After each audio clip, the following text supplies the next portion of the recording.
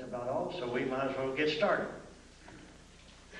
Robin Quayle and I last year about this time, and Sherry McCord sitting over here, we three of us brought Bill in last February, had a real good turnout, and we decided to do it again this year.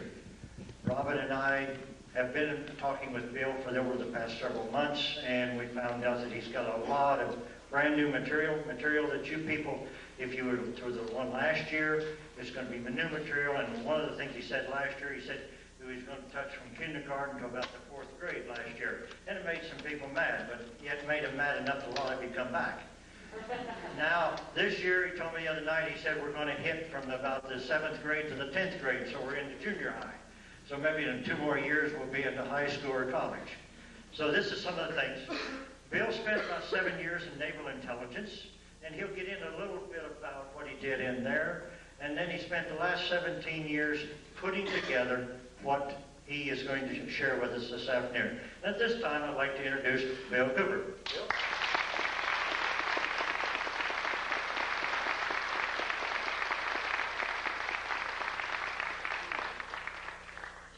Thank you. I'm real happy to be here, and I've got to tell you that Southern hospitality is wonderful. When they talk about Georgia peaches, they're not kidding. And probably the best breakfasts that you can get anywhere are down south. My mother was from North Carolina, from Charlotte. I was raised on grits and all the good things. And it was funny, I didn't like it much when I was a kid, but now I can't get enough. Seems like we change over the years, and sometimes the poison becomes sweet.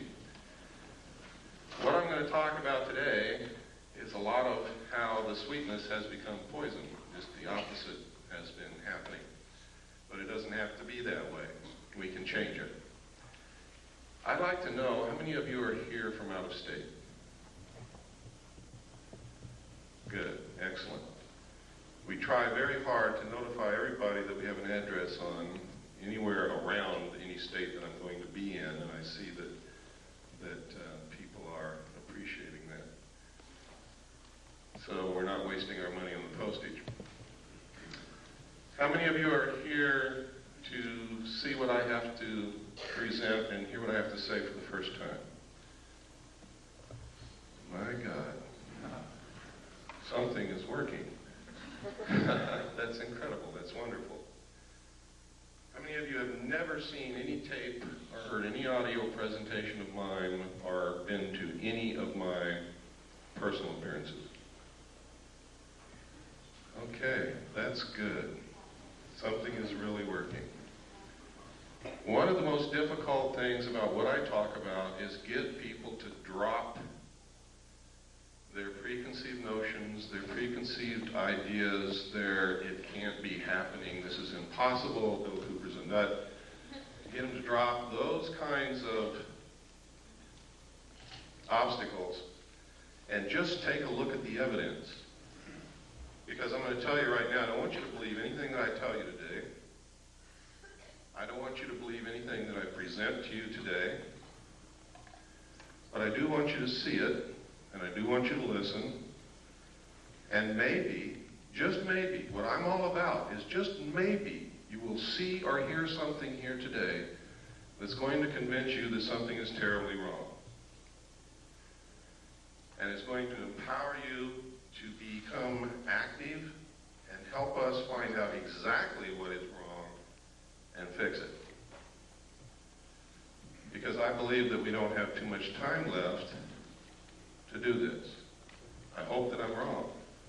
I sincerely hope that I'm wrong. But I have to tell you, ladies and gentlemen, since I have begun telling the world what I know and what I've found in my research, thousands of people have set out to intentionally prove me wrong, to ridicule me, to discredit me, to do all of these things, and no one has succeeded. Everyone who has gone to research the evidence to try and prove that I'm wrong has only succeeded in proving that I'm right. And I have thousands of letters from these people. And they're amazed when they do it. There are people here today who were at my presentation last year who I know didn't believe anything that I told them. They were very skeptical. skeptical and have since become helpers in our crusade because they went out and looked at what's available. Most of the evidence is in the public domain. It's there for anyone to find. That's where I found it. That's not how I got started on it, but that's where I found everything that I'm going to show you today, most of what I'm going to talk about. There is also a lot of deception. There is layer and layer upon layer upon layer of misinformation, disinformation, just plain old ordinary bullshit, and a lot of other things to get in your way. So wading through that can sometimes be difficult. You have to use your gut feeling, you have to use your common sense, you have to dig. But it's important that you learn to do that. For those of you who are here for the first time today, let me give you some background on who I am so that I won't be some mysterious character up here rattling off information which may or may not be true. I was reared in a military family. My father was a command pilot in the United States Air Force. He is a retired lieutenant colonel. He lives in the state of Texas now. A command pilot means that he literally has flown aircraft for thousands of hours and he's still alive. He started in biplanes and he ended up in jets. When I was a child, I can remember, I think I've scrambled through every airplane that the Air Force and the Army Air Force ever had when I was a child. My dad used to take me out to the flight line to see these planes. I've flown in many of them. I used to eavesdrop on the pilots when they sat around the kitchen table and talked about UFOs and Foo Fighters and dogfights and things that went wrong with their airplanes and everything that you can think of, until they would get sick of me and my brother and sister and send us out in the yard to play. And then we would play what we heard. When I left home, also I was reared all over the world. We lived on Air Force bases in foreign countries. When I left home, I went into the Air Force. I was in the Strategic Air Command. I worked on B-52 bombers, KC-135 refueling aircraft, and Minuteman missiles as an aircraft and missile hydraulic technician. In the Air Force, of course, you have to understand I was a young man at that time. Went in when I was 18. I spent 4 years in. I got out when I was 22. And I met sergeants, people who were over me, but who I became friends with, who sometimes after about 10 or 12 beers would begin to tell me the most incredible stories that I'd ever heard in my life about having participated in teams of Air Force personnel who recovered crashed extraterrestrial spacecraft. Now you gotta understand, if they'd already had 10 or 12 beers, so had I. That's the first thing you've got to know. Second, you have to understand that after 10 or 12 beers at the age of 21, I wasn't interested in extraterrestrial crashed spacecraft. I was interested at the girl, and the girl at the other end of the bar.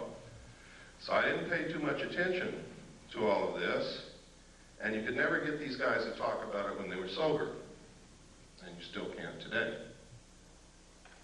And in fact, today it's much more difficult because they have means that they have perfected of mind control and memory erasure, to where now some people who work in very top secret projects don't even know what they work on.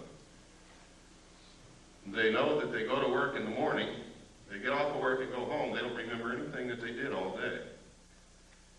The technology for this is well documented, it's in the public domain also, and it's one way that they've figured out how to keep projects secret. If you don't believe that the military can keep things secret, consider this. You just recently heard of the stealth fighter for the first time. This is 1991. I think the first mention of it publicly was in 1990. Did anyone hear of the stealth fighter before 1990? What year did you hear? Early 80s. Early 80s? Would anybody like to venture a guess on when the first flight of the stealth fighter took place?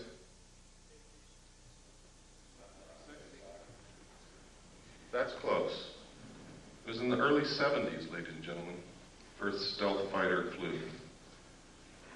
So that's pretty good secret keeping. They can and do keep secrets for many, many, many years, and nobody knows about it. Now, I can tell you this for sure. If they have revealed publicly the existence of the stealth fighter, they have something else that's secret that makes that look like a Tinker Toy. That's the way these things go. When I left the Air Force, I went into the United States Navy. I had originally wanted to go into the Navy. I love the ocean. I love ships. I love the water. I was a wonderful swimmer. I only had one problem. I got terribly seasick when I just looked at a boat. So that's why I really went into the Air Force. But when I left the Air Force, it had not satisfied my sense of adventure. I still love the ocean. I still wanted to go in the Navy, so I did. And I volunteered for submarines. I was stationed aboard the USS Tyru, SS-416, stationed at the Pearl Harbor submarine base. It was an old World War II diesel boat. When I reported aboard, it was in the shipyard and had been cut in half. And you can imagine my chagrin, being new to the Navy and standing on the edge of a dry dock looking at a submarine cut cleanly in half, knowing that I'm going to have to go underwater on this thing. I really didn't like the thought of that. Everything was rusty. Everybody was welding everywhere. It looked like a dead grasshopper covered with ants. Well, what they did was they inserted a 12-foot section, which became a pretty sophisticated sonar facility, compartment, and put 3 domes on the deck so that we could triangulate targets.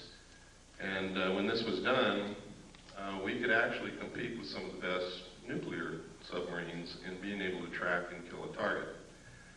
In fact, I remember thinking at times how easy it was to detect submarines and keep them from getting near an aircraft carrier, and then becoming a crew member on this submarine and surfacing within 100 yards of a carrier, not having been detected until we broke water.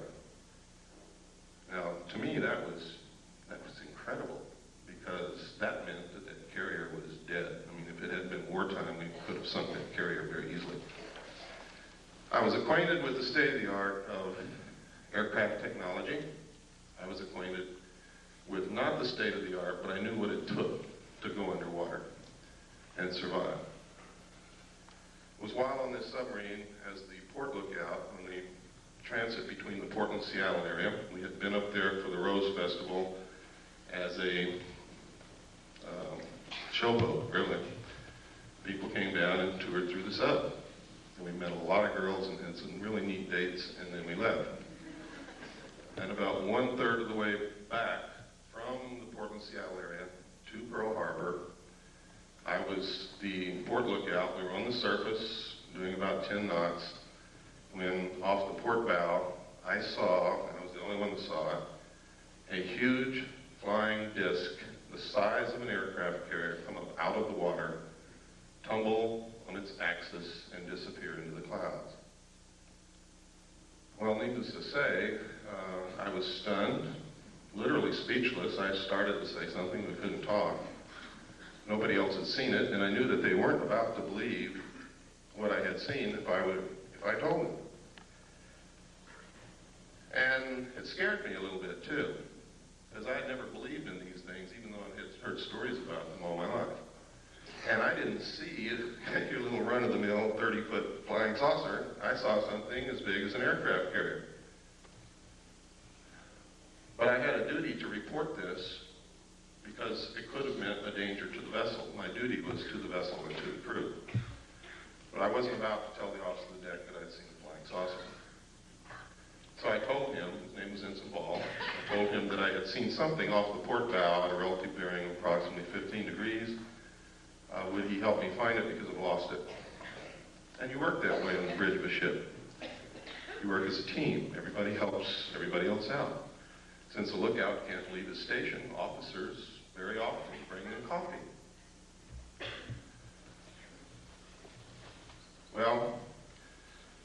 over there in the starboard lookout had also heard what I said, and he looked over there too.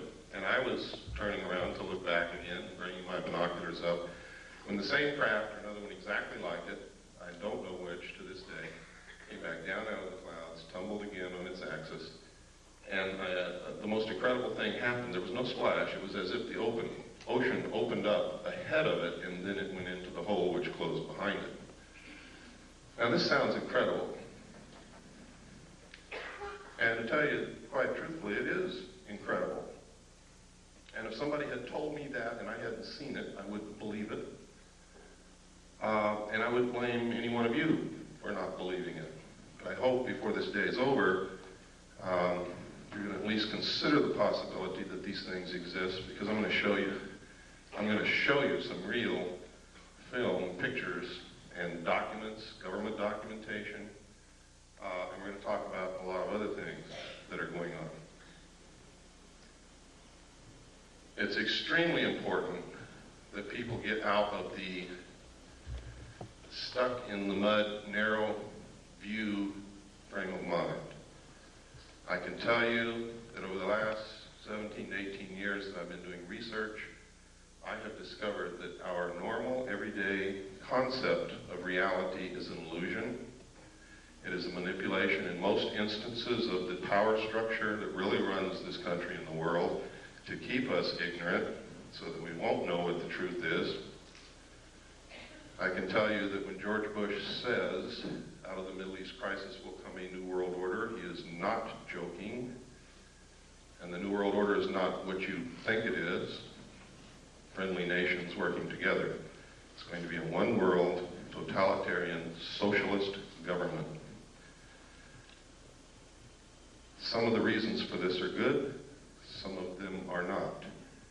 I can tell you that there is a hidden secret technology that is astounding, resembles nothing less than sheer magic, would literally set us free, enable us to cure most diseases, if not all, give us probably a source of, if not free energy, very close to free energy, very inexpensive energy, which we need very badly.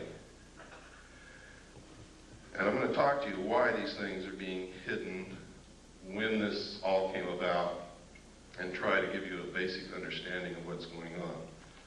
All of it's covered in my book, which you may or may not have seen. The name of the book is Behold a Pale Horse. This book has more suppressed information printed in it than any other book that's ever been printed in the history of the world, I can guarantee you. And if they don't succeed in suppressing it, a lot of people's eyes are going to be wide open when they read it.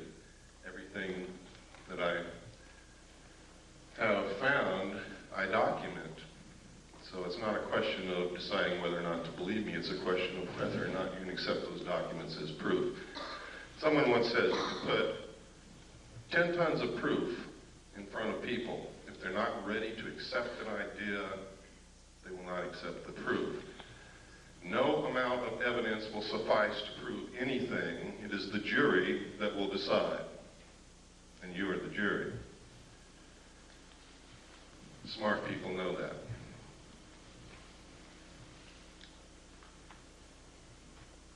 After having gone through this experience in the con, on the bridge of the submarine, I was later told by the captain that we were not to discuss this, not even amongst ourselves. I'd never been told that in the military. I'd never heard of anything like that. People who worked on projects together usually discussed them amongst themselves together. Now, when we reached Pearl Harbor, those of us who had been on the bridge, including the captain, were not allowed to go to shore. An officer, a commander from the Office of Naval Intelligence came on board, spoke with each one of us in the captain's stateroom individually, and literally what happened is he did not tell us what to say. But every time we said the wrong thing, we were threatened. We were yelled at. It didn't take me long to figure out, having been raised by a States Air Force what this man wanted to hear. So I told him what he wanted to hear. Sir, I didn't see anything. I want to get the hell out of here real quick. Please, let's get this over with. That pleased him. I then was given several pieces of paper to read, which literally all said basically the same thing using different words. They were different rules, regulations, and laws governing the safeguard of information pertaining to the national security. And then I had to sign a security oath saying that I would never talk about what it was that I had just told this gentleman that I had not seen.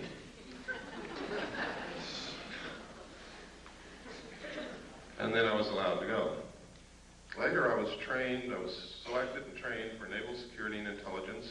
I was given a secondary NEC of 9545, which is Internal Security Specialist. My job was to safeguard, control classified information, secure perimeters, buildings, naval installations, detect bugging devices, all of these things. I was specifically trained to conduct Pacific Area intelligence briefings. And then after all this training, I was sent to Vietnam and made a patrol boat captain for Naval Security and Intelligence. I was attached to Camp Carter, which was the headquarters of Naval Intelligence and I Corps. I was then sent to a division of Naval Intelligence, which was the Da Nang Harbor Patrol. I was given a crew, a patrol boat, and a lot of weapons and ammunition, and they turned me loose. And that was crazy, because I was a young man that didn't know what the hell I was doing. But I did okay, thank God. Some others didn't. Later, I was transferred up to the Dong Ha River Security Group, which was another division of Camp Carter Naval Intelligence. And my job there was to patrol the river, make friends with the people along the banks, gather intelligence, and maintain the safety and security of the river. That river was at the DMZ. It's the Takan River. The base camp was Qua Viet at the mouth of the river on the southern bank.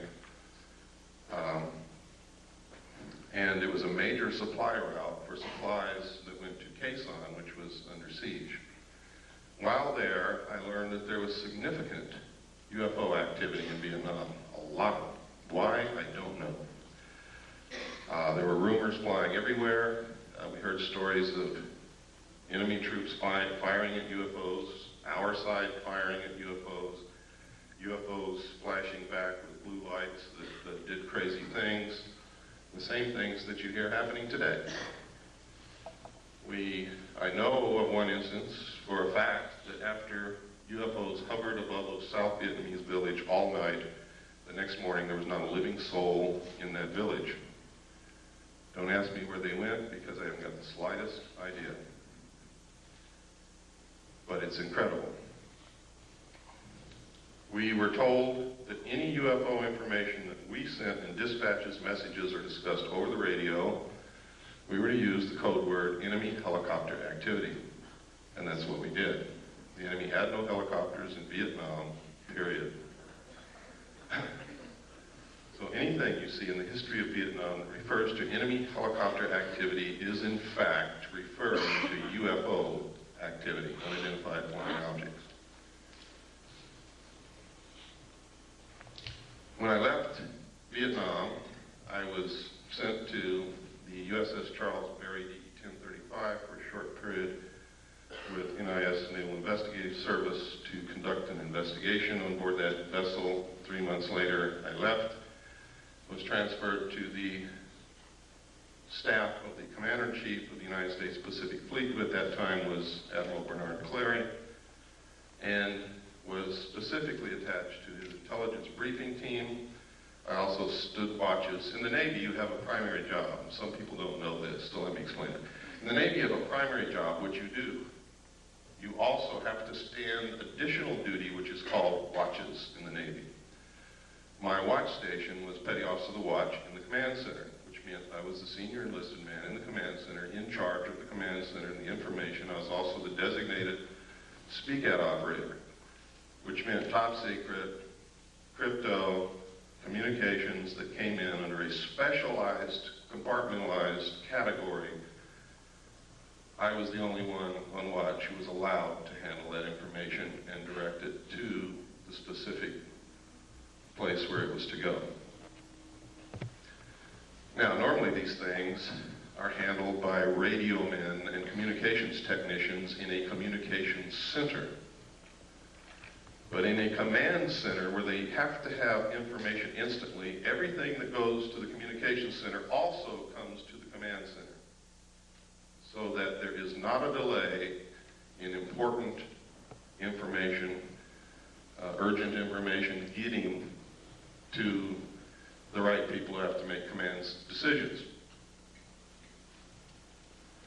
It was there that I saw documentation that I have to tell you right now could have been shown to me or given to me, or I could have been put in that position in order to see these documents so that I would specifically talk about them later. I'll tell you why in just a few moments that might have occurred. I don't believe that's the case. I believe that the information that I saw was real, was accurate, and is occurring. The documents stated that extraterrestrials were real, that UFOs were piloted by them and had been visiting this Earth for many, many thousands of years, that there was a project called Aquarius that had researched this history and compiled the history from written human records, starting with the ancient tablets left by the Sumerians, the Assyrians, the Mesopotamians, the Egyptians, right up to modern times. These documents were quite thorough and very convincing, believe me. There was documentation that the United States had actually recovered crashed alien craft. The first one occurred near a small town called Roswell, New Mexico in 1947. The crash site actually covered 2 locations. One location was on a ranch belonging to a Mr. Brazel. The other location was approximately 60 miles from there, where the main bulk of the craft had come down, from which they had removed 3 dead alien bodies. I saw photographs of these bodies, I saw photographs of the autopsies, and I saw photographs of the internal organs of these beings. It stated that in 1949 another crash had occurred, also in New Mexico, from which they had recovered more bodies, and that they had found 1 live alien creature wandering in the desert. Now you have to understand, just because I saw these documents doesn't mean that all of this actually occurred. These could have been presented to me to make me believe that this had occurred. It stated that they had kept this live alien in captivity until June the 2nd, 1952, at which time he died of unknown causes. They instituted a project called Sigma to attempt to contact the race that this being belonged to. Sigma evolved into the National Security Agency. That eventually contact was made. Landings occurred, communication took place, an alliance was agreed upon. This actually was supposedly happened at Muroc, which is now known as Edwards Air Force Base in California, in 1954. President Eisenhower was on vacation at that time in Palm Springs. During this time, you can see by reading the newspapers that he disappeared. The newspapers went crazy. Reporters were combing the countryside looking for the president. They were told that he had suffered a toothache and was flown by helicopter to a dentist. Well, this was not true. The true place where he was taken was Muroc, Edwards Air Force Base. The base was closed. This is also on record for 3 days. No one could go in, no one could come out. There are witness accounts that say 3 unidentified flying objects flew over Edwards Air Force Base and landed. We have a letter, which I'm going to show you later, from Mr. Gerald Blight, who states that he was there when President Eisenhower was there. He saw the ships, he saw these creatures. And that's just the beginning, but I'm not going to go much farther than that right now. We're going to get into some documentation so that your disbelief can start to see that this is not as incredible as it sounds. And I know what some of you must be sitting there thinking. It wasn't too long ago I should have been thinking the same thing. Now, over the years, if this is real, it's been suppressed and covered up and hidden for very good reasons in the beginning. Reasons that don't stand up now. Reasons that have resulted in criminal activity, in erosion of the Constitution, in all kinds of things. Now, I said that I believe that this is all true. I don't believe that it's a hoax. The evidence is overwhelming that it's true. And by overwhelming, I mean exactly that. When you get into really investigating this, looking at it, the evidence will overwhelm you. It is incredible that such a cover-up has been able to be maintained for so long. On the other hand, I have found references as far back as the beginning of this century by a secret group of very powerful people to create an artificial alien threat from some other planet to help unite all humanity into a one-world government with them at the head. I have found a speech given by John Dewey in 1917 to Viscount Ishii and the Japanese delegation in New York City, where the first thing that he says in his speech is, "Someone once told me that the best way to unite all humanity and do away with war is if we were attacked from some other planet by alien beings from outer space." I have found reference in a report called the Report from Iron Mountain to the ultimate method of permanent peace on this earth and uniting humanity, doing away with nation states which cause wars, and substituting for war a tremendously wasteful space program that would unite humanity against an alien threat of an intelligent race from another planet. Now, I didn't know all this when I saw these papers back between 1970 and 1973 and the photographs and the records that I saw. This information came out during my research over the last 18 years. So it's something that has to be considered. I have to tell you that the intelligence communities, the powerful people in this world, have the capabilities to do this, to perpetrate such a hoax. They can do it. They have methods and ways to make us believe damn near anything they want to. But I will tell you this. The only question is whether extraterrestrials are real or not. There is no question whatsoever about the craft. The craft are real. They've been seen by millions of people all over the world. Credible people, military people, doctors, lawyers, bag ladies, elevator repairmen, people who work in grocery stores, heads of colleges, politicians, Jimmy Carter, Ronald Reagan, and many others. Now, Jimmy Carter said he saw a UFO before he was elected president. Now, if he's not credible, why did you elect him?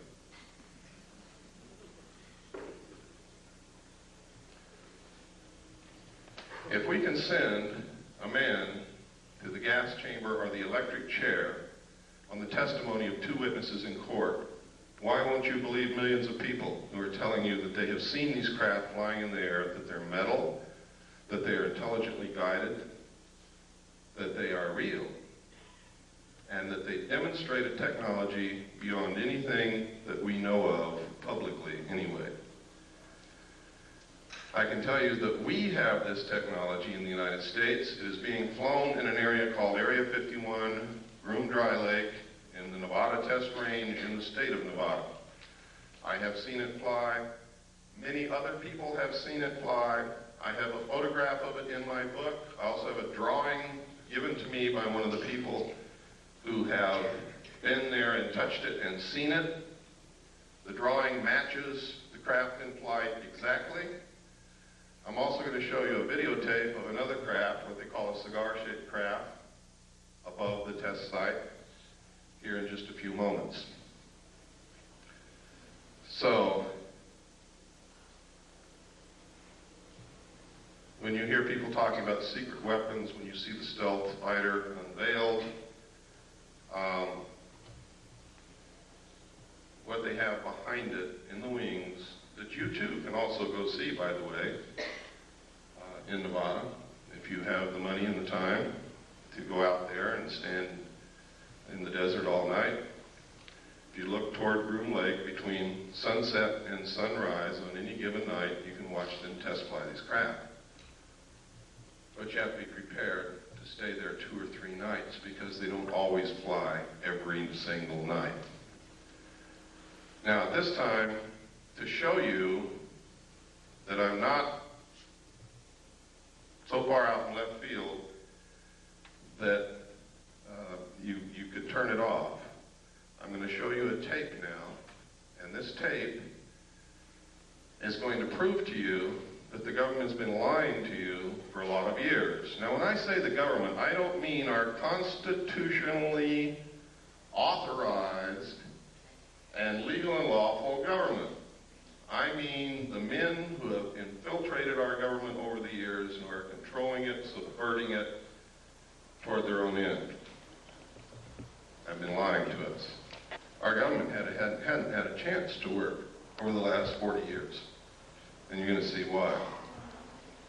What I'm going to show you is a tape of the Kennedy assassination. It's not a tape that you've ever seen before. I hope you will pardon the editing because I'm not a professional editor and I have to do this at home because I cannot let this tape out of my possession because that would be totally irresponsible and it would probably disappear. Keep your eyes on the driver of the car. Do not watch Kennedy. Don't look around at the scenery. Keep your eyes on the driver of the car. That's important. They have always known who killed Kennedy, and they have covered it up for all these years. Okay, if we have the lights off, and please run the Kennedy tape. Can I sit down? Can that door be closed?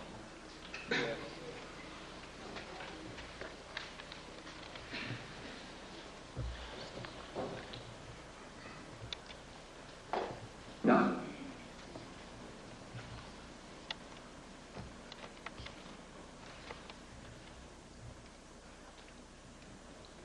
It was politics that motivated Kennedy to make the trip. Can you turn up the volume, please? It takes to reconcile differences between two factions of the state's Democratic Party, as well as draw political support in the state that he had barely carried back in 1960.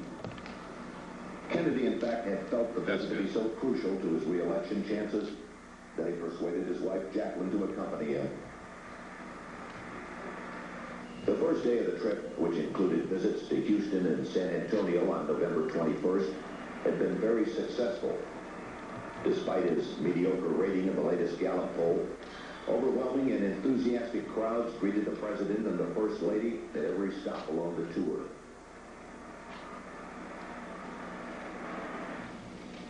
Late in the morning of Friday, November 22nd, the presidential party arrived at Dallas's Love Field, where the president was again met by a large and exuberant crowd. After taking time out to shake hands, the Kennedys, along with Texas Governor John Connally and his wife Nellie, stepped into a waiting limousine which would take them through the downtown district on the way to the city's Trade Mart, where the president was to give a luncheon speech. As the motorcade made its way through the streets of Dallas, it was obvious that Kennedy's trip was a tremendous success.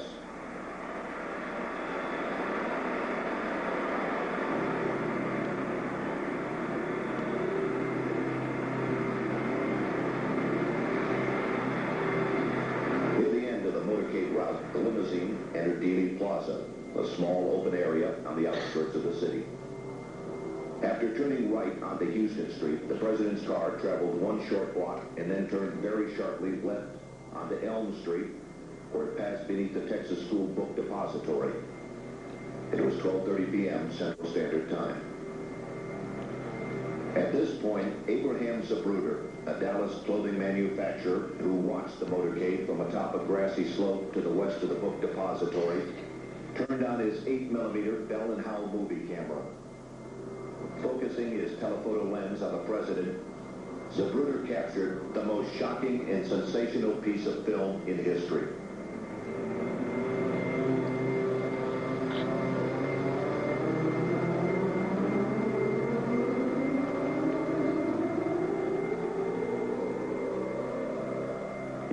Motorcade in Dallas on November 22nd, 1963.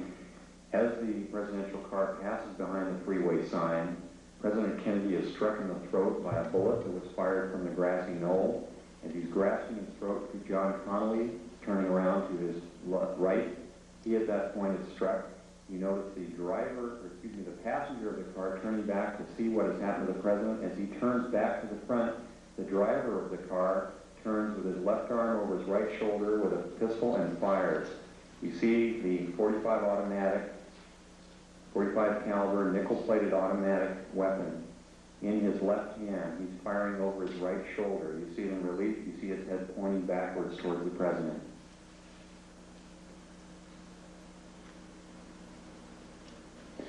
In this enhanced close-up, you see the impact of the bullet upon the president. The force of the shot drives him violently backward against the back of the seat. You see Mrs. Kennedy react in horror. The ugly gaping wound, which is evident here, according to many observers at the scene, was actually created on the print. This was not the actual nature of the wound.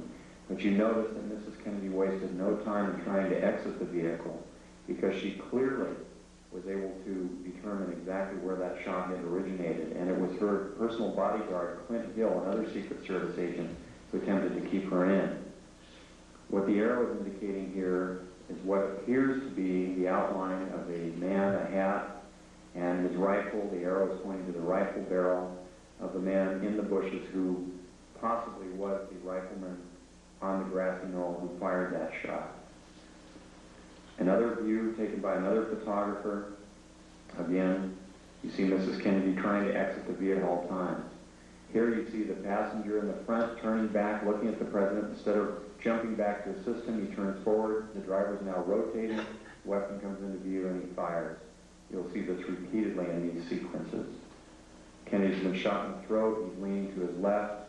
The driver now begins to rotate. His left arm comes over his right shoulder and he fires now. Again, you see the driver rotate. You see the weapon come into view. He's rotating again. The weapon is in view. He fires. You can clearly see his head turning and his arm and the weapon extending into view over his right shoulder. Many of the witnesses indicated that the car slowed almost to a virtual halt at about this point. And here in the normal version, you see how much more quickly it is speeded up. It's much harder to determine. Many of the people who asked the question why Jackie Kennedy did not.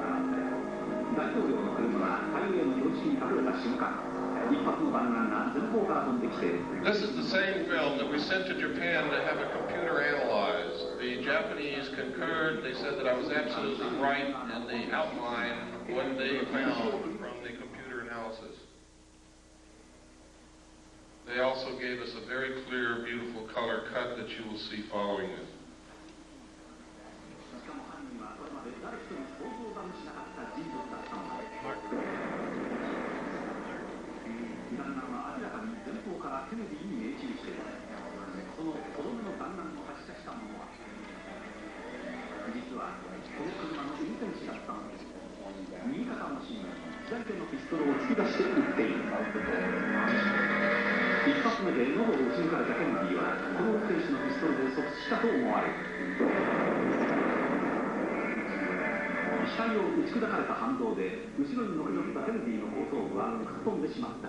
Evident here, according to many observers, 目の前で真犯人を目撃してしまったジャクリーン夫人は自分の身の危険を悟って車から逃がそうとした。だがすぐ後ろからつけてきたシークレットサービスによって押し戻され、電気に逃げるチャンスを失ってしまったのだ。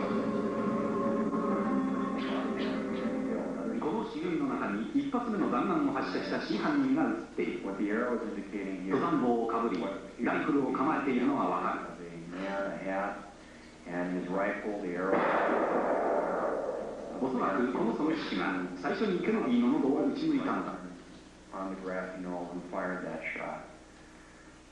Another 別のフィルムでもシークレットサービスが慌ててジャクリーン夫人を阻止しようと飛び乗るのが映っている。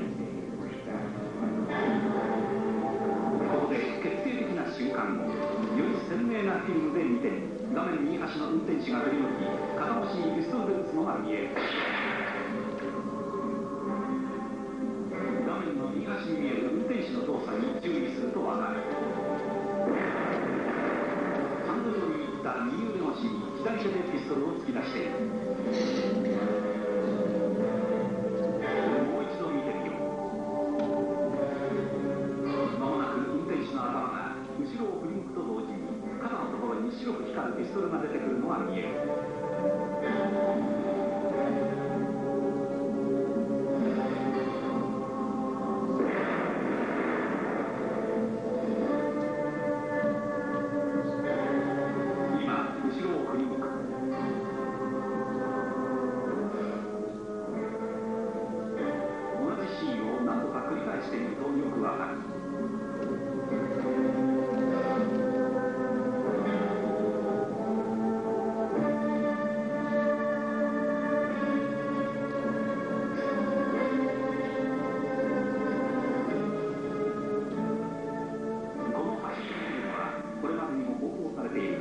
今までにジョン・ディア氏以外は誰一人運転 Memorial Hospital where doctors worked desperately to save the president's life and to care for Governor Conley, who was also seriously injured in the shooting.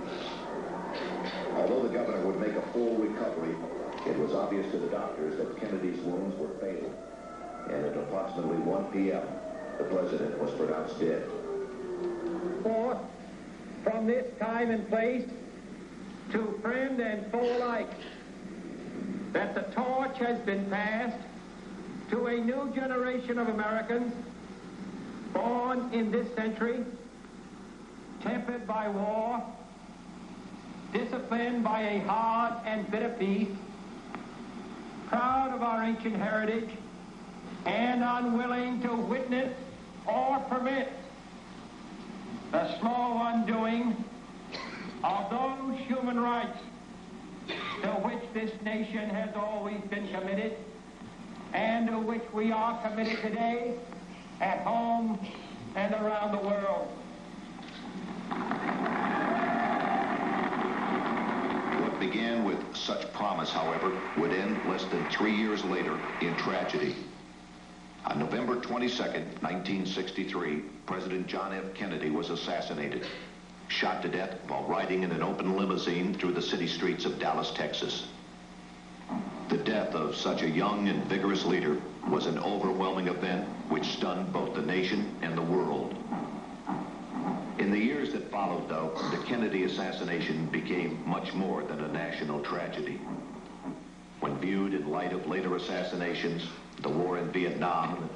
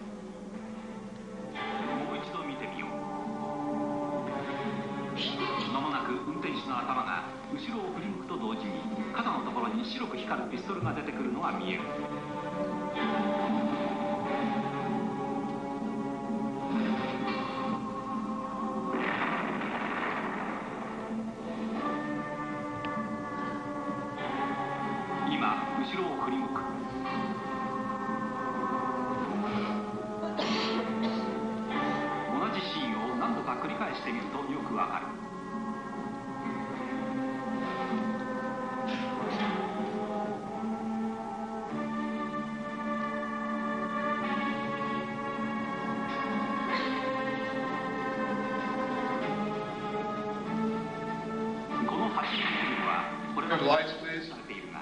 今までにジョン・ディア氏以外は誰一人運転手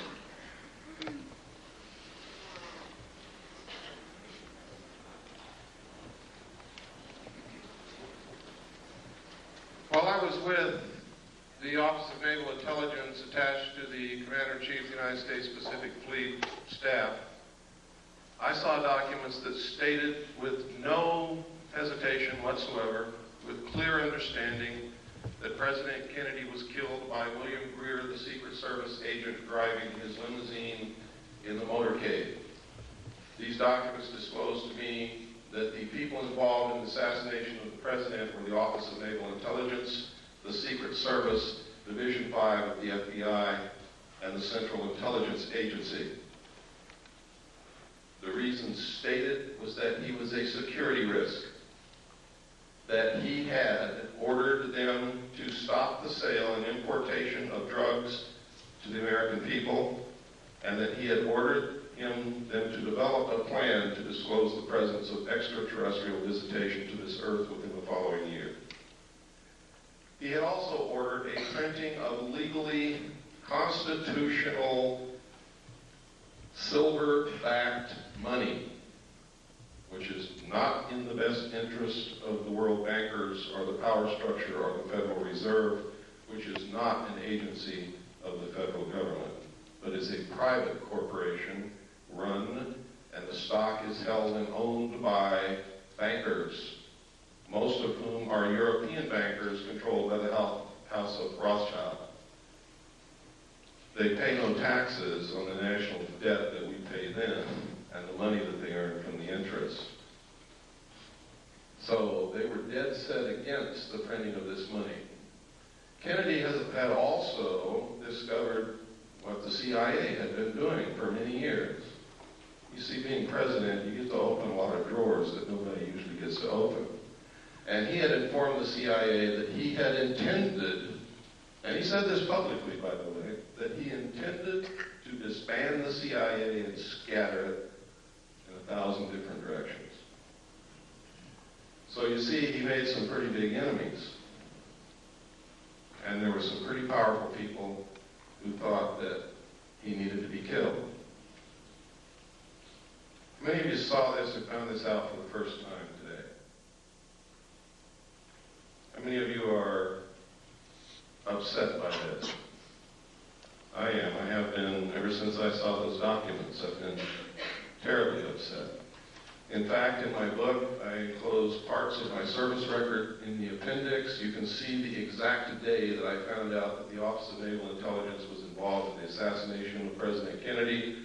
I went over the hill with no intention of coming back. It was my good friend Robert Swan who talked me into returning so that I could do what I'm doing today. He said, "Bill, you can't help anybody if you're in jail, and that's where you're going if you don't go back." So I went back after 8 days. But you can see the exact day in 1971 when I saw the document that told me who killed President Kennedy. Let's take about a 5-minute break. Let's take a 10-minute break.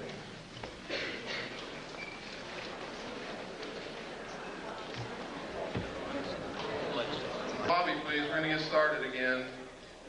I'm going to show a videotape of a UFO. You're not going to want to miss this because it's extremely rare footage of what they call a mothership, a cigar-shaped craft.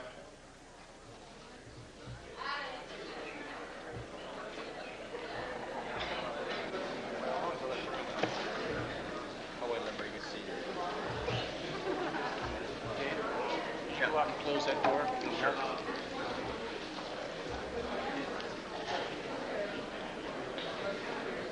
I meant to say this in the beginning, but forgot all about it. For those of you who have ordered my book, all the paperback books that were ordered have been sent.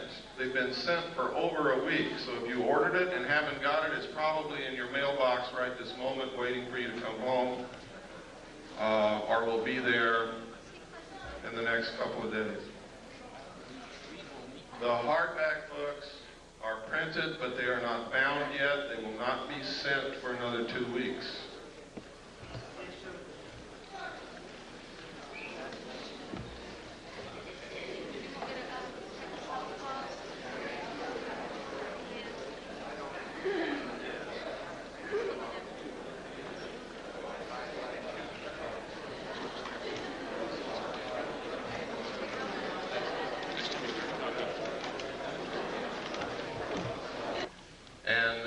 To be gotten to the bottom of very quickly.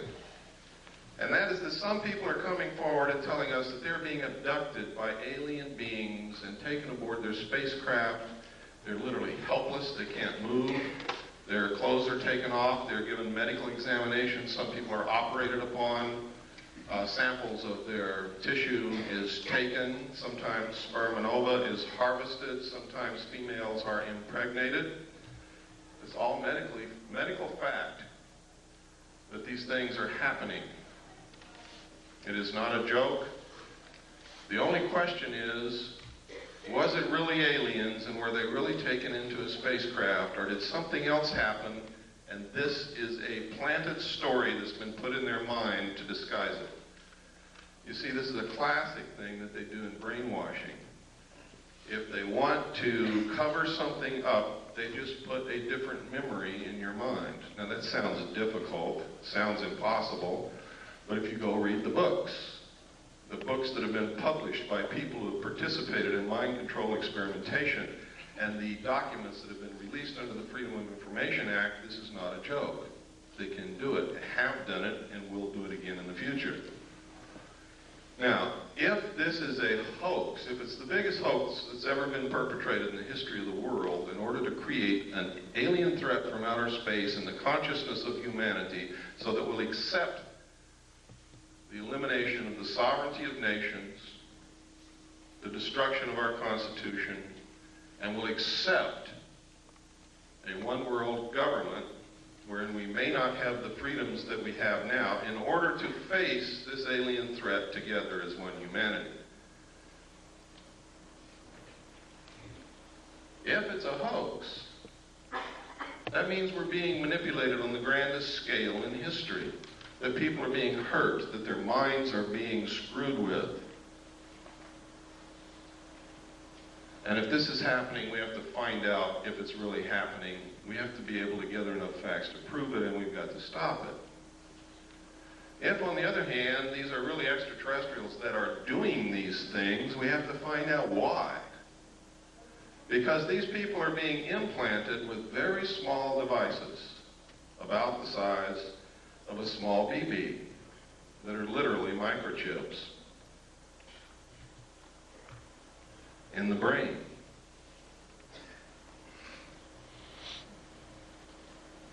What is the purpose? I don't know. Can these people be controlled through these implants? I'm going to show you the locations where these implants are put into the brain. They're easily detected by MIR CAT scan, by anybody who is a medical professional adept at identifying foreign bodies in the human body. So, aside from the obvious reasons why we should be looking into it, those are some of the other reasons why we should be looking into it. If the New World Order is so benevolent and so good for us, why is it that we have to be coerced and manipulated into it? Because this isn't the only coercion that's going on, if that's what's happening. Now I'm going to preface what I'm going to say next, because I'm going to talk about the war in the Middle East for a few minutes. And preface what I'm going to say next with this statement. I was in the military. I'm a veteran. I support the Constitution and the government of the United States of America and will fight anyone who attempts to overthrow it or destroy it. I am for our troops in the Middle East. I am for them. I hope that not a one of them gets killed. And as long as we're engaged in battle, I hope that we win. But I'm going to tell you right now, we are not there for the reasons that you've been told. And let me give you a little history of this. Number one, George Bush comes on television and tells you that we have to send troops to the Middle East because Hussein wants to raise the price of oil and we can't afford that. That's what he said. It's on tape. It's documented. Next, he says, oh, it wasn't the oil that we sent the troops there for. It's because Hussein was not going to stop with Kuwait. He was going to go into Saudi Arabia. We're there for defensive purposes. People questioned that. The next statement came from Baker, James Baker, the Secretary of State, who said, we're We're not there for oil. We're not there to defend Kuwait. It's jobs. We're there for jobs. Then at a press conference, Bush said, and I quote, "Some people just don't get the message. It's not oil. It's not to defend Saudi Arabia, and it's not jobs. We're there to prevent this kind of naked aggression."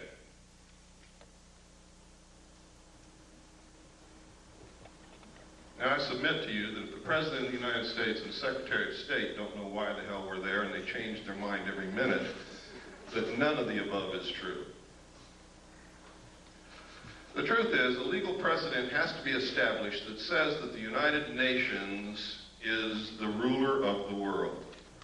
It has to be a legal precedent that all nation states submit to the will of the United Nations and give up their sovereignty to the United Nations and submit to the rule of the law of the world, which is the United Nations Charter and the resolutions passed by the United Nations. And the United States military is acting as the police force for the United Nations to establish that legal precedent. And Bush has said on television, no nation can ever again stand against a world united. And if they try it, the same thing will happen to them.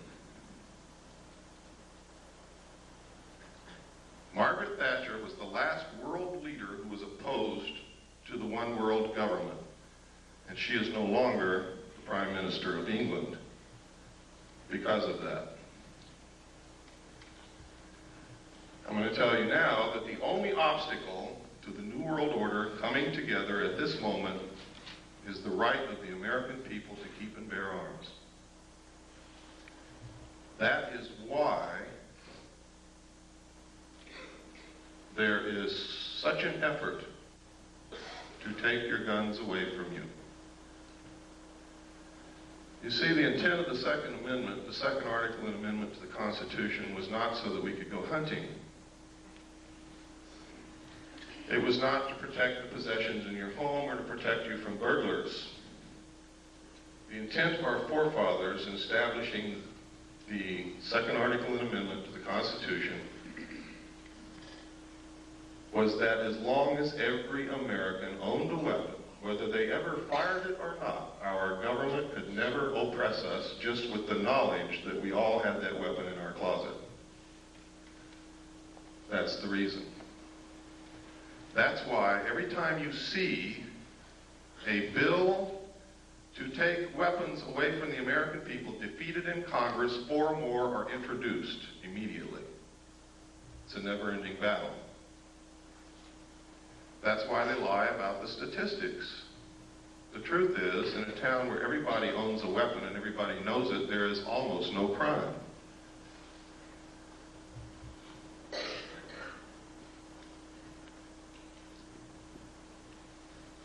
I'm going to show you this next videotape while you're thinking about that, to show you that these craft do in fact exist. This was taken above the Nevada test site. This is what's called a cigar-shaped craft. They are very large. They're also called motherships. Every time they're seen, except in this photograph, usually you see other smaller craft exiting and entering these craft, like scout ships or something. I don't know what you would call it. But it's absolutely incredible. This piece of footage you're going to see is so rare. I've only seen one other piece of film footage on this particular type of vehicle, and it wasn't even 1/3 as good as what you're going to see here. So what you're going to see is extremely rare, and you'll probably be a long time before you ever see any footage like this again. It's very difficult to get. Go ahead, there's no sound.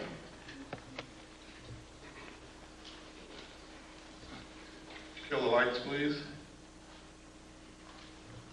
Now you can see the craft just below the tip of the white cloud. And if you watch, it's going to move from right to left and then turn into the clouds and disappear.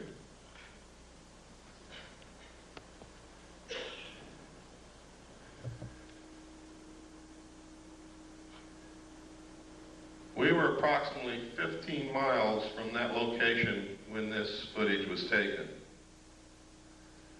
Which means that what you're looking at there is approximately 2 to 3 miles in length.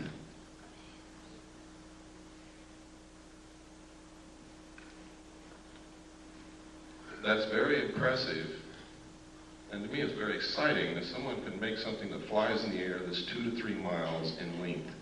That is the actual time that you see there. Those are the actual seconds passing.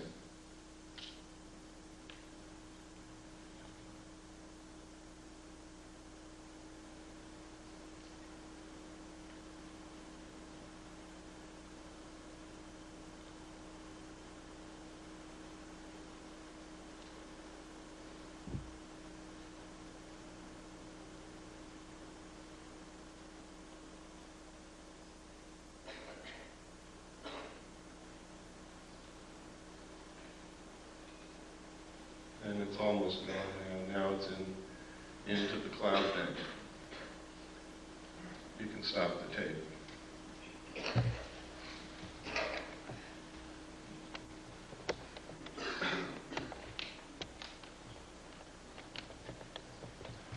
Okay, if you'll turn on the slide projector, we'll get into some of these slides. I'm not going to be going very fast through these slides. Some of you have seen a lot of them before. You're going to see some very startling information here. You're going to see some documentation that's going to prove to you that the government's been lying to you for many years. You're going to see some documentation that proves who I am and what I'm all about. After I left the military, ladies and gentlemen, in December the 11th, 1975, I attempted to leak the material that I knew to the press. I was attacked twice. I've lost my leg. I've had my skull caved in. I kept silent for 16 years, during which time I was the head of the Mixed Gas Deep Saturation Diving Department of the College of Oceaneering. I was the executive director of Adelphi Business College. I was the executive director of Pacific Coast Technical Institute, the executive director of the National Technical College. I was the national marketing coordinator for United Education and Software. And I owned a gallery and studio of fine art in Long Beach, California.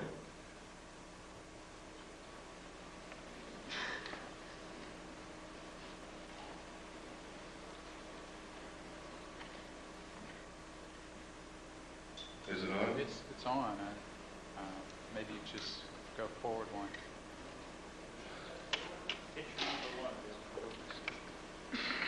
I'm hitting it. Something's wrong. There we go. You want to go forward? That's the wrong. I want to go forward. There we go. Okay. This is a letter from Jim Joyner, who's the head of the Mixed Gas Deep Saturation Diving Department of the College of Oceaneering. And basically what he's saying in this letter is I worked for him, I was the head of the department, I was an instructor, and I'm a good guy.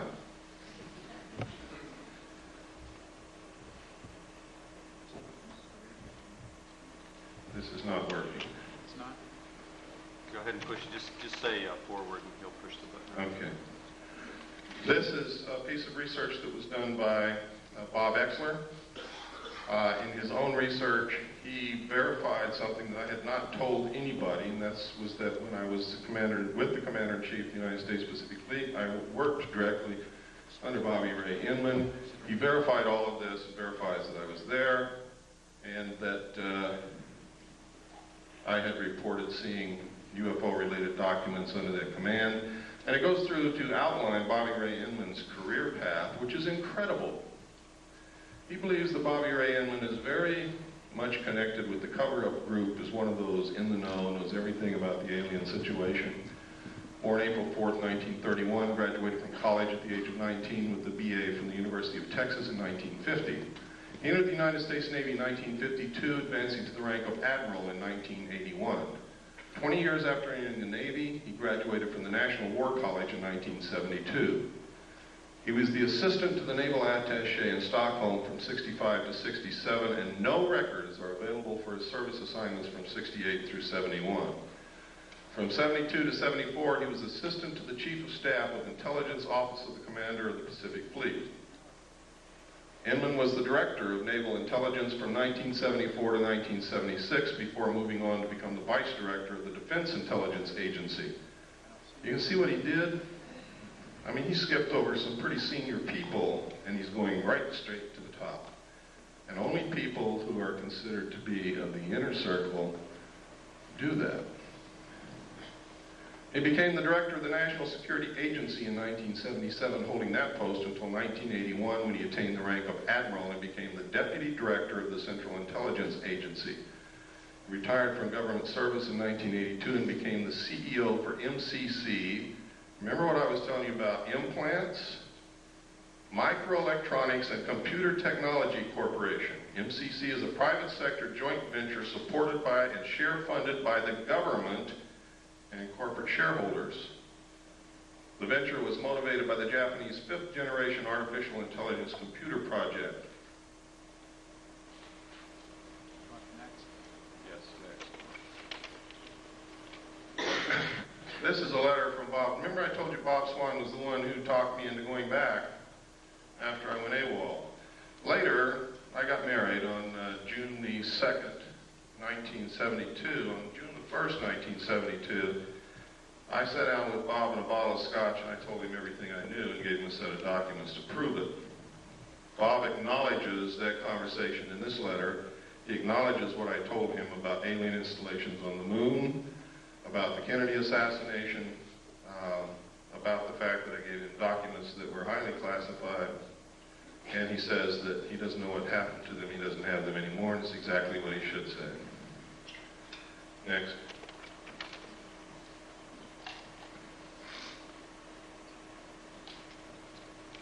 And next. This is a document known as the Eisenhower Briefing Document. It was brought out by a research team of Moore, Chandray, and Friedman. William Moore, with Charles Berlitz, wrote a book called The Roswell Incident, which was the first legitimate work on the so-called crash of the flying saucer near Roswell, New Mexico in 1947.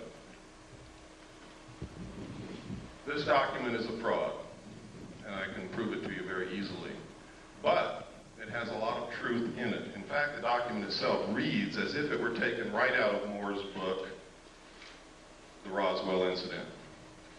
All of the designations on it are legitimate. Top secret and magic was the same designation given to the material that I saw when I was with Naval Intelligence. Magic means Magi controlled. Magi is the majority agency for joint intelligence, which reports only to a top secret group called Majesty 12, also known as Majority 12. It is made up of 19 members. There are 6 from government, 6 from the Executive Committee on the Council on Foreign Relations, 6 from the Jason Scientific Group administered by the MITRE Corporation and Dr. Edward Teller. This briefing document calls it Operation Majestic 12. The documents that I saw said that it was Operation Majority. Also, look at the date, 18 November 1952. Eisenhower was not yet president, and if this is truly one of the highest held secrets in this country, he would never have been exposed to this information until he actually took the oath of president. He was not even in government service at the time he was elected. He was the president of a college. Next, please. I can tell you that of those listed there, those names, Admiral Roscoe Hillenkoetter was the director of the CIA when this group was supposedly formed. If in fact it was formed at that time, he would have definitely been a member. Secretary James B. Forrestal, according to the documentation that I saw, was a member and was the man responsible for the operation of the recovery of the craft at Roswell, New Mexico. And it is really his story that is outlined in Whitley Strieber's book called Majestic. The main character in that book was an abductee, carried the bodies from the crash site to Los Alamos National Laboratory. In the documentation that I saw, that actually did happen at James B. Forrestal. Next slide, please. And next slide. We don't have time to go through every sentence and every paragraph, so I'm just going to hit the major points. Next. Next. On this page, you can see, without any doubt, that this document is a fraud. In enumeration of attachments, you'll see attachment A, special classified executive order number 092447 TS/EO. TS is top secret, EO is executive order. The executive orders are numbered consecutively from president to president, from executive order to executive order, no matter who occupies the White House, for the purpose of continuity and record keeping. Truman wrote executive orders in the 9,000 range. Eisenhower wrote executive orders in the 10,000 range, and so on and so forth. President Nixon wrote in the 11,000 range, and some of the ones that he wrote were actually signed by Carter. This is 92,447. Any way that you look at it, it can only be a date. 09, which would be what month? September the 24th, 1947. Executive orders are not listed by date, they are listed by number. Next slide, please. This is a memorandum for the Secretary of Defense. This also is a fraud. Next slide, please. This is legitimate. This came directly from the National Archives. It is legitimate. One thing that makes it important is it does mention NSC, National Security Council / MJ-12 Special Studies Project. In the documentation that I saw, Majesty 12, also known as Majority 12 for security reasons, where I got the name Majority 12 is that they had to have a majority of 12 votes to carry on any motion or any operation or anything that they wanted to do. If they didn't have 12 votes, they couldn't do it. It was abbreviated MJ-12. I also saw documents that there was a special studies group made up of scientists and prominent people belonging to a secret society called the Jason Society, which actually makes up the core of the Council on Foreign Relations, and under them is a Jason scientific group administered by the MITRE Corporation to study all the facts, lies, evidence, disinformation of the alien question and arrive at what the truth was. It was a 3-year study. Dr. Zbigniew Brzezinski headed the study group for the first 18 months. The second 18 months was headed by Dr. Henry Kissinger. During that time, Dr. Henry Kissinger, this is historical record, wouldn't even speak to anyone. He was gone, get up early, he'd leave, he'd come back very late at night, didn't talk to anybody, didn't care about anybody. He was so engrossed in whatever he was doing that it was like he was living in another world. His wife actually divorced him for this. So it fits.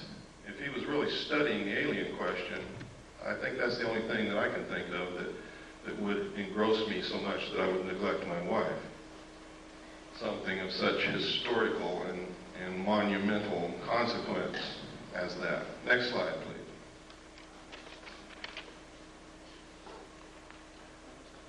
This, nobody knows if this is real or not, but this is one of the documentation that Moore, Channery, and Friedman came out with. Next slide.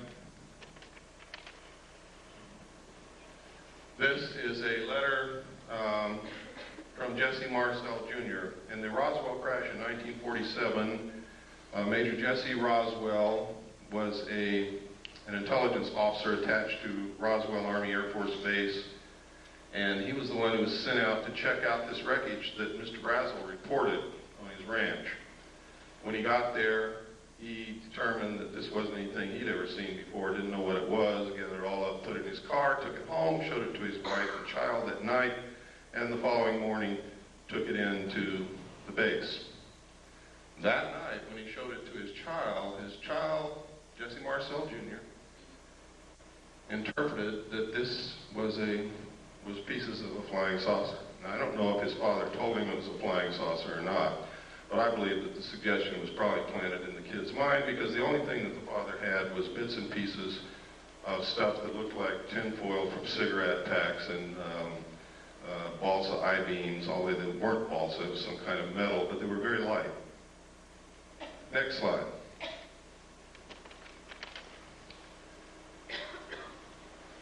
In this letter, he recounts that he saw the pieces and it wasn't the remains of any kind of aircraft that he knew of and that he thought it was a flying saucer. Next slide.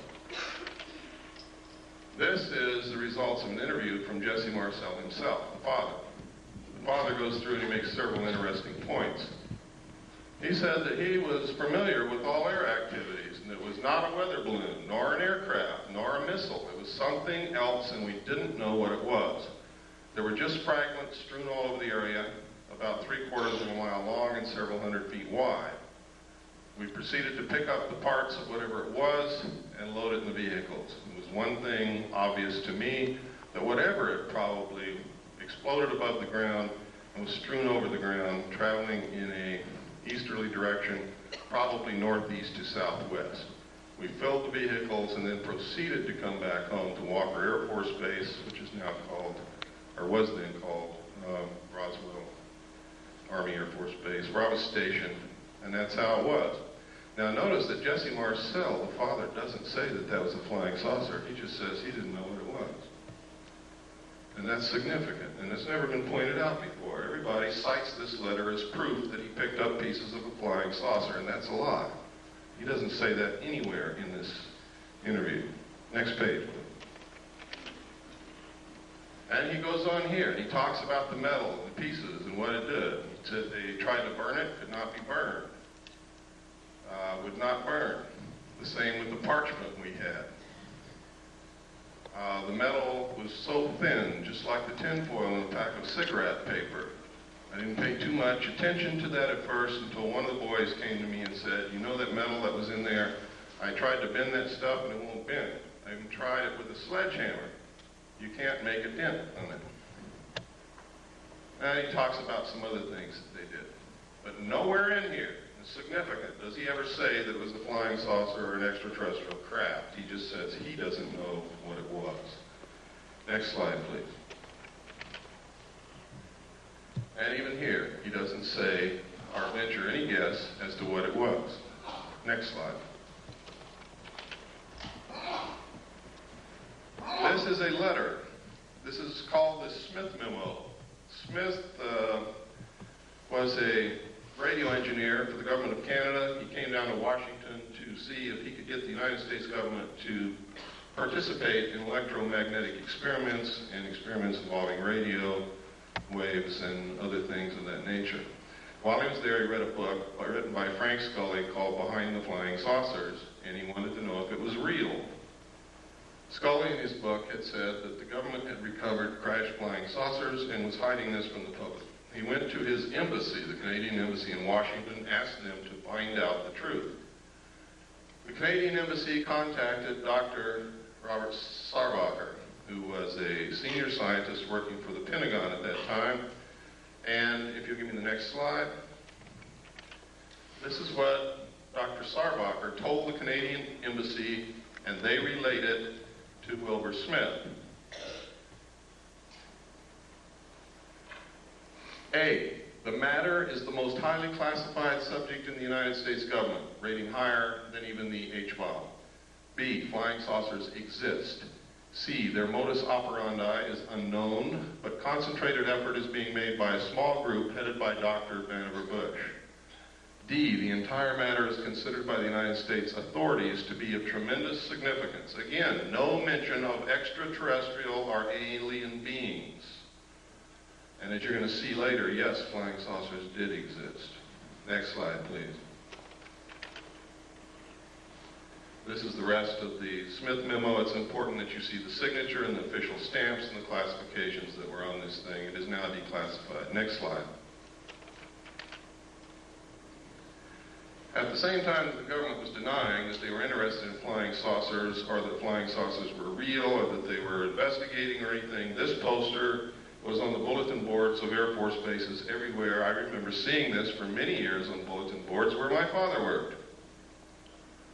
And it says, the first thing up there, UFOs, serious business, and outlines the fact that every base must have an officer designated to specifically investigate UFOs and report the evidence.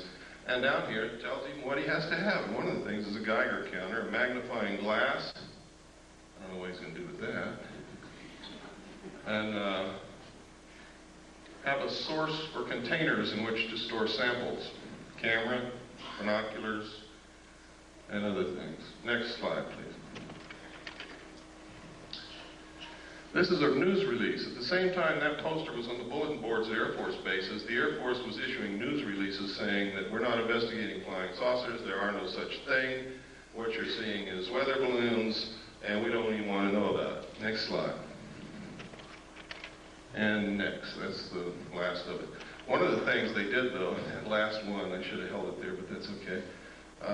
They said that, you know, it's possible it could be a foreign country experimenting with some weird aircraft flying over our airspace, but of course they couldn't possibly be doing that.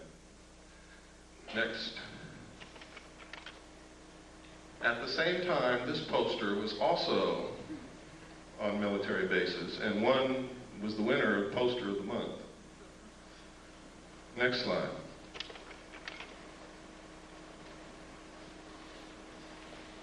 These are cows.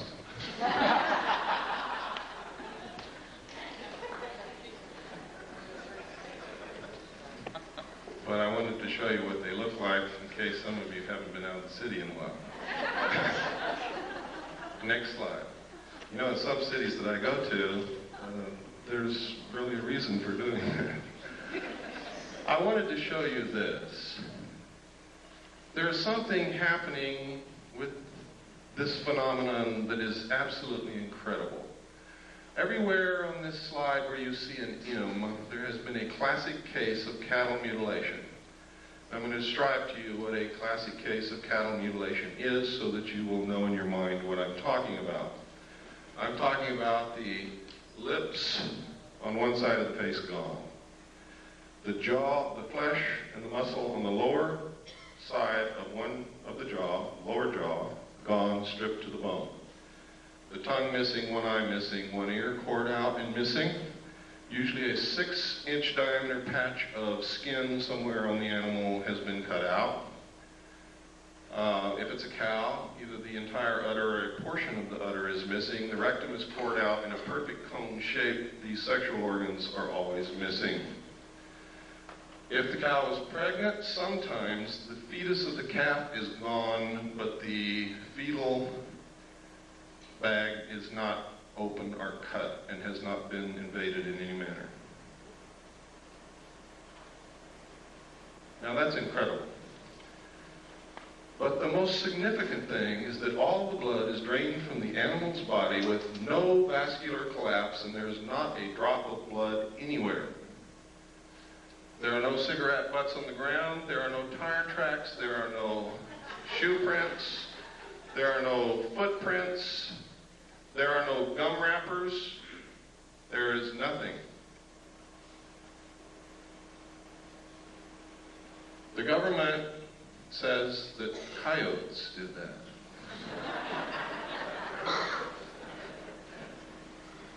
Now, I'm not going to pretend that I know who or what it was, but I do know one thing, it wasn't coyotes. And I also know that our medical personnel, with the best surgical tools at their disposal, cannot make or duplicate the same cuts that are bloodless, that seem to be literally between the cells. There is no blood in any of the wounds. There are always 2 holes on the neck of the animal. Now, we got very curious about why would these specific parts of the animals be missing? And we came up with some things that are very interesting. Dust collects in the ear. Things that float around in the atmosphere collect in the ear. The lips touch the grass and the earth, so does the lower jaw. The eyes exposed to the atmosphere. The rectum is where most of the heavy impurities, the things that cannot be digested, that are poison to the system, collect, and that's why people get rectum cancer and colon cancer from these things.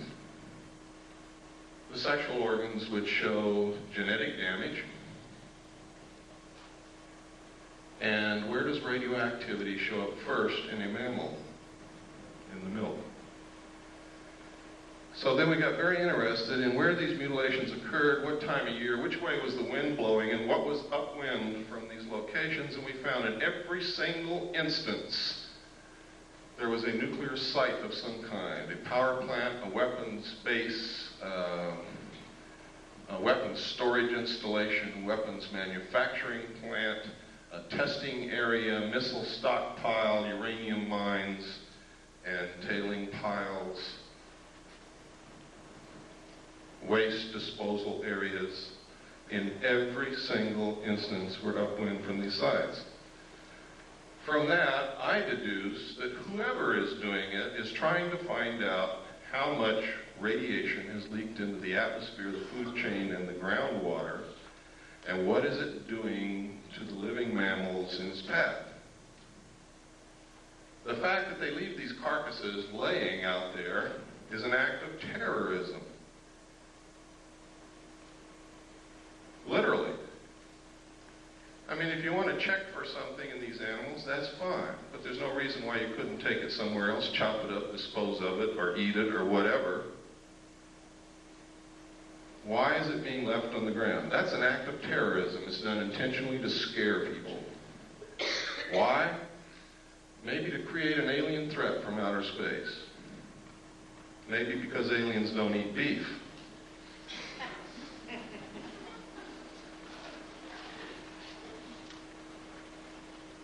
Next slide, please.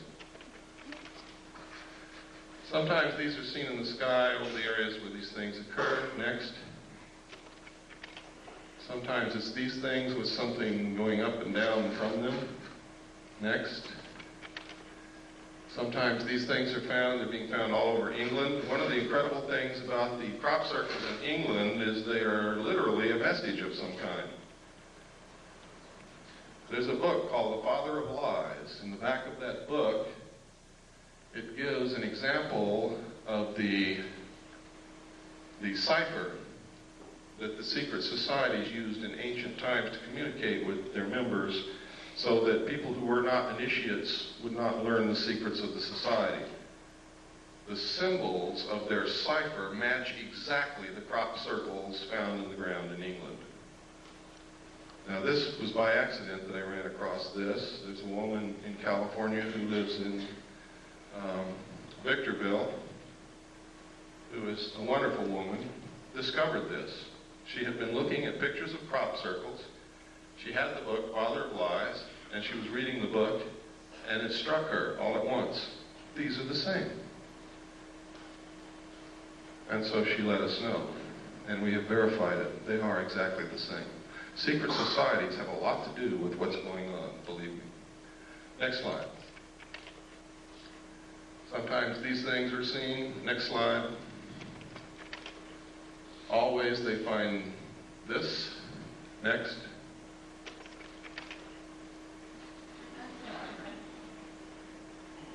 Then we got to wondering, gosh, all through history there's records of people and animals being found with the blood sucked out of them. Is this the source of the vampire legends? Back through history, we have found that there are accounts of animals and humans who have been mutilated in this classic manner. Next slide, please. This is some of the information a man by the name of Bill English has released. It is some of the exact information that I saw while I was in naval intelligence. He was working as he was working in England at a national security agency, listening post really, and he saw the same documents there. Next slide. This is UFO observers' instruction from the Air Technical Intelligence Command, which tells you how to report UFOs at a time when the United States Air Force said they were not reporting UFOs, didn't care about UFOs, they didn't exist. Next. Next. These are all official Air Force forms. Next. Next. Next. Now this is part of Air Force Regulation number 200-2 Alpha, unidentified flying objects, intelligence. Now, this is significant. The Air Force is not supposed to lie to us, but they were telling us, no, UFOs do not exist. We're not interested in UFOs. There is no evidence of UFOs, and anybody that says they say a UFO is crazy. We don't care about UFOs. Yet they have written a U.S. Air Force regulation called 200-2. And this says on the cover sheet, direct communication is authorized between ATIC and other Air Force activities in matters pertaining to UFO investigation. Specifically, the ATIC may call upon the commander of the 1127th Field Activity Group, Fort Belvoir, Virginia, to conduct further field investigations if review of the initial report indicates such a requirement. In this event, the headquarters, 1127th U.S. Air Force Field Activity Group, will prepare the final report by order of the Secretary of the Air Force, Thomas D. White, Chief of Staff. Next page. This tells how to report it, what forms to use, identifying information, weather and winds, comments of preparing officer, classification, time and date of sighting, manner of observation. Next. General information, releasing information. That's funny. Releasing information, it says under here. All information of releases concerning UFOs, regardless of origin or nature, will be released to the public or unofficial persons or organizations by the Office of Information Services Office of the Secretary of the Air Force. This includes replies to correspondence, except congressional inquiries, submitted direct to ATIC and other Air Force activities by private individuals. Exceptions. In response to local inquiries resulting from any UFO reported in the vicinity of an Air Force base, information regarding a sighting may be released to the press or the general public by the commander of the Air Force base concerned only if it has been positively identified as a familiar or known object.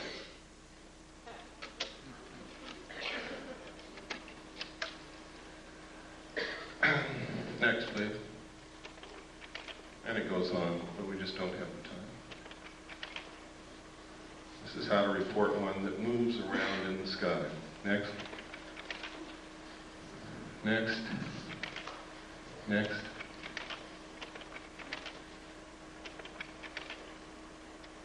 People always ask me, why don't they just fly around the White House? Well, there's a UFO. This photograph was taken in the early 50s, and that's certainly the White House. Next slide. Those are not butterflies. The truth is, in the early 50s, there was extensive UFO activity in the immediate area of the White House on an almost nightly basis over a long period of time. It is in the headlines of the newspapers. Pilots were scrambled in their aircraft to go and get them out of the airspace around the White House because it's prohibited airspace. And every time they would scramble, get in their planes, take off, the UFOs would disappear. The pilots would go back and land, the UFOs would come back. This kept happening night after night after night until the pilots got so disgusted and so frustrated they wouldn't even get in their planes anymore. Next slide. This is another, this is 200-2 identified flying objects UFO. This is the rest of it. Go ahead, next. All Air Force regulations. Next.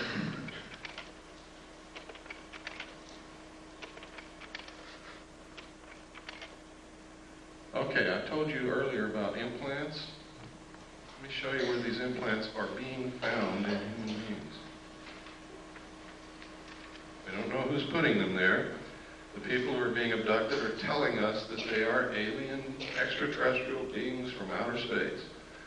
They all tell the same story. They all describe the craft exactly the same. They all describe the beings in the craft the same. They all have describes the same things that have not been made public knowledge, and they don't know each other. And these are people from all around the world. One of the best abductee researchers that I know is here in this room with us, Robin Quayle. One of the implants is inserted up through the nose and is lodged next to the optic nerve in this region. Another implant is inserted beneath the skull cap next to the medulla oblongata in this region. Another implant is found subcutaneously behind usually the right ear and can be seen and felt. I always like to watch everybody feel behind their right ear when I say that. Implants have been found in the wrist, in the calf, and in the lower arm. Next slide.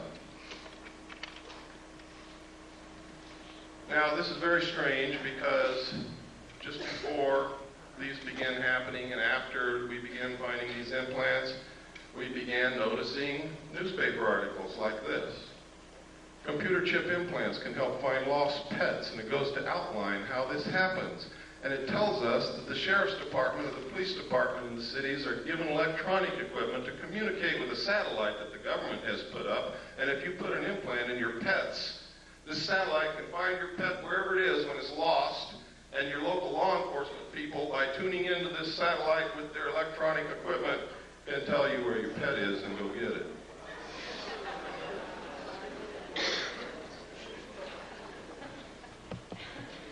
Then, next slide, please. Then you hear Dan Rather on the 6 o'clock news say that the pet implant program has worked so well that 97% of all lost pets that have been implanted are being found and returned to their owners, that you should have your children implanted. He said this in 1989. Then you see in the Los Angeles Times, not the National Enquirer, ladies and gentlemen, the Los Angeles Times on 12/12/89, forecast 10 changes for the coming decade. And one of those 10 changes, number 4 in fact, will become necessary in the future with the availability and widespread use of electrical and chemical implants that will allow 24-hour-a-day control of individuals' behavior. Now, are you beginning to get interested in the abductee experience? I hope that you are. You might be next. Next slide. This is just a letter to me from another researcher. Next slide. Who sent me this? It's in my book. It's the Foreign Broadcast Information Service, Foreign Press Note. Foreign Broadcast Information Service is a division of the Central Intelligence Agency, which monitors foreign broadcasts on radio, television, military, civilian broadcast waves, and gleans information. This entire report, each paragraph is a separate report of flying saucer or UFO reports in the Soviet Union during the period covered by this report, and this report was issued 22 November 1989. You never heard of any. Every paragraph. One of these paragraphs refers to a crashed craft on a hill from which they recovered pieces of technology that we're not capable of manufacturing. Next page, please. All of these. Now you see at the top is what they found up here. You look closer so I can read it. Some of the scientists have concluded that the object that crashed into Hill 611 was an extraterrestrial space vehicle constructed by highly intelligent beings. Doctor of Chemical Sciences V. Vysotsky, it's a good thing I'm not Russian, I couldn't talk, stated that without doubt this is evidence of a high technology and it is not anything of a natural or terrestrial origin. He cited the fact that the remnants of fine mesh included bits of thin threads with a diameter of only 17 microns, and that these threads in turn were composed of even thinner strands twisted into braids. Extremely thin gold wires were discovered intertwined in the finest threads, evidence of an intricate technology beyond the present capabilities of terrestrial science, according to this man that I can't pronounce his name. Next slide, please. And it continues. Next. Next. And I was marking some of the locations. There's a mark on here somewhere. Right here. There's one of the locations, one of the reports. Next slide. These are some of the others. I didn't mark every one of them. I marked the important ones in the Union of Soviet Socialist Republics. Next slide, please. This is the first known civilian photograph of a UFO. Next slide. This is a letter, the Gerald Light letter. This letter is absolutely astounding. It confirms everything that I've been saying. Nobody knew that this letter even existed until Bob Exler presented it at the 1989 MUFON Symposium in Las Vegas. He presented this on July the 1st. I had already issued my information that this confirms on May the 23rd of the same year. In here, he says, "My dear friend, I've just returned from Muroc." Remember, I told you Muroc is Edwards Air Force Base now. "The report is true, devastatingly true. I made the journey in company with Franklin Allen of the Hearst Papers and Edwin Norse of Brookings Institute, Truman's erstwhile financial advisor, and Bishop McIntyre of LA. Confidential names for the present, please. When we were allowed to enter the restricted section after about 6 hours, in which we were checked on every possible item, event, incident, and aspect of our personal and public lives, I had the distinct feeling that the world had come to an end with fantastic realism. For I have never seen so many human beings in a state of complete collapse and confusion as they realized that their own world had indeed ended with such finality as to beggar description." Can you get the sense of what this guy had gone through? "The reality of other plane aeroforms is now and forever removed from the realms of speculation and made a rather painful part of the consciousness of every responsible scientific and political group. During my 2 days visit, I saw 5 separate and distinct types of aircraft being studied and handled by our Air Force officials with the assistance and permission of the Etherians." Notice he calls them Etherians, which means that he attaches some spiritual significance to them. And notice also that he capitalizes Etherians, signifying that he may have viewed them as gods. I have no words to express my reactions. It has finally happened. It is now a matter of history. President Eisenhower, as you may already know, was spirited over to Muroc one night during his visit to Palm Springs recently.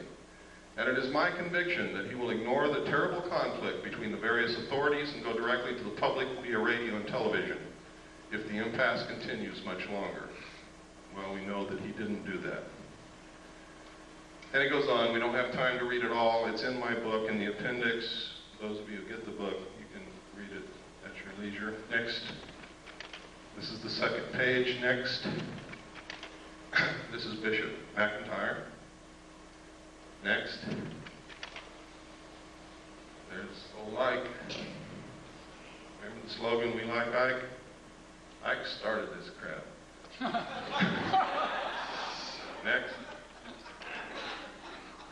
There he is again. Remember what Ike said to us when he left office? Does anybody remember that? He tried to warn the American people against a group, a powerful group within the defense industrial complex, which might seize unwarranted power and destroy this country. And nobody listened to him. Next. I think he would have said a lot more, but he didn't want to die. Was this one of the little guys he met? Or is this for our entertainment? Next. Is this one of the little guys?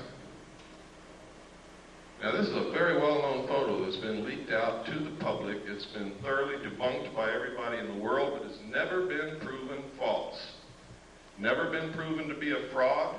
Nobody knows where it came from. Now, I hope you all know what debunked means. Let me show you what debunked means. What's your name, ma'am? No, it's not. What's your name? No, it's not. What's your name? No, it's not. That's what debunked means. Next slide. One of the things that I saw and I talked about earlier was that there was an elite group of scientists called the Jason Group, administered by a corporation which at that time was not the MITRE Corporation, but is the MITRE Corporation now. I talked about that all over the country. People said, you're crazy. Well, I found reference to them in the Pentagon papers that were leaked by Daniel Ellsberg. And in the Pentagon papers, it said that the Jason Group had invented and come up with the electronic barrier that was placed across the DMZ of Vietnam to detect and prevent the North Vietnamese regulars from coming across the border. I was there on the DMZ. It didn't work. So they're not as smart as they think they are. But they do exist. Some people submitted Freedom of Information Act requests and actually got the truth out of the Pentagon. The first official acknowledgement that they exist. We submitted one and got it, but what I'm going to show you is not what I got, because people always doubt what I get, so I'm going to show you what somebody else got. Richard Whitmire of the Gannett News Service published this in the Olympian in Washington, and this is what he found. Next slide. He found that these guys are incredible. They have the highest security clearances in the nation. There are several Nobel Prize winners in the group. They hold the protocol rank of Rear Admiral, which is 2 stars whenever they visit any military installation, ship, airplane, Air Force base, or government facility. They are paid $500 a day consulting fee, and they are literally some of the best brains in this country. Next slide. Next. And these are some of the lists. These are some of them. There is only one woman among them. Her name is Claire Max. Let me see if I can find her. I think she's on the next slide. There she is, Claire E. Max, Institute of Geophysics and Planetary Physics, Lawrence Livermore National Laboratory. What do they need with a planetary physicist in a government consulting group? Next. Next. I always try to point out what's happening with women because I'm very sensitive to women's needs nowadays. I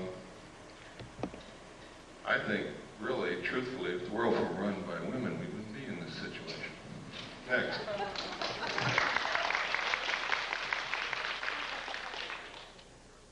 This is Bob Exler's idea of what the cover-up structure looks like. He believes wholeheartedly that to have a cover-up of this kind, involving this kind of technology, you would have to have full support from what we call corporate America. Now, this would be very easy in this country because who is corporate America? It's literally the Council on Foreign Relations. And I'm going to show you later that not only is this possible, it's probably absolutely right on. Next. Next, we've already looked at this. This is a piece of film that was sent to Leonard Stringfield, who is another researcher, who, the person who sent this film said that this was an alien extraterrestrial body recovered from a craft that had been burnt. I've looked at this at every angle that I possibly can think of, and I can't tell what in the world it is, except that you can sort of get a sense that it's probably biological something. Next. This was also sent to Leonard Stringfield, and the same thing was purported to be said. They said that this was the burned body of a crashed extraterrestrial being from a crashed spaceship. And this one is a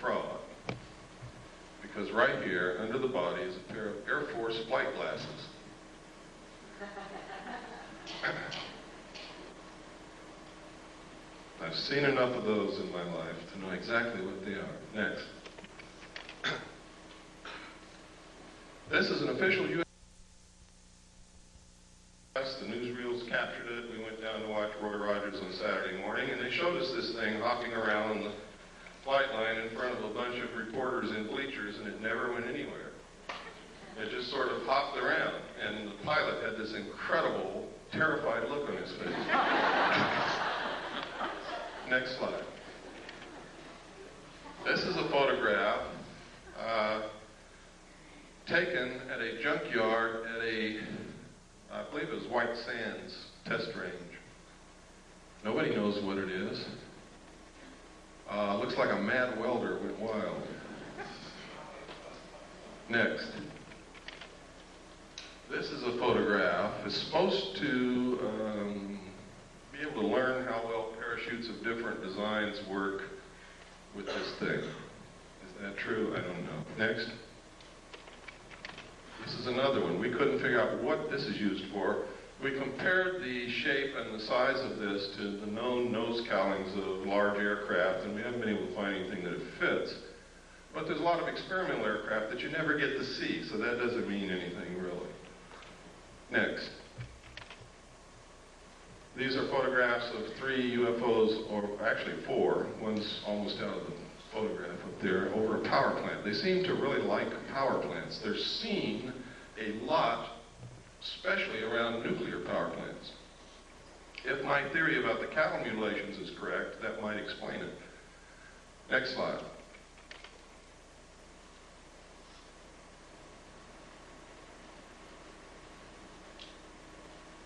February 27th, 1951. Isn't Lassie beautiful? Next slide. This advertisement was in this magazine.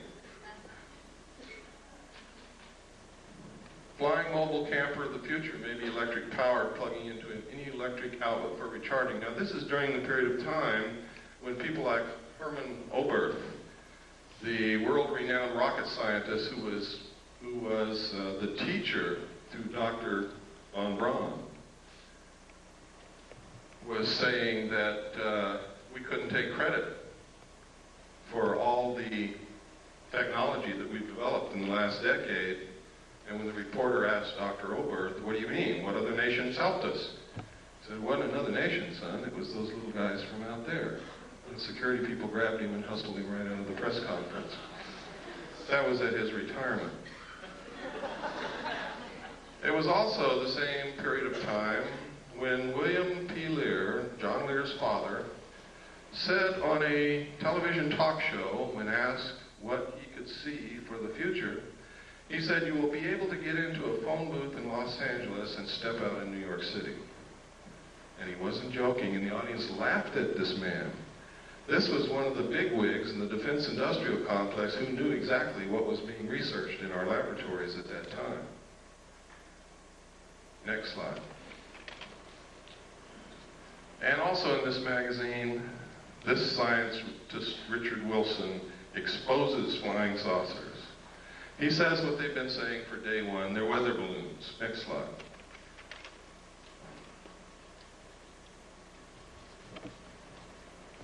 Albert Einstein. If, in fact, extraterrestrials were real and we had recovered that technology, I'm sure that Albert Einstein would have known about it, would have been in on it in one way or another. Next slide. And he may have known about things like this, the proceedings of the Lunar and Planetary Exploration Colloquium. May 13th, 1958. Look at that date because it's very significant when you look at what's in this book. And I'm going to show you a few pages. I've got this book at home. I guard it carefully because it's the only copy that's ever been able to be located, and I've got it. Introduction to the Initiating Group, Scientific Aspects of the Lunar Surface. How did they find that out? The physical characteristics of the lunar surface. The geological aspects of the interior of the moon. Evolution and nature of the lunar atmosphere. Didn't someone tell us that there was no lunar atmosphere? Isn't that correct? Or was I not paying attention that day? Next slide. In this paragraph, they say the introduction to the initiating group is that this is a lunar-based planning group. And then it's going to be attended by the RAND Corporation, by people from UCLA, by North American Aviation. Next slide, please. You can see that this colloquium took place between May 13th, 1958 and April 25th, 1959. Next slide. Next. Here's another contents of a separate section of the same document. The chemistry of the moon, chemical resources on the moon, power for a lunar colony, where to land on the moon, observations on Mars and Venus. It doesn't say observations of Mars and Venus. Gamma ray spectroscopy of the moon's surface, program of lunar and planetary experiments, and the crater Linnae, which is very important, ladies and gentlemen, because the crater Linnae has completely disappeared from the surface of the moon. You cannot find it. It's as if bulldozers have covered it up. Next slide. But in 1958, in this document, there may have been someone on the moon at that time. Next slide. Are orbiting the moon who took these photos of the crater Linnae. What's so interesting in the crater Linnae? Why did they have that in their colloquium? Well, there's a couple of things. One is this right here. Look at the crater. See the crater? See where the shadow is? And see where the sun is? There's another crater. See where the shadow is and where the sun is? That means this is not a crater. This is something sticking straight up from the surface or coming out of the surface of the moon. The caption in the photograph said that this is gas escaping from the interior of the moon. But there's even something even more interesting, and that is in this crater there is a dome. And in this crater there's also a dome. These are both the same photograph taken with different filters. Next slide. Now supposedly we had nothing up there in 1958 and 59 orbiting the moon, and there was nothing on Earth that could take a photograph like that from the Earth. This is the Tonopah area of Nevada. Tonopah Test Range is out in this area. Next. Down here you can see Nellis Air Force Base.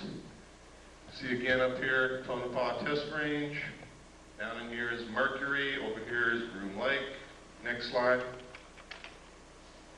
This is the Tonopah Test Range with some revelations on it. Stealth fighter flight path, turn off to TTR, rocket on stand, radar road, large radar facilities, unmarked runway used by stealth fighters is here. We could go on and on, but we don't have the time. Next. This area is also the test range. Nellis Air. Over here it says Force Base. Gold Flat. You see over here is Tonopah. Right up here it says Saucer Mesa. See that? Saucer Mesa. I don't know if that means anything, but I think that's a hell of a coincidence in an area where they're testing flying saucers, that you've got a name on a map called Saucer Mesa. Next. This is a letter from a man who worked this is in my book, so I'm just going to brush over it lightly, that worked in Area 51 and saw the saucer fly. Next. That's just a lens cap for my camera. We cover up names to protect the identity of people so that they don't get hurt. But in here, he talks about seeing crates labeled Project Red Light. Project Red Light is the name of the project that I saw that flew crashed alien discs and the technology that we had for flying saucer. He also talks about the fact that when a certain siren would go off, they were supposed to run into a building and they couldn't look out the windows. Or if they were caught outside, they all wore a little pouch on their belt that contained a black hood. They were to take the black hood out of the pouch, put it over their head, and lie down on their stomach on the ground and not move. Next. And he goes through, he talks about, he says he saw the pilots, they were human and they were just slightly larger than he was. Next. And next. This is a photograph of one of the craft flying above Area 51 in Nevada. Next.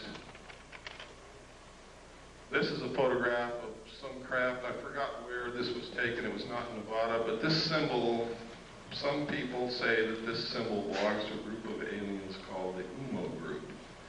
Now, I did a lot of research to find out if there's anything in this earth named UMO. I found an UMO corporation in London, England, that was a KGB front company.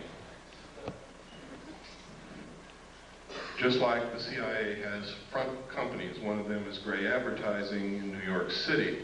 Belongs to the Central Intelligence Agency. They are the ones who paid the expense checks for UFO Cover-Up Live. Next. This is a saucer developed and flown by the French. It is real. It flies. It's not a joke. Next. It's another view of the same saucer. You can see the hatch down here. This is significant. That is a watertight, airtight hatch.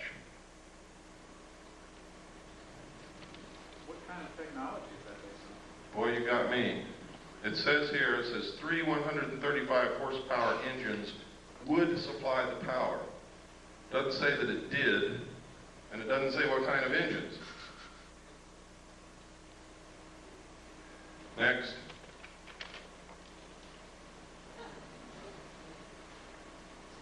Now, if you remember, not too long ago, Jackie Gleason's wife, after he died, released an unpublished manuscript, and in it she says that Jackie Gleason told her that he was asked to accompany President Nixon to Homestead Air Force Base, where President Nixon showed him dead alien bodies in a morgue. Jackie Gleason was very much interested in UFOs and all of that kind of stuff, and he was a friend of President Nixon. Nobody knows if the story is true, but I don't think his wife has any reason to lie to us. Why would she want to discredit her dead husband with something ridiculous that wasn't true? Next. And that was the cover of this magazine, June 14th, 1955. Next. In which this story appeared. This was information leaked by a general. And he gave them a scoop. These are actual drawings of a United States Air Force flying saucer. Tells how it worked.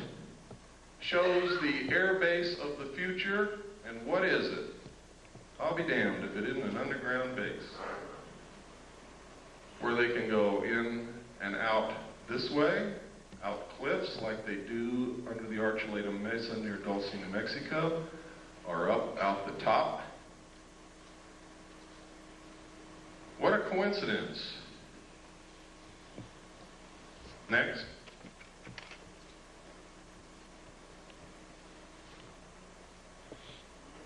Next.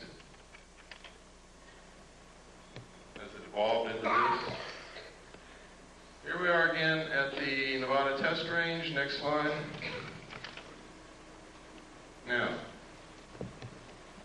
this is Groom Dry Lake right here. Notice it says danger. Right up here is where the 29.5-mile marker is.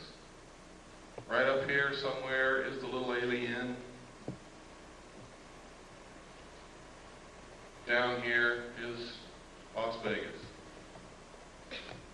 This highway goes up out of Las Vegas through Alamo to Ash Springs. Then you take this highway down here to the 29.5-mile marker, and you look directly at Groom Lake on any given night from dusk till dawn, and you will see them fly. You can take photographs of them. You can videotape them. Thousands of people have done it. They have called into radio shows and said what they saw. When Billy Goodman was on KVEG in Las Vegas, every night, dozens of people would call in and report what they saw out there. Next slide. That's Groom Lake again, showing the tunnels that go to Los Alamos and up to Tonopah. Next. These are the facilities at Groom Lake. The United States Air Force and the government say that there is nothing there.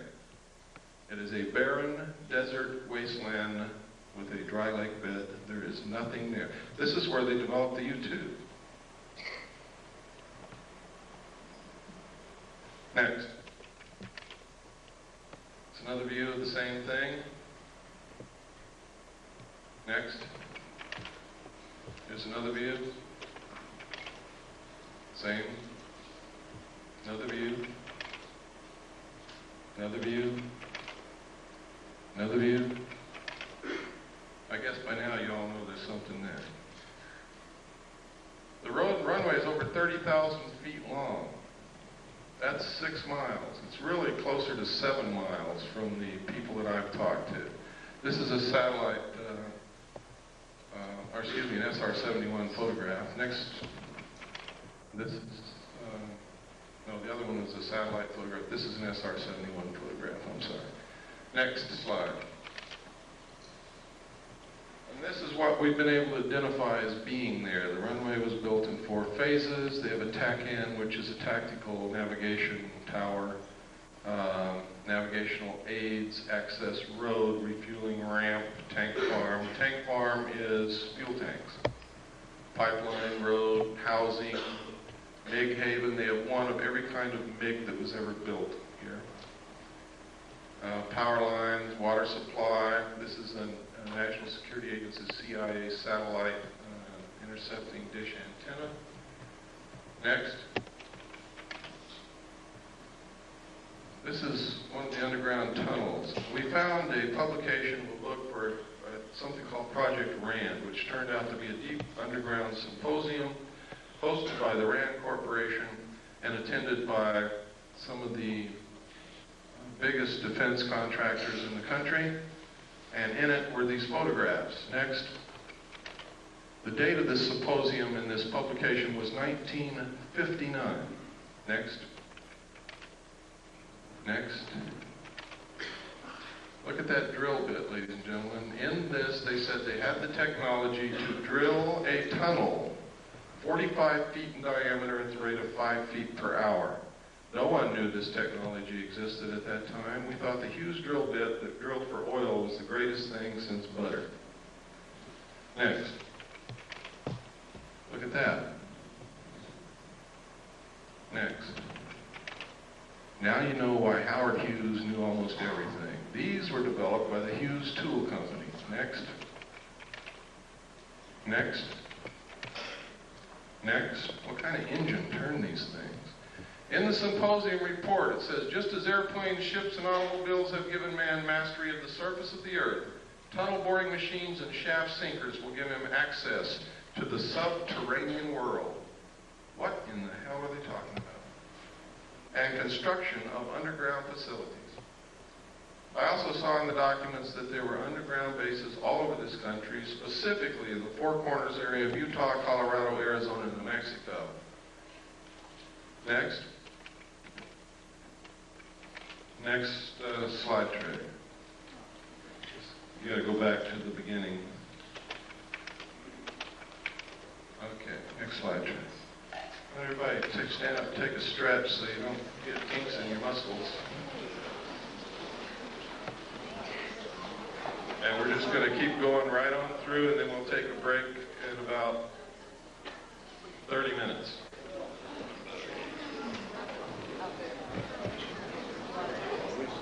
Totally wrong, and you need to help us find out what the truth is. I don't pretend to know all the truth. I think I have some of the answers. I think I have reached some pretty good conclusions, but again, those are my conclusions, not yours.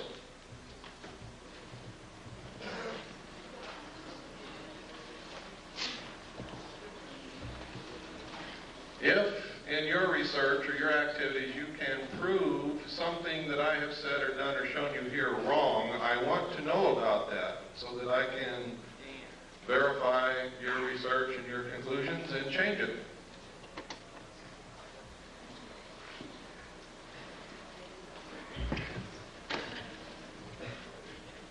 Just go ahead and put the first slide on.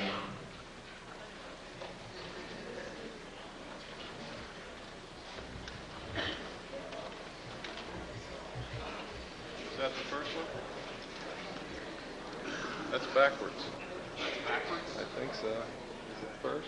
Forward button. Okay, go back to 0. Go back to 1. Is that 1? Okay, go to 1. That's the last one. Okay. Should be number 2. Okay, when we began to research this underground stuff and these tunnels, we found newspaper articles that stated, this is the Los Angeles Times, Wednesday, June 28, 1989, the secret of Moscow's underworld. Moscow also has tunnels under it, as does much of the Soviet Union. And next slide. Next. This is the Dulce, New Mexico area. Let me get my little wizard zip gun here. This is the small town of Dulce, New Mexico. Everybody is making a big mistake calling this the Dulce base, the Dulce underground base, the Dulce papers, the Dulce this, the Dulce that. It causes confusion. I don't know how many people have gone to Dulce, New Mexico, walked all day around that little town, and have come back and said to me, there's nothing in Dulce, New Mexico. And they're absolutely right. There never was. Except some very nice people who are terrified. North of Dulce, however, there is an area called the Archuleta Mesa, up here. Under this mesa is an underground installation of immense proportions. Up Seguro Canyon here, there's an area right in here where there are 400-foot cliffs, out of which people who have gone on expeditions that knew exactly where the base was, because they came and talked to those of us who know and found out where to go, have gone up to these peaks across Seguro Canyon from Archuleta Mesa and observed the mesa and these cliffs and the surrounding area. They have seen UFOs fly over this mesa. They have seen them stop over the mesa and showers of sparks come down. Nobody knows what it means. They have seen craft fly in and out of this 400-foot cliff area here. They have seen strange marks on the ground from the air. They have reported during the night hearing what sounds like CB radios or police radios coming from in this area. And I'm sure you've all heard what that sounds like. But there's nothing up there. There's not supposed to be anything up there.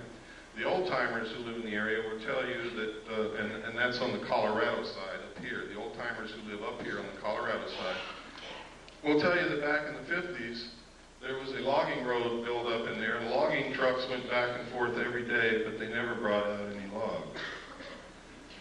Next slide. This is the Colorado side of Archuleta Mesa. Here's the logging road that they built. You can see it. Went all the way up here and then up into the mesa.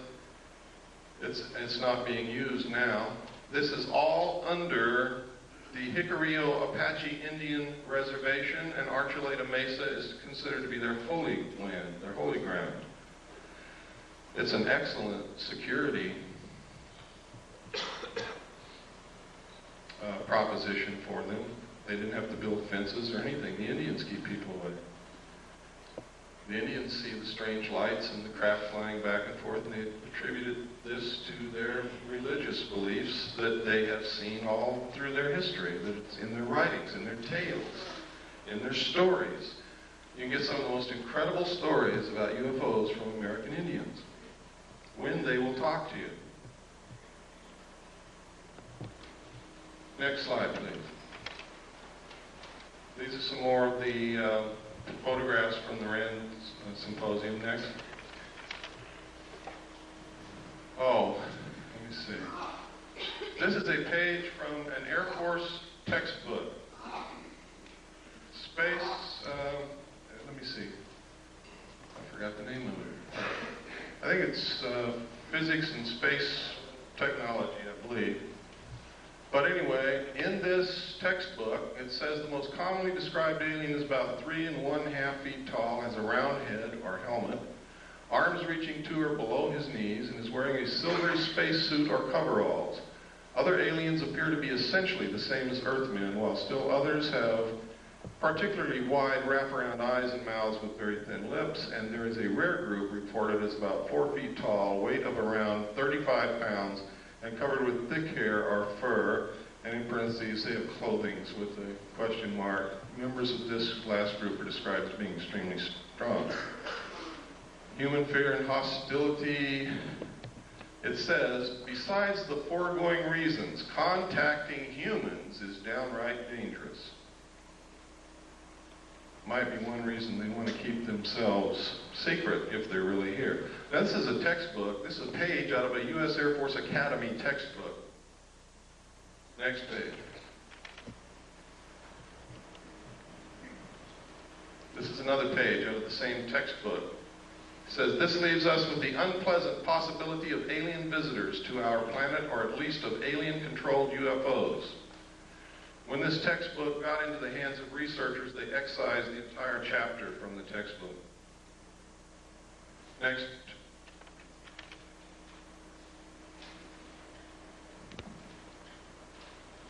See if the name is on here. Nope. Okay, next. This is Janet 146D. You want to know why people don't report these things? Want to know why more airline pilots don't speak up? Why more captains of ships don't speak up? It's because of Janet 146, Joint United States-Canadian Communications Instructions for Reporting, and notice it says vital intelligence sightings. Now, in this regulation, it says, if you make this report, you can be thrown in jail for talking about any of the information in the report. You can be fined. You can lose your license. But if you don't make the report, it's okay to talk about it. Next. And this just goes through telling you what's in here. Next. Next. Next. Wait a minute, go back to the last. Oh, here we go. Stay on that. Unidentified flying objects. Just want to make sure that you know that this specifically stated in this report that they are to be reported. Next. Okay, let's go through this. Go ahead. And go ahead. We just don't have time to cover every paragraph and all of the pertinent information. Go ahead. Keep going. Keep going. You can see how extensive this is. Keep going. Keep going. This is some footage that I put in here because someplace I get to where I'm going, and they have assured me they will have a video projector, and they don't. So you'll see a little bit on Kennedy assassination here. I use these photographs because this man was extremely human and photogenic and charismatic. So much so that if you hated his politics, you still couldn't help like John Kennedy. Most of the pictures you're going to see came out of this magazine, next, this magazine, next, and this book, next.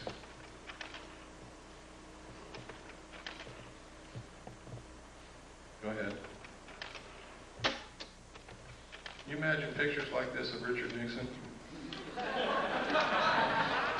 Lyndon Johnson, George Bush, Gerald Ford, oops. Next. Next. Look at that. I'm not going to ask you this because some people are probably not going to be able to raise their hand, but I just wonder how many men in here have kissed your father lately. Next. This is a photograph of Kennedy after he'd been shot in the throat. Jacqueline is looking at him in horror. He's clutching his throat. Next. This is William Greer beginning to turn around. You can see his hand here, his arm. You can see the end of the gun barrel right there. Next. Now you can see him. Here's his hand, his arm. The gun is right behind this flash of reflection here. You can see him looking directly back at the president. Next slide. Next. Now, you can see the top of Kellerman's head right here. People argue that that's a reflection off the top of Kellerman's head. It is not. You can also see Kellerman's hand is on the wheel. Kellerman, that's his arm and hand, is actually driving the car at that point. Kellerman is a Secret Service agent who was the passenger in the front seat. Pardon? No. No. John Connolly was sitting directly behind Agent Kellerman. And his wife was sitting directly behind Greer. That's John Connolly's wife, and that's John Connolly. Next. This is Kennedy's grave. Next. Everybody wonders why Jacqueline Kennedy never said anything. That's the reason right there. Where were her children? They were being guarded by the Secret Service, who just shot her husband. It was the Secret Service. Who the hell was she going to tell? And what was she going to tell them? To this day, her children are in the guard of the Secret Service, and so is she. Next. It was not Lee Harvey Oswald, ladies and gentlemen, because that's him right there, standing in the doorway of the Dallas Book Depository as the motorcade drove by.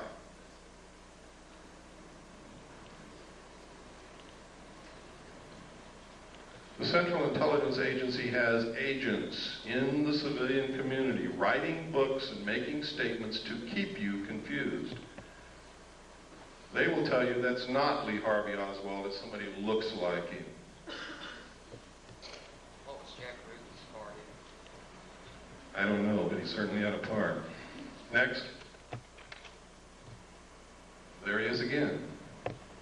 Lee Harvey Oswald. We have done body proportion measurement comparison. We have studied the clothing.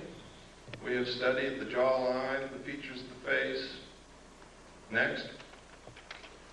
And it is Lee Harvey Oswald.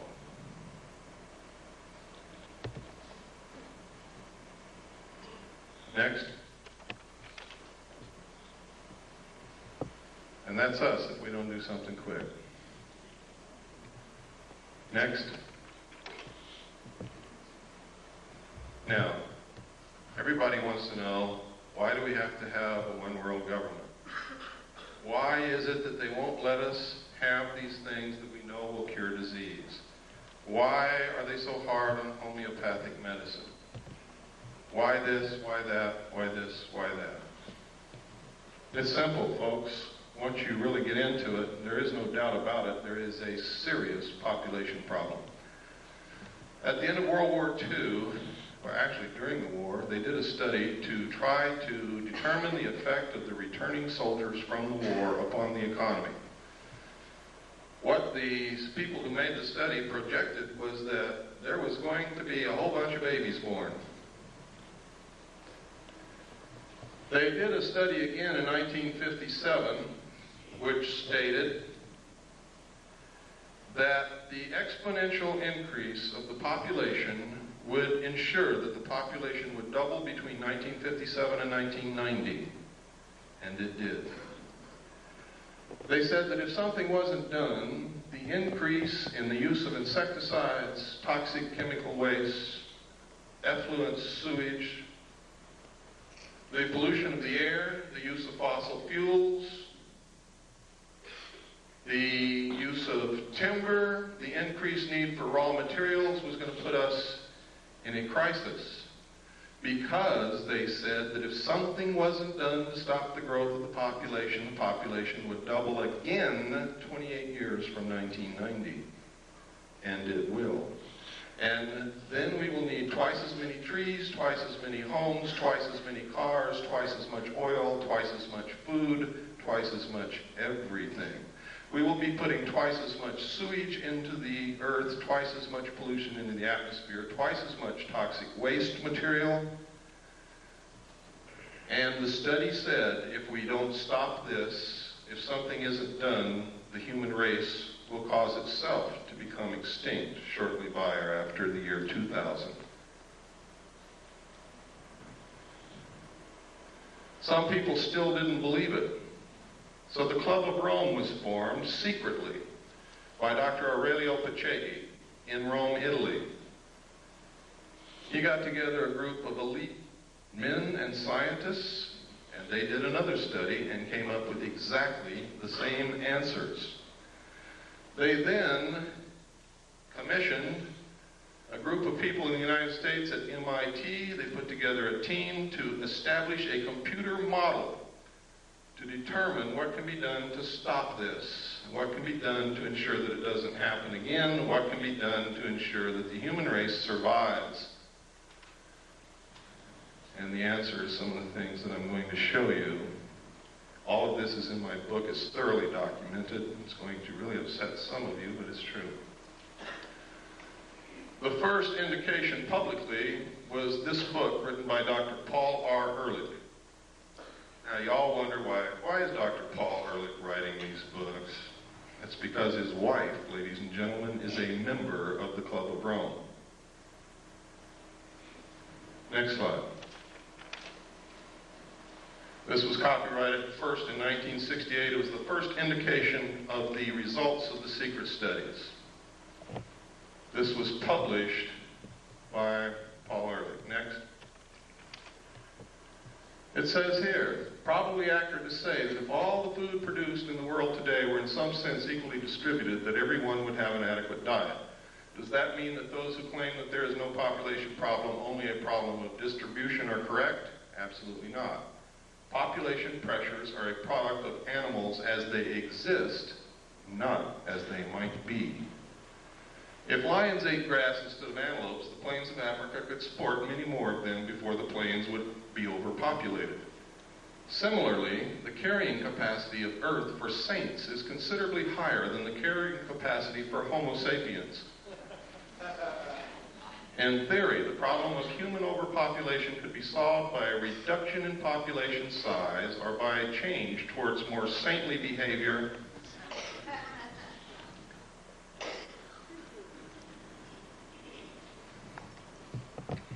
The current situation of global overpopulation is so serious, and the built-in potential for further population increase is so great, that the only sensible strategy for humanity today is to end population growth and start a population decline as rapidly as is humanly possible, simultaneously striving to achieve a more equitable distribution of the food and other goods of this planet.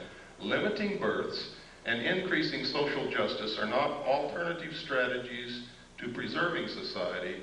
They are, ladies and gentlemen, necessary complements. Next slide. Now, here is the key. In this book, Paul Ehrlich told us that they had already decided on the solution because they had tried zero population growth and we didn't buy it. We didn't buy it. It worked in some small areas, but it didn't work in many, and it certainly didn't work worldwide. This paragraph tells you everything that you ever need to know about what is happening today and will answer a lot of your questions. Basically, then, there are only two kinds of solutions to the population problem. One is a birth rate solution, in which we find ways to lower the birth rate. Didn't work. Didn't work. The other is a death rate solution, in which ways to raise the death rate, war. You asked me about the Middle East. You asked me about what happened to Iran. You asked me about El Salvador. You asked me about Nicaragua. You asked me what's going to happen in the future. This paragraph tells you what's going to happen. Famine, pestilence, find us. They have just shut off the water to all the farmers in the San Joaquin Valley. they produce 50% of all the vegetables that are consumed in this country. Do you believe that's an accident after reading this?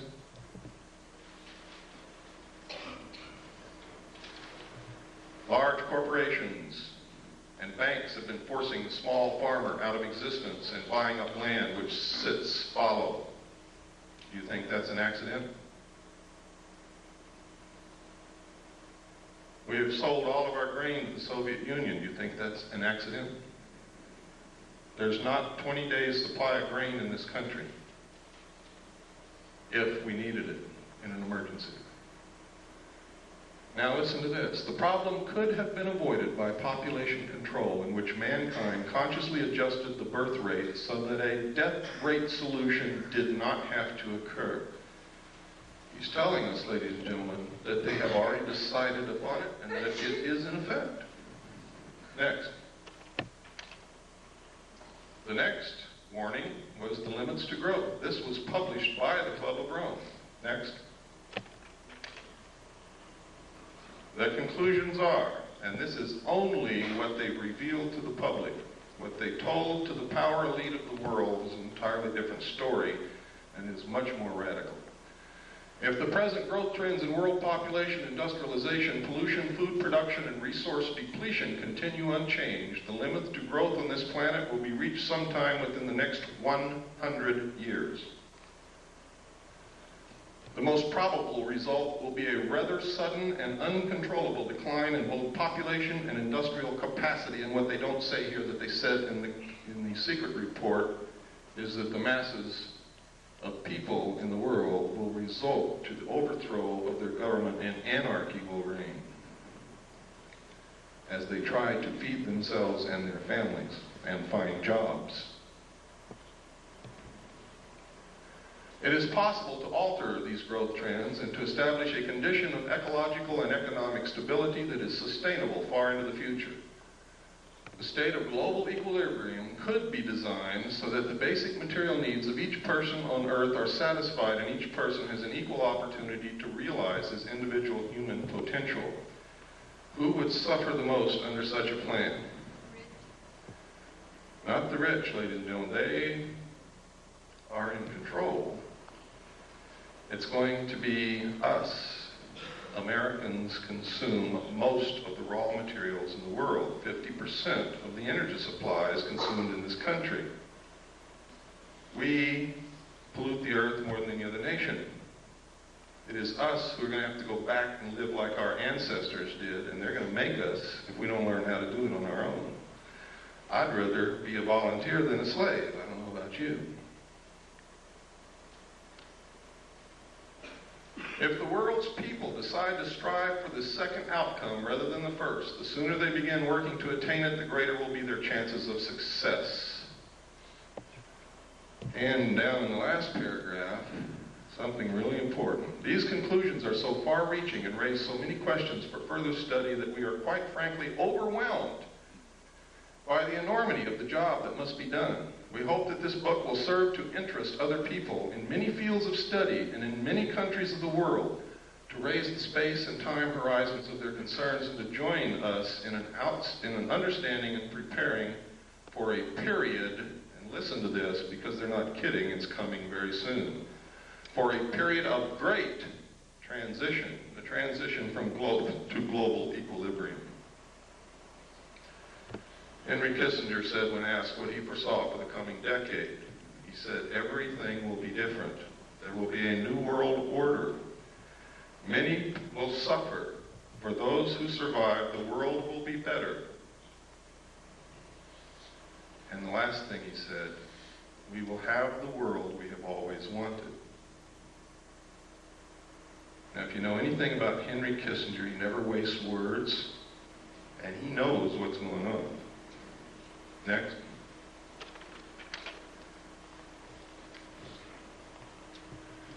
This is the regionalized and adaptive model of the global world system from the computer model at MIT, designed for the Strategy for Survival project of the Club of Rome. Patriots in this country have been running around calling the Club of Rome a subversive organization. They've been trying to ensure our survival. They're a study group, a think tank. That's all they are. They don't make the decisions. Next.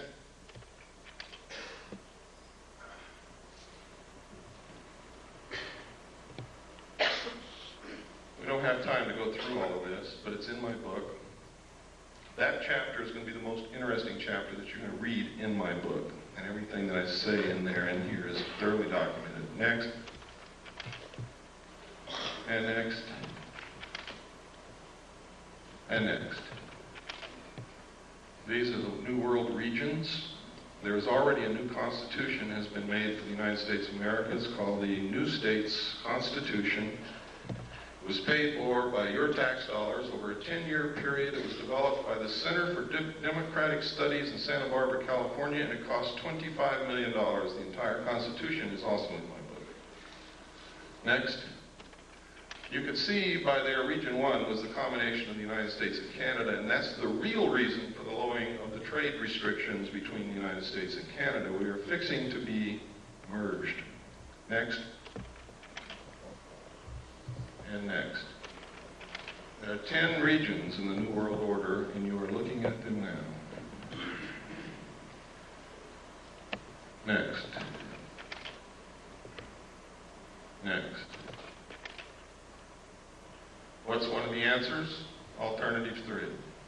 I also saw documentation, and I've already shown you documentation on slides, that there may have been somebody in the moon in 1958, and I can tell you right now, there is a base on the moon. We are attempting to colonize space because if their attempts to control our greed and our wastefulness and our destruction of this earth do not work, the only hope for the survival of the human race is colonization of other planets.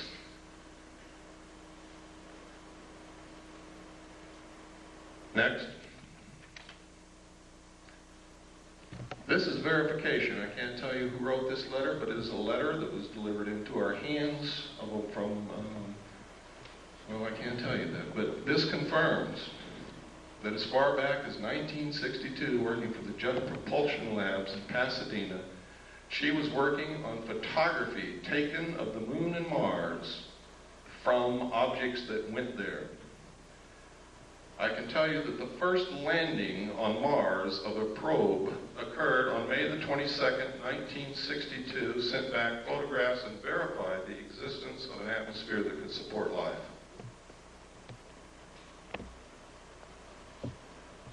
This woman was married to a man. She says in this letter, his function was to design domed modular living facilities, next slide please, for colonies of Earth scientists to be stationed on the moon and then Mars. It was called Project Adam and Eve. We didn't get this letter, ladies and gentlemen, until August of 1989. I had already revealed the presence of a colony on the moon and Mars on July the 2nd, 1989. Okay, next. Next. Next. Report from Iron Mountain on the possibility and desirability of peace. Next. This is really important. Though not yet expressly put forth as the development of a long-range sequence of space research projects with largely unattainable goals, this kind of program offers several advantages lacking in the social welfare model. First, it is unlikely to phase itself out regardless of the predictable surprises science has in store for us. The universe is too big. In the event some individual project unexpectedly succeeds, there would be no dearth of substitute problems. For example, if colonization of the moon proceeds on schedule, it could then become necessary to establish a beachhead on Mars or Jupiter and so on. Next. This is a book called Exploring Space with a Camera, published by the National Aeronautics and Space Administration. Next. In which you see tracks on the surface of the moon.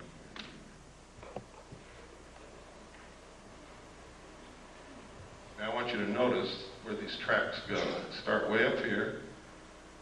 They go down down into this valley, up over this hill, down in this valley, up over this hill, down in this crater, up over this hill, and down here, and NASA says it's rocks rolling downhill. Next.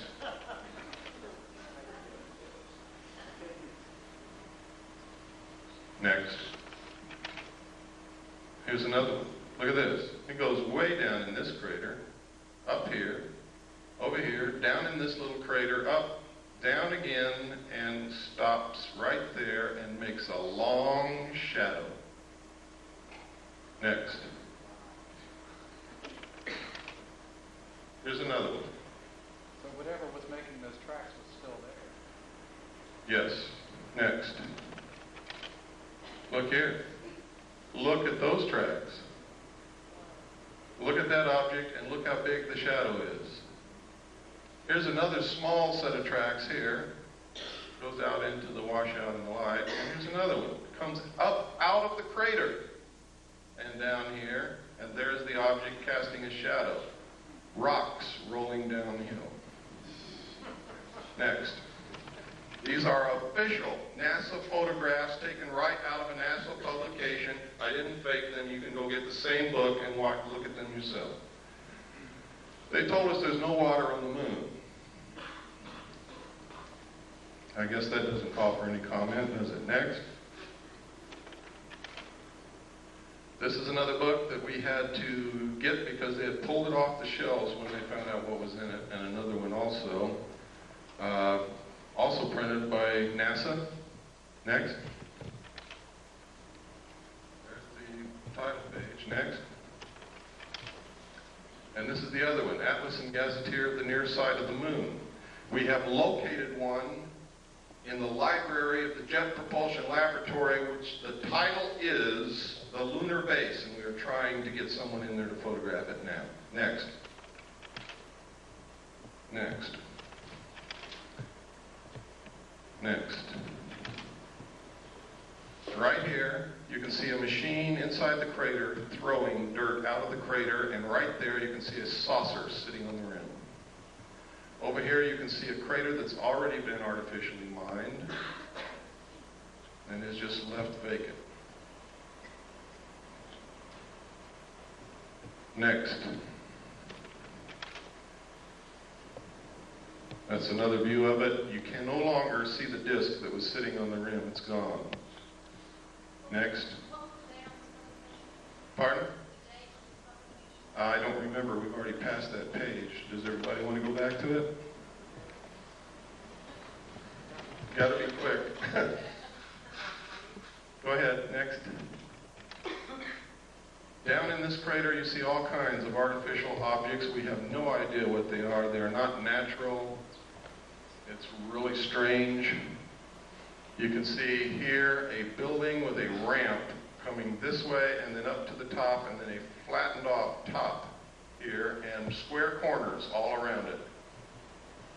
You never find anything like that in nature anywhere. There are other objects, I won't go into them. That is the most obvious. It has square corners all the way around. Next. Here you can see the antenna from the lunar orbiter here. Look at these weird things in this crater over here. These are the ones we just looked at, and that's where the mining is going on, or what appears to be mining up there. And this is the artificial crater that we looked at. All of the other photographs that you saw were macro photography taken from this photograph out of the book. Next. Anybody see anything strange there?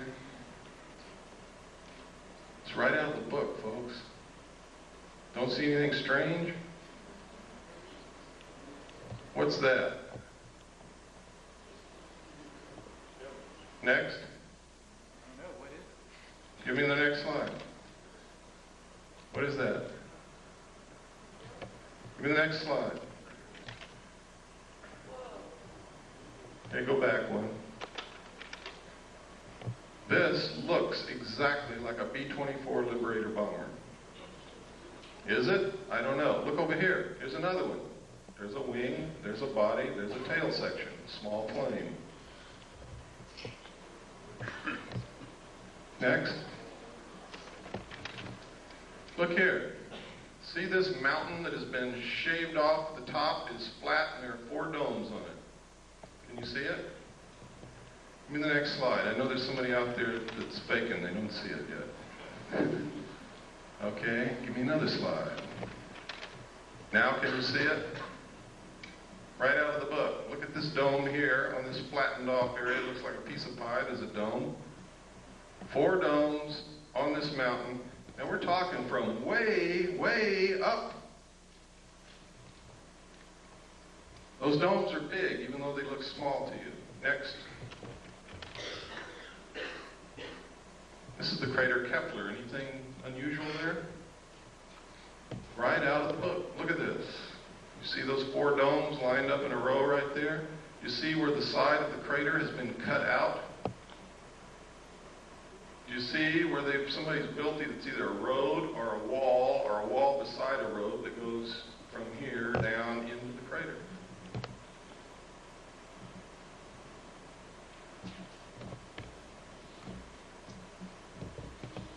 Incredible things in these books. Now, we only had a short time to look.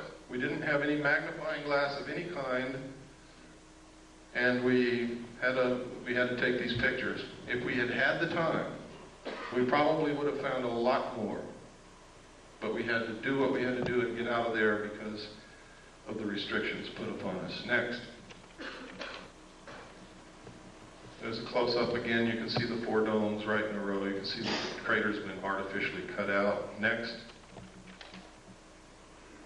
Look at this. What is this? This is the weirdest thing I've ever seen. We don't know what it is, but it resembles the freeway interchange in Los Angeles, doesn't it? We don't know what it is. We didn't know what it is. But look what's in this crater right here, and you see it all over the moon. If you look real good in these craters, it's a big, giant, T-shaped object that can bend itself to conform to whatever it's sitting on, and you see them in all of these photographs. Next.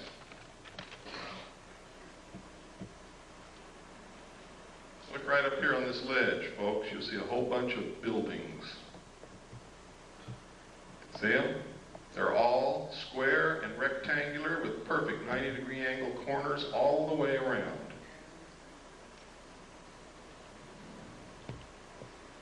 Next.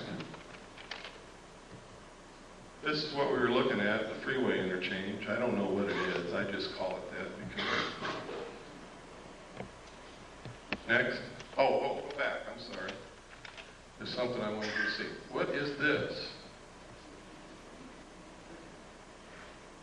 Next. And you can see that a little bit better there. Next. This is one of my favorite photographs. Something crawled over this lip of that crater, gouged out the lip, crawled down, gouging the earth away, made a turn here, came back, crossed its own path, and went back over the lip of that crater.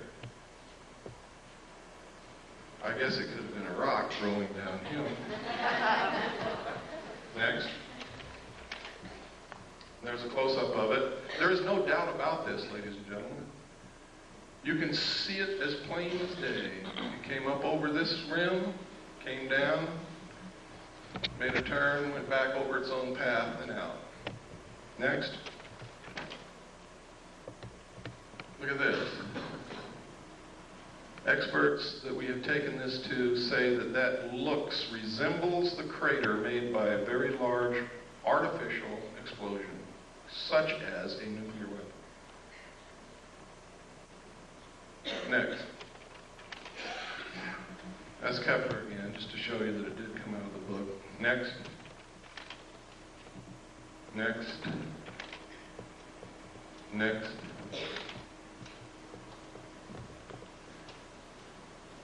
What was it? Oh, you can see these T-shaped things again. There's another one. You can see here an opening into the moon here, shaped almost like a triangle or a pyramid, and there's something parked right there. I have no idea what it is. There's another one up here, the opening, triangle shape, and something parked right there. Look here, there's another T-shaped object here, or cross-shaped here. There's a building right here, or what appears to be a building.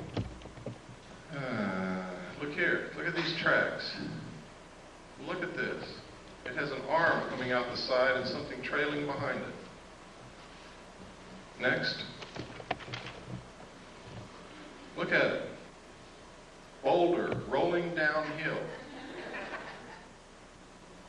Next. I forget what this was. I think we were just looking at this strange, looks like somebody's been running around there with a bulldozer. We don't know what it is. Next. Can you see the clouds? Can you see the clouds in the lunar atmosphere, ladies and gentlemen? This is an official NASA photograph out of an official NASA publication, a book that they printed that shows clouds in the atmosphere of the moon. Next. Of course, we could be imagining things,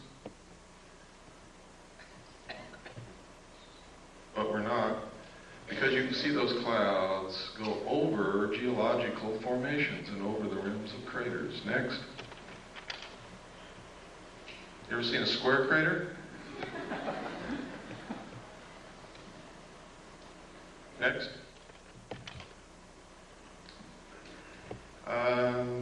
Oh, look here, folks. What is that? Doesn't that look like a triangular-shaped lake or reservoir with an island in the middle?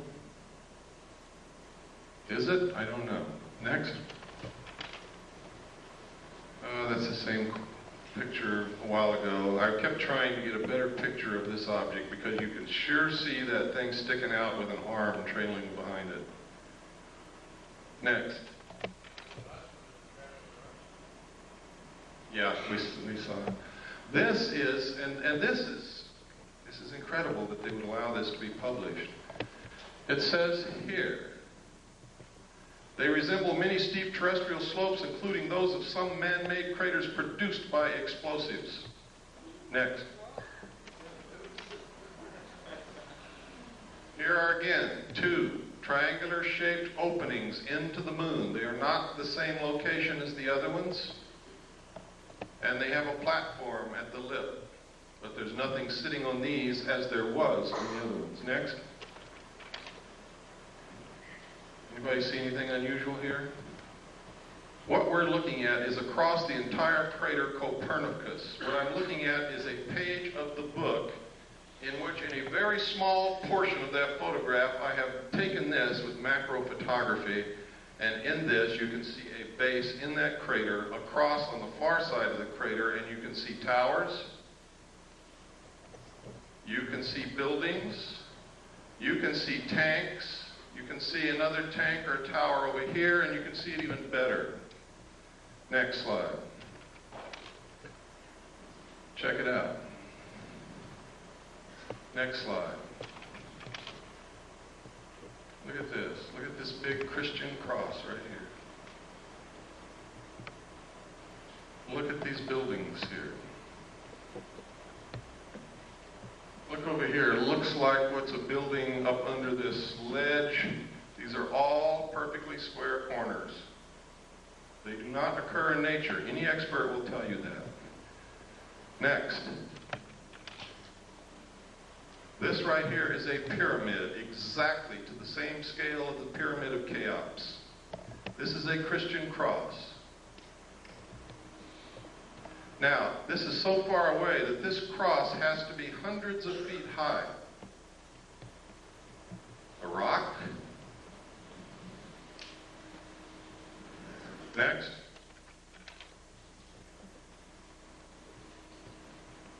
See the pyramid? See the tower? See the buildings?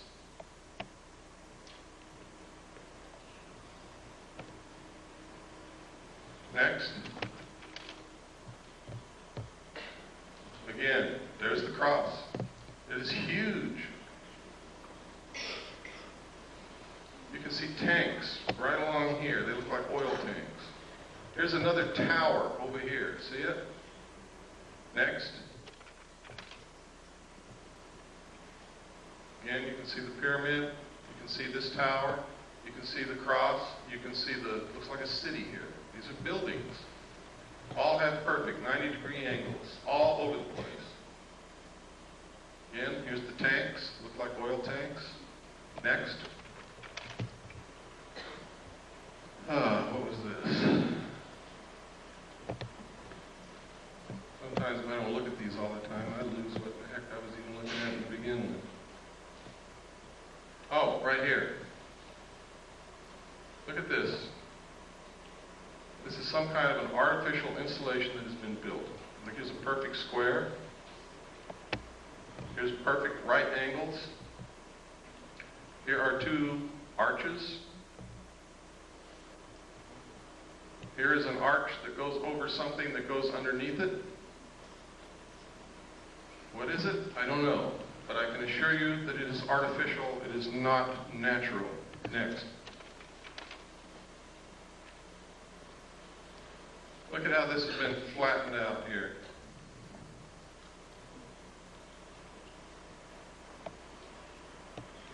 And I think there was some domes or something here, if I remember correctly.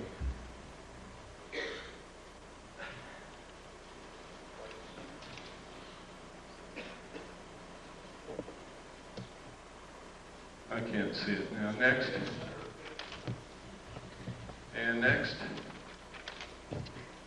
Now this is the photograph that I took of the base across the crater. See the tower? We're looking all the way across the crater Copernicus, and you can still see that tower sticking up. That's how big it is.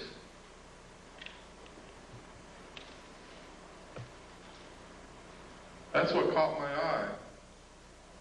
And then I began to take macro photographs. It wasn't until we really developed the film that we knew that we had anything from that, because this is the photograph that I was photographing. That's why NASA put it in the book. They overlooked it. Next. That's Kepler again. Next.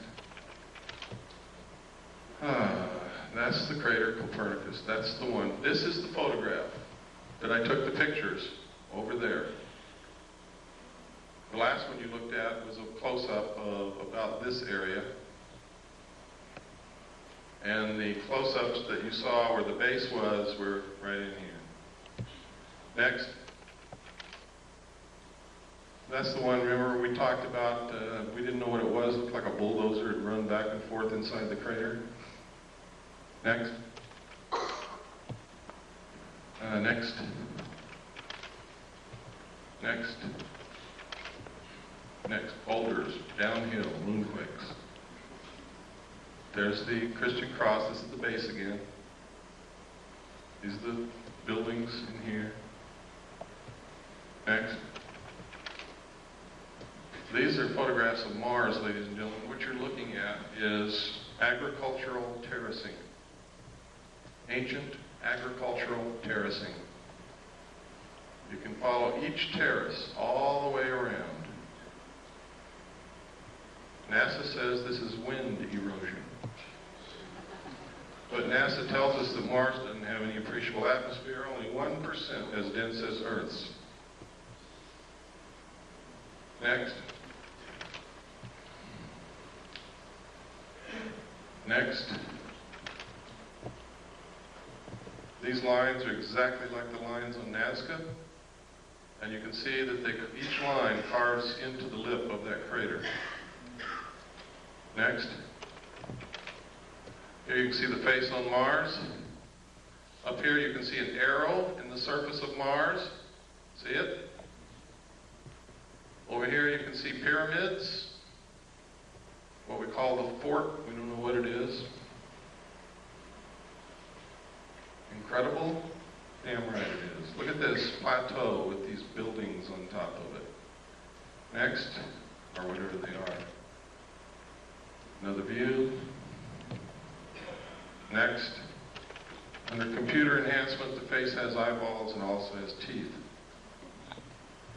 Up here, I was reading this book, which is the Encyclopedia of Space or something put out by NASA, and this covers Mars. And on here I notice this Mars airplane Robotic surface exploration, Mars airplane, what are they talking about? They told me Mars only has an atmosphere 1/100th as dense as the Earth, yet they're preparing to build a Mars airplane?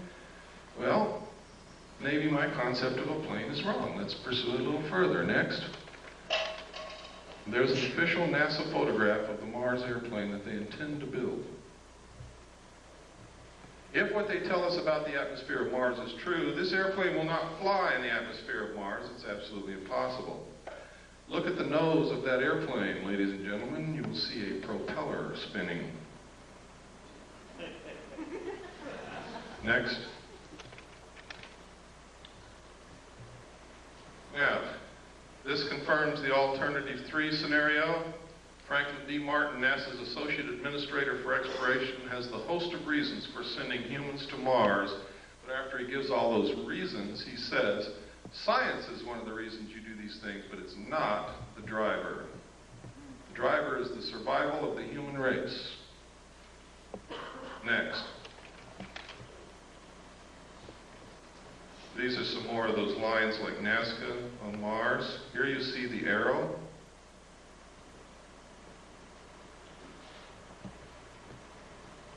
Next.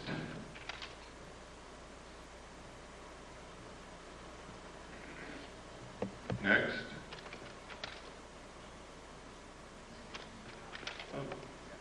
Okay, let's go back one and change slide trays. We're almost through the slides, and we can get into some serious stuff.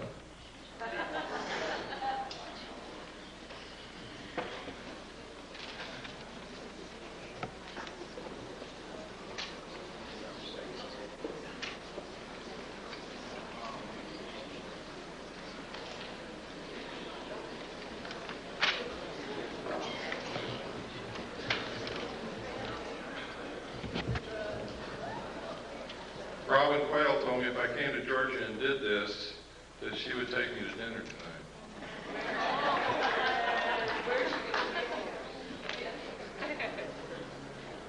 But I think she left already. This is the face on Mars again. Look at that square crater right next to the arrow.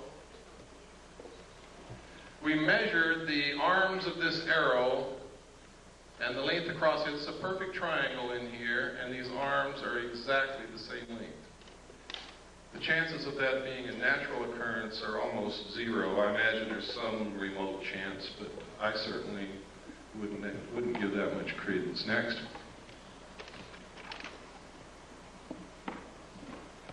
And look at this down here. It's almost boat-shaped, with what appear to be buildings on top. They may not be buildings. We can't get perfect 90-degree angles on it, but that could have been eroded away over who knows how many centuries. Next. The black dots, those are places where the spacecraft was sending back the information and it didn't make it to Earth. They're not freckles, they're not painted dots on Mars, they're just where the bits of information didn't make it from the spacecraft to the Earth. Yeah, the face is approximately 1 mile across. Next. I really don't know, ma'am. I try not to guess at things, especially if it doesn't even remotely look like what we might guess it might be. You have to understand, when we're trying to interpret something totally alien to this Earth, we have to understand the concept of what the word alien means. What we might perceive as a landing strip might be a carnival to them. Who knows? Look at this. This is the Martian probe that we landed in 1976, I believe. And it took this picture of something flowing from up here down to here. Could be sand. Sand does flow under the right circumstances, or it could be water. If that's flowing water, then that's significant. If it's sand, it means nothing. Next. Government scientists call newly discovered heavenly object a stray asteroid. Sounds kind of interesting, doesn't it? Until you read the subhead. Astronomers worldwide in disagreement with official explanation call phenomenon an intelligently guided object. London Evening Standard. I think that's 7/10/60, page 3. Next. Now, if you won't believe all this other stuff, how many people in here believe that Gordon Cooper, the astronaut, is a credible individual? Can I see a show of hands? He's an astronaut. He's also a colonel in the United States Air Force. Now he's retired. He wrote this letter to the United Nations, and in the first paragraph he says, "I wanted to convey to you my views on our extraterrestrial visitors, popularly referred to as UFOs, and suggest what might be done to properly deal with them."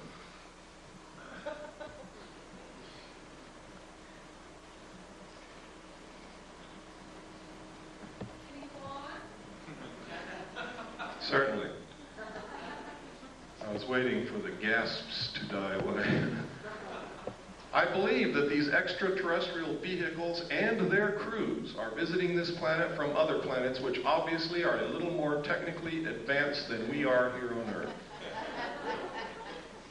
I feel that we need to have a top-level coordinated program to scientifically collect and analyze data from all over the Earth concerning any type of encounter and determine how best to interface with these visitors in a friendly fashion. What's another reason for a one-world government? I'll tell you why. If people can't get on a bus with black people without causing incidents, if they can't accept a Chinese person who moves into their neighborhood because they're a chink, how in the hell are we going to interface with a completely alien race from another planet?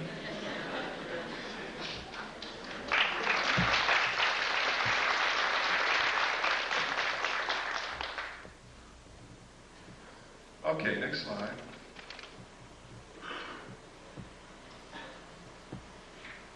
This is in my book too. A lot of this stuff is in my book, with a lot of stuff that you're not seeing here.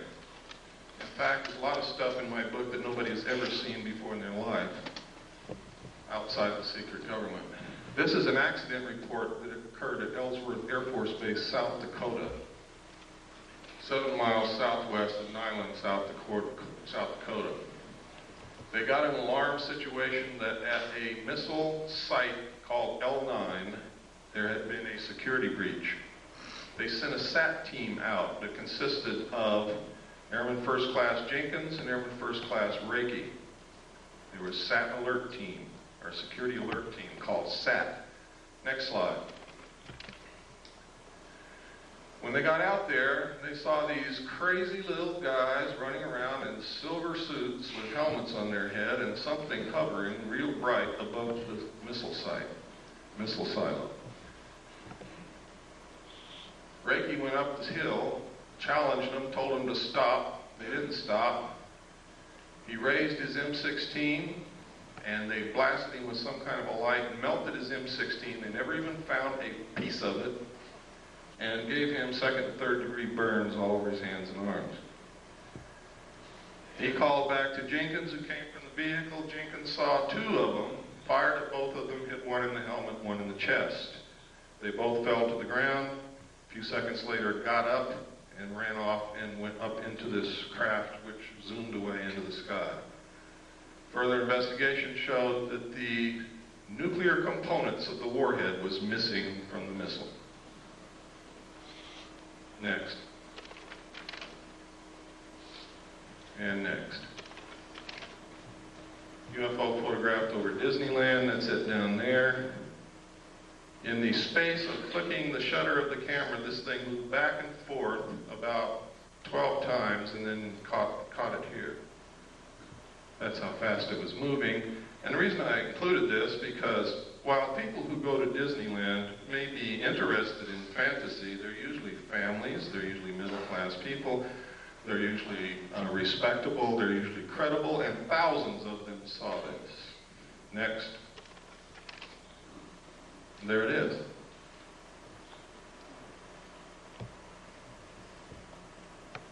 That's incredibly fast when you figure that during the time the shutter snapped, it moved back and forth that many times.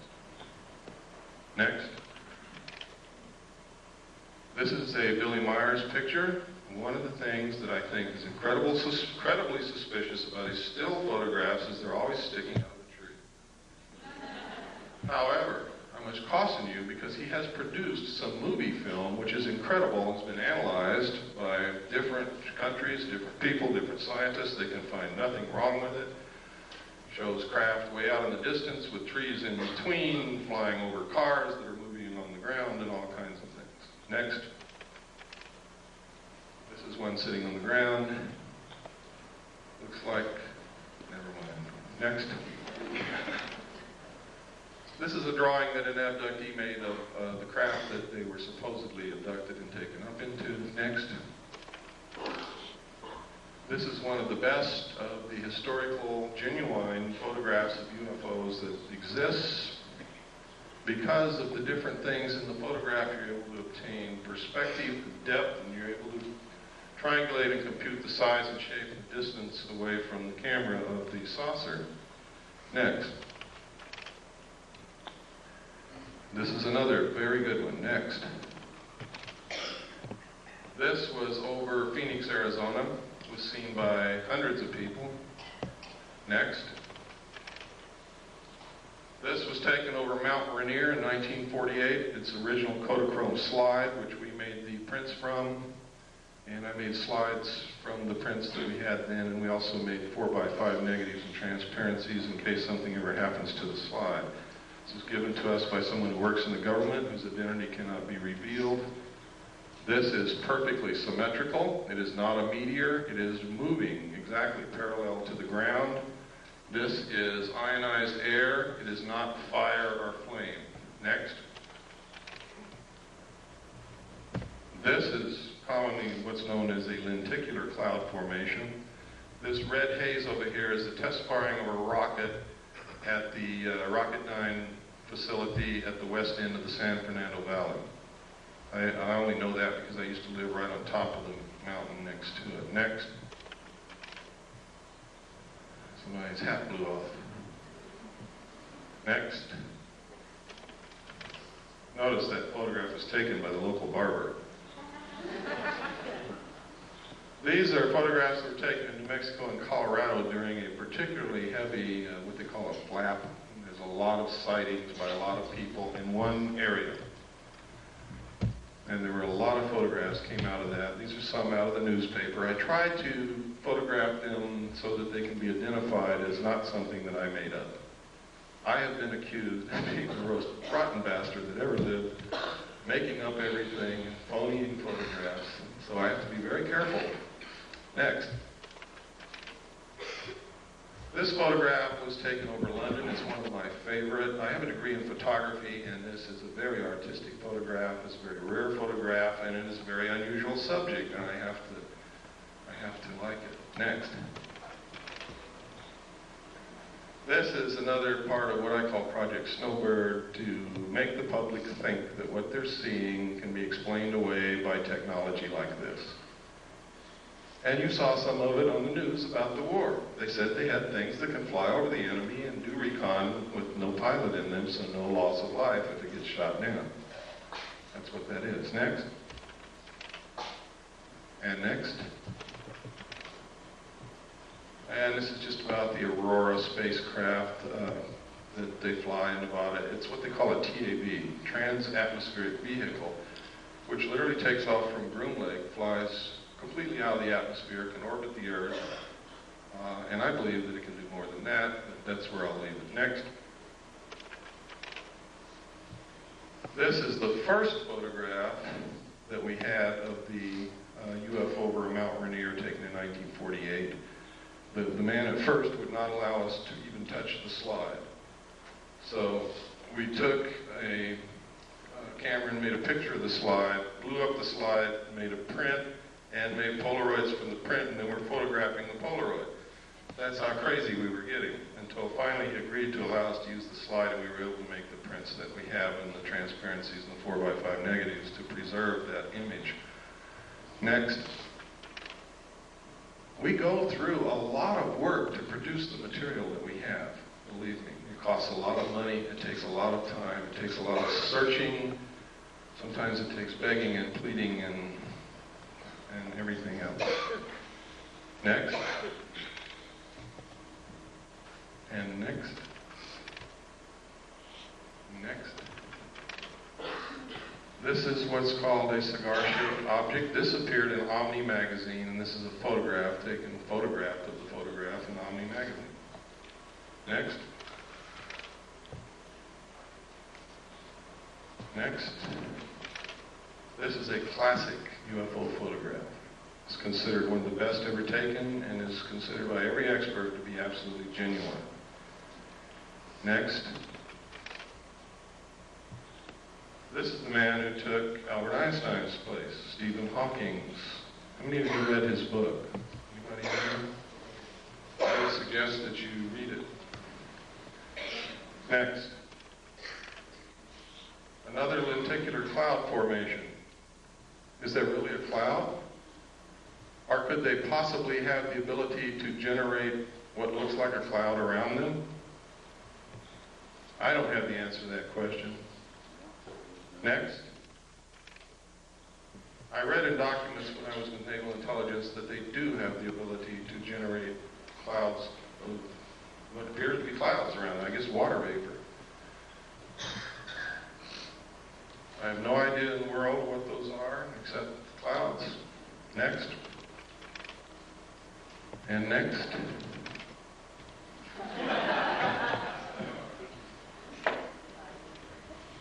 Is this what they're trying to make us believe is happening? So that we'll accept a one world government, give up our freedoms, submit to totalitarian control? Is that the easiest way to control us so that we don't destroy the earth? Is that what this is all about? That, by the way, is from The Creature from the Black Lagoon, which was a classic horror film for you buffs. Next. And next. They do exist, folks. For those of you who thought they didn't, never saw any, they exist. This was taken from an airplane window. So you know that nobody threw a hubcap into the air. It's above the clouds. Next. This was taken by a tourist in Hawaii. He didn't even know that it was in the sky. He was taking a picture of these beautiful women, and it wasn't until he got the pictures back and he was showing his vacation photographs to a friend, or at least this is the story, that his friend said, "What's that?" And he said, "What?" "Oh, I never saw that." And this is a close-up. Next slide.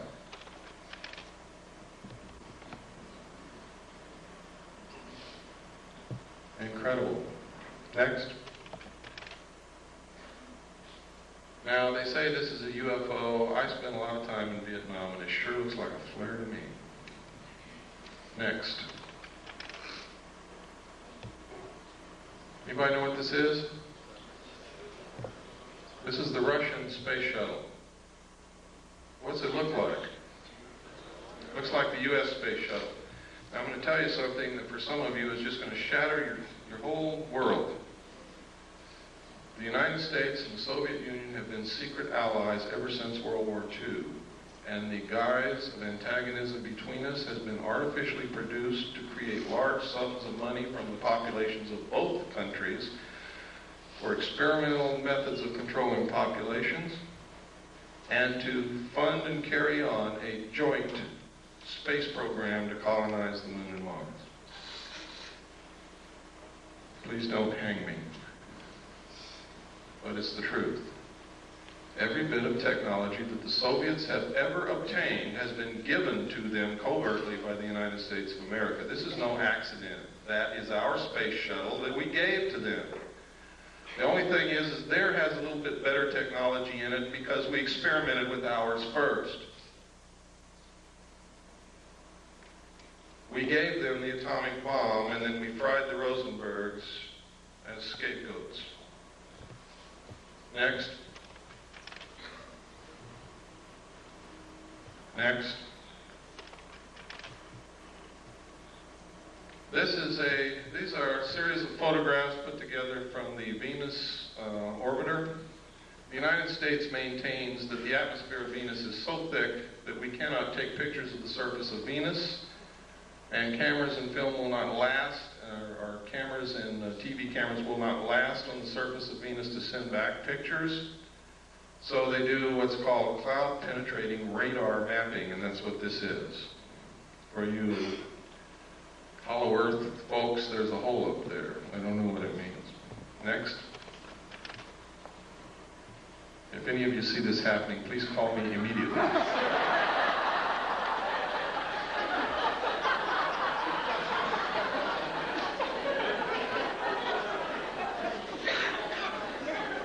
Next. This is a photograph of the Russian Venusian lander sitting on the surface of Venus, sending back pictures of a sun-drenched desert landscape. Somebody's lying.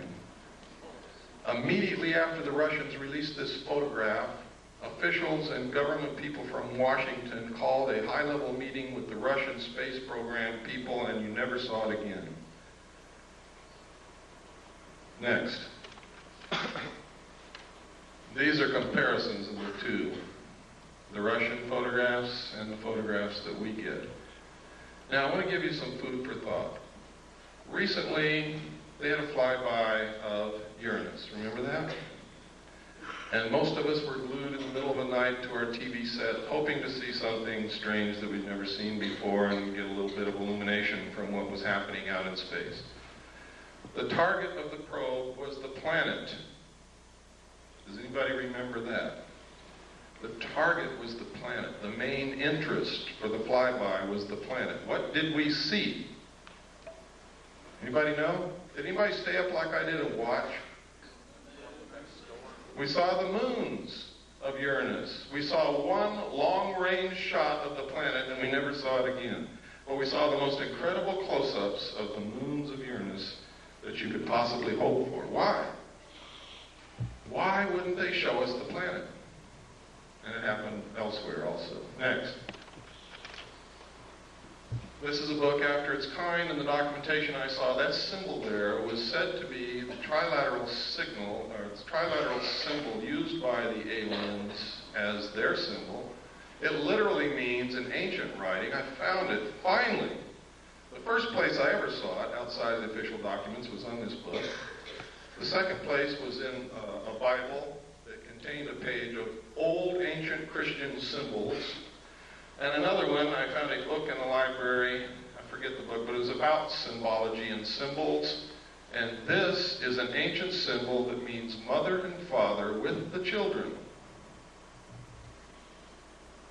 See, these are two old symbols. You take this apart and you have a mother symbol and a father symbol, or a man and a woman symbol. Put them together, it's mother and father. It could also mean the process of reproduction. With a circle on one side, it means one child. With a circle on the other, it means two. This literally means mother and father with the children. The thesis for this book is a scientifically dependable yet popular analysis of the theory of evolution. In it, he asserts that there must have been some outside interbreeding or influence or genetic insertion into the human race to produce modern man. Next slide. This book was first written in 1927. Next. This is an article that just says how they can move technology, secret technology, from government laboratories into the world. Next. And next. Oh no, go back one. Go back one, please. Right here. This is a perfect illustration, folks. Look at this photograph, and you'll see that in the shadows there is no detail whatsoever. In space, without an atmosphere, there can be no detail in shadows because the only thing that will produce light in shadows is diffusion of light through an atmosphere. Now, next photograph.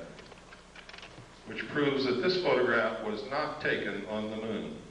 Or if it was taken on the moon, there is an atmosphere. Next. Oh, this was right after I gave my talk in Sedona, which I'm sure some of you know about. I was driving back the back roads because I wanted to see some of Arizona, because I had fallen in love with Arizona, and now I've moved there, and I'll show you how much I've fallen in love with it. And I saw this cloud form. There was nothing there. There was no cloud in the sky anywhere, and all of a sudden, bam, a saucer-shaped cloud right in front of my eyes. I stopped and took the next picture next to it, and it disappeared as quickly as it had formed. There was not another cloud in the sky. There's no lake. There's no water anywhere. It was incredible. I can't explain it, but it's certainly something worth looking into. Next.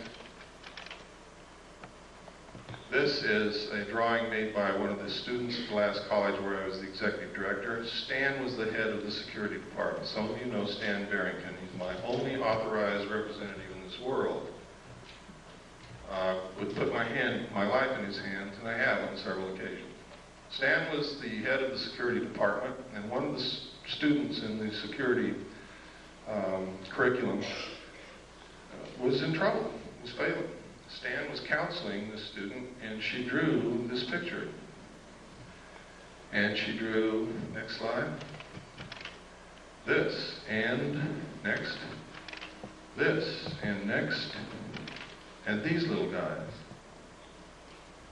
Now, she had no idea that I knew anything about UFOs or flying saucers. Nobody in the world did at that time. Stan didn't even know then, and I didn't even know then that Stan had guarded a flying saucer when he was in Delta Force in the Army. But Stan brought me these things, and he said, "You ever seen anything like this?" And I said, "I don't know, Stan, where'd you get it?" And he told me, and we brought the girl into my office and set her down, and I began to try to find out why she was failing and where this stuff came from, and it turns out she had a year of missing time. A whole year out of her life she could not account for, and she couldn't concentrate on anything, and that's why she was failing. Next. This was drawn by Krista Tilton. Notice the similarity. My student had never seen Krista Tilton in her life, had never read a UFO book, didn't know anything about any of this. Next. Next. Next. This is Aviation Week in Space Technology, November 21st, 1988. Write that down because somebody's going to ask me. November 21st, 1988. You can find it in used bookstores and libraries. Next picture. In which this ad appeared, talking about technology so advanced it will help answer some big question, and on the facing page, what's there? This picture. On the side of the neck, there's hair growing. We did extensive analysis of this photograph. We rephotographed it, we relit it, we blew it up. We tracked down the photographer who would not tell us what it was he photographed.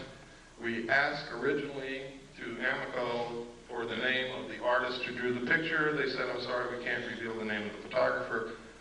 We found the photographer. He would not tell us what he photographed, but he sent us an 8x10 copy from the original negative, and then we began to work on that as well as with the ones we had photographed out of the magazine. And this is what Amoco told us. They told us several different things. First, they told us that it was a 9-foot-tall bronze statue. Second, they told us it was a 12-foot-tall bronze statue. And third, they told us it was a 9-inch clay statue. When we pressed for more information and became literally obnoxious on the phone, not accepting what they were telling us and wanting to see the original artwork, they refused and hung up on us. So, whereas I cannot say definitely that this is a live alien, I can tell you one thing: it is not a bronze statue. I can also tell you it's not a clay statue. and hair don't grow on the necks of statues. Next. You can see the moisture in the eye, the incredibly small detail in the texture of the skin and whatever this is, and in the eye. Look at the lip. You ever kissed anything like that before? I know a guy that did in the back seat of a Chevy. Next.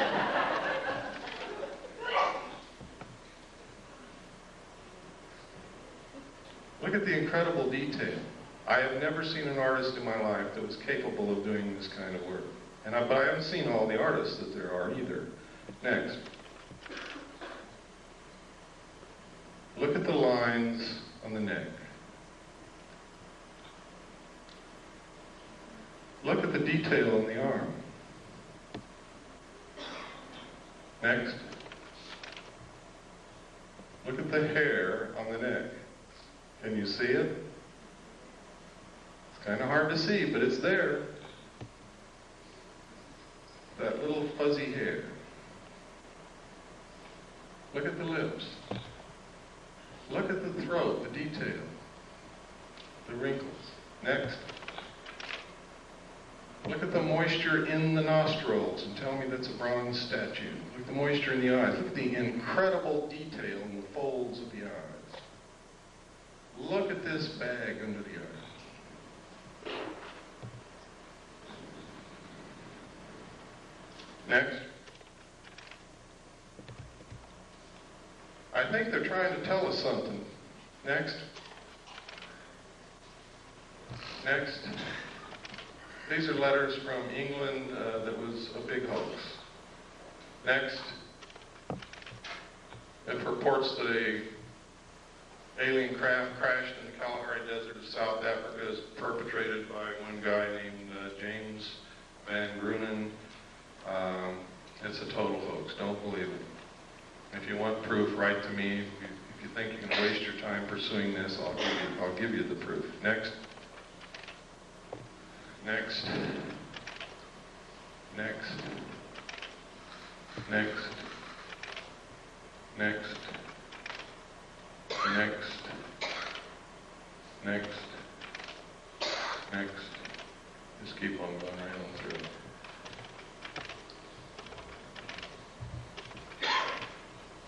Okay, next. Oh, this is significant. 1917, the Imperial Japanese Mission, record of the reception throughout the United States, the special mission headed by Viscount Ishii.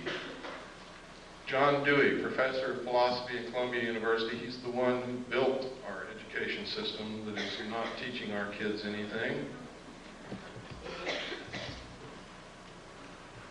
He said, first sentence in his speech, someone remarked that the best way to unite all the nations on this globe would be an attack from some other planet. In the face of such an alien enemy, people would respond with a sense of their unity of interest and purpose. Next. Knowing who John Dewey was, and knowing what he's done to our educational system, and knowing that this was written and planned a long time ago, this is probably going on. Next. This is from the report from Iron Mountain. Credibility, in fact, lies at the heart of the problem of developing a political substitute for war. This is where the space race proposals, in many ways so well suited as economic substitutes for war, fall short. The most ambitious and unrealistic space project cannot of itself generate a believable external menace. It has been hotly argued that such a menace would offer the last best hope of peace, etc., by uniting mankind against the danger of destruction by creatures from other planets or from outer space. Experiments have been proposed to test the credibility of an out-of-our-world invasion threat. It is possible that a few of the more difficult to explain flying saucer incidents of recent years were in fact early experiments of this kind. Next.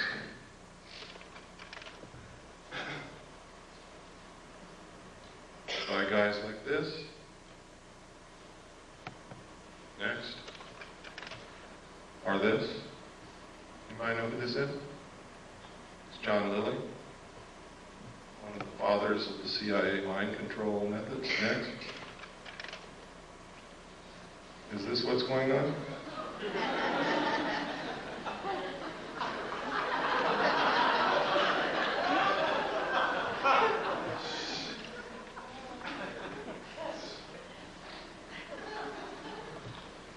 Next.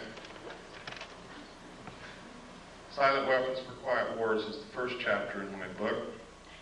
Once you read that, you will have a complete understanding of what's happening in one very important area. And you will get an understanding of what the elite think of us, the common man, the mass of ordinary, everyday people, which is what most of us really are. We're all special in our own way, but we are a part of the masses of people. They believe that we are cattle, that we do not use our intellect, that we are easily manipulated, that we will not solve the problems of the world because we are greedy scumbags. And because of that, we are nothing but stakes on the table for those who will use their intellect. And until we change that, they're going to treat us like cattle.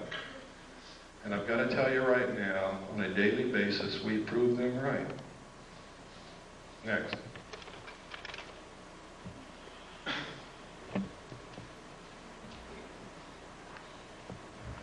Close Encounters of the Third Kind, E.T., V, many others.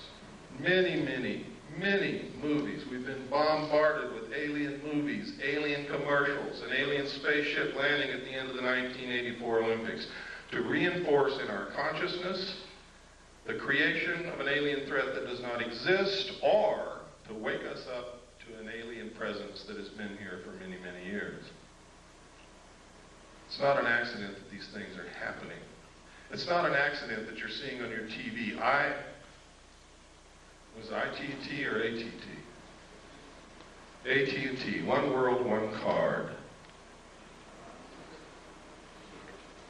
These aren't accidents. Right out here in the lobby of this church, you see a picture of the world on the bulletin board. And go, when you leave, just look what it says. Next. Don't get me wrong, ladies and gentlemen, I'm not opposed to a one-world government at all. I think in the evolutionary future of mankind, it is absolutely necessary and unavoidable. What I'm opposed to is being manipulated into something I know nothing about, and knowing the fact that if I have to be manipulated into it, I'm not going to like it. And knowing that the best government that's ever been created on the face of this earth is going to be destroyed in the process. And that we're going to lose our Constitution and our Bill of Rights in the process. That's what I'm opposed to. I want to be included. I want to help them decide what this is going to be so that I can be satisfied with whatever it turns out to be. Stephen J. Kurzweil, MD. I've met this man, I've talked to him, I've researched this case thoroughly. This is his credentials, his curriculum vitae. Look at who this man is. This is no flake. This is a medical doctor with many degrees, a lot of credentials and memberships in many of the medical society, what do you call them? Associations, I guess. He's also Phi Beta Kappa and an Alpha Omega Alpha Honor Medical Society. This guy has the credentials that most people would drool for. What happened to him? I'm going to show you his testimony here in a couple of minutes. What happened to him, he was approached by someone named Joan Thompson at not at a UFO meeting, to attend a UFO meeting. He said he really wasn't interested, but went because she was a pretty woman, and he wanted to meet her. He went with her. It was like a date. He said what he learned there astounded him. He never heard of any of that stuff. But he also met somebody named Bud Hopkins. Joan Thompson told him that she was an agent of the Central Intelligence Agency, and Bud Hopkins identified himself as also being an agent of the Central Intelligence Agency and recruited this doctor to help them work with abductees. and report information to the Central Intelligence Agency. He worked with them for a while until he found out that Bud Hopkins had no credentials whatsoever, was an artist, a painter, but was hypnotizing people who had been abducted, was conducting group psychology therapy sessions with them, was extracting as much information as he could out of them and then dumping them like a hot potato. And this man, Stephen Kurzweil, MD, with all these credentials, reported Bud Hopkins to the New York State medical authorities, and nothing happened to Bud Hopkins. Stephen Kurzweil, on the other hand, was charged for being delusional, and they're trying to take his medical license away from him because he told them that Bud Hopkins was engaged in this research of alien abductions that the government was covering up, and he was judged to be delusional. We have all the documentation, the medical reports, everything. Next. It's all in my book. These are the official charges that the state of New York brought against him. It's incredible. Next.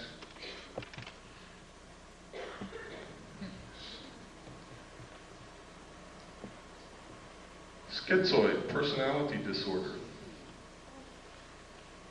Grandiose and paranoid type. Next. This is his testimony, sworn under penalty of perjury, signed and notarized. It's in my book. It proves the assertion that I've been saying all along, that most of the people that you ever see on the stage of a UFO symposium are working for the government. When they have a show on TV like UFO Cover-Up Live, which William Moore participates in, who is an admitted government agent, with all the others, and then they give a phone number at the end for you to call in to tell if you've ever had an abduction experience, and you go to your phone and call the CIA and tell them that you have had one.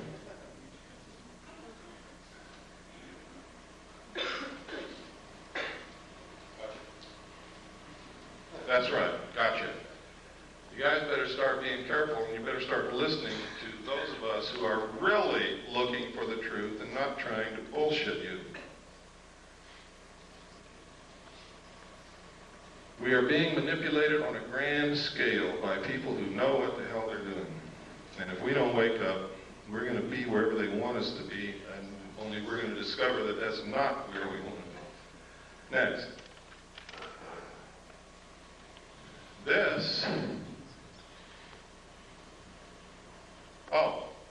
In my original paper, The Secret Government, which I published May the 23rd, 1989, I said that there had been a military coup in the United States. I documented in my book. 3 other people have confirmed that they saw the same message that I did, and that message was, before Nixon resigned. Nixon was not going to resign. He didn't think that they could impeach him. And I don't know whether he could or not. Nobody will ever know because no trial occurred. But the Joint Chiefs of Staff sent a message to all military commanders of all the military forces, and the message said, upon receipt of this message, you will no longer accept any orders from the White House. Acknowledge receipt. That's unconstitutional. That is a military coup. Nixon was forced to resign because they yanked the military out from under him.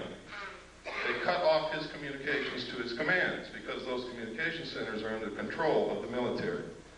In my book, it's documented. You no longer have to take my word for it. Nobody believed me when I published that at first. But now 3 other people have come forward and stated that they saw exactly the same message that I saw. And that's in my book. Their names, everything. Their statements, sworn statements. This is the sworn statement of David Race. It is notarized on the original. You can see the notary seal, which didn't photograph very well. Next. He also named 4 other witnesses that saw it with him. Richard Doty. This is extremely interesting. Richard Doty. Richard Doty was the agent in shadow called Falcon on UFO Cover-Up Live. I also found reference to a project called Project Mogul, which you have to remember that it was in July 1947, that the Roswell crash supposedly took place. You have to remember, it's William Moore, a confessed government agent who researched and wrote the Roswell incident. It's Richard Doty Falcon who's been working with Moore for years to supply him information. Richard Doty is the counterintelligence agent for the Air Force Office of Special Investigation at Kirtland Air Force Base. These are the notes of an interview that Barry Greenwood did with Richard Doty. It's funny that Project Mogul, a project that released balloons on July the 3rd from Holloman Air Force Base, which floated in the direction of Roswell Air Force Base, on July the 3rd, 1947, and these balloons were coated with thin aluminum sheathing. Now go back and remember the description that Jesse Marcel gave of what he found in the field on Brazel's Ranch. And the man in charge of that Project Mogul was Richard Doty's father. That's significant. We are now in the process of getting documentation through the Freedom of Information Act to prove this. Next.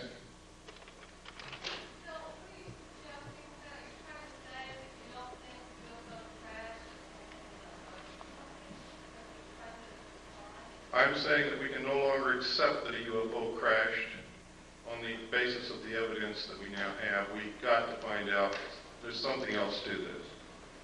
We have a Project Mogul that released balloons on July the 3rd near Roswell, New Mexico. It's coated with thin sheeted aluminum. No, it wasn't. No. No. They also released balloons from Project Mogul also in June, on several dates in June of 1947. What I'm saying is that Richard Doty is participating in putting out phony flying saucer information to the world, and his father was in charge of Project Mogul, that we need to look at this more closely. That's what I'm saying.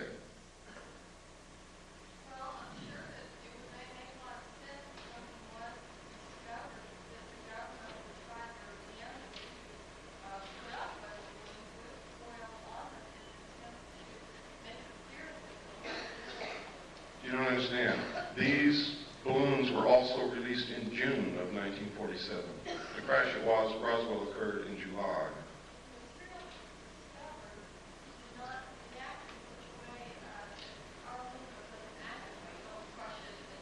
Well, you have to also understand that you're taking the word, you have no evidence, you're taking the word of an intelligence officer who may be participating in creating something for you to believe that doesn't exist.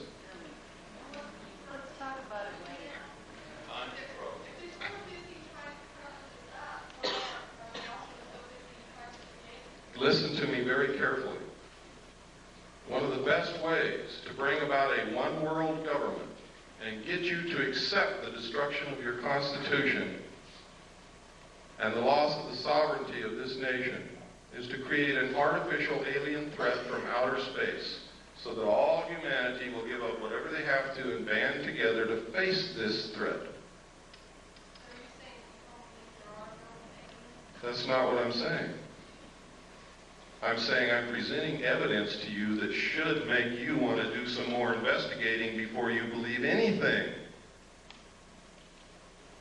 And I specifically stated at the beginning of this lecture, I don't want you to believe anything that I say or anything that I show you, but I want to create enough curiosity and maybe anger and maybe a lot of other things in you that you help me start looking for the truth.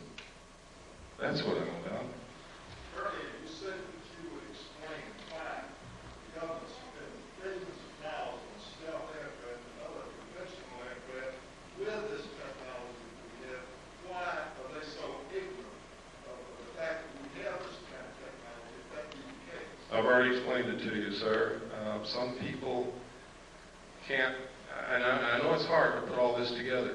You saw that there's a population problem. The technology that they're hiding from us would make us live longer, would give us better lives, would give us a source of possibly free energy or next to free energy. would probably give us methods in which to kill most, if not all, illnesses and diseases. And their goal is to cut back the population. They're not suppressing cancer cures so doctors can get rich. They're suppressing cancer cures so more people will die. So that they don't have to come out and say, you and you and you up against the wall, it's your day to get killed. They make it appear to be natural, or as natural as they possibly can. That's why. Can you talk about AIDS? This is a letter no, that's in the book. I'm not going to get into AIDS today. That's in the book. This is a letter that was written to the White House to Mr. Fitzwater, who was Reagan's press guy. And what he wanted to know is who wrote the paragraphs about aliens that Bush inserted into the end of 6 speeches that he gave during his administration. Most people don't even remember that he said those things, but he did. Next slide. What Marvin Fitzwater wrote back was that the president himself inserted those paragraphs. They were not put in there by the speechwriters. One of the speeches was to Boston High School students and faculty. Next. In which he said, I couldn't but one point in our discussion privately with General Secretary Gorbachev, when you stop to think that we're all God's children, wherever we may live in the world, I couldn't help but say to him, just think how easy his task and mine might be in these meetings that we held if suddenly there was a threat to this world from some other species, from another planet outside in the universe. Do you think all this stuff is coincidence? I hope you're beginning to wake up. He said this 6 times in 6 speeches in his administration. This is come together one world government stuff. This is alien threat from outer space stuff. 6 times, the president said. Next. To the General Assembly of the United Nations. Next. In our obsession with antagonisms of the moment, we often forget how much unites all the members of humanity. Perhaps we need some outside universal threat to make us recognize this common bond. I occasionally think how quickly our difference worldwide would vanish if we were facing an alien threat from outside this world. And yet I ask you, is not an alien force already among us? What could be more alien to the universal aspirations of our peoples than war and the threat of war? What would a one world government do? Abolish war. What is the threat that will bring it about? An alien threat from outer space. Please wake up. Next.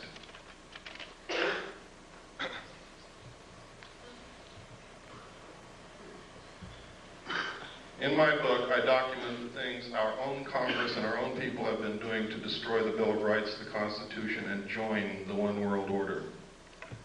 Document it. I don't just say it, I document it. Most people don't know what goes on in Congress from day to day. They can pass anything they want to and you would never know it until they come and bang on your door and throw you in jail because you didn't know it. Next. That's right.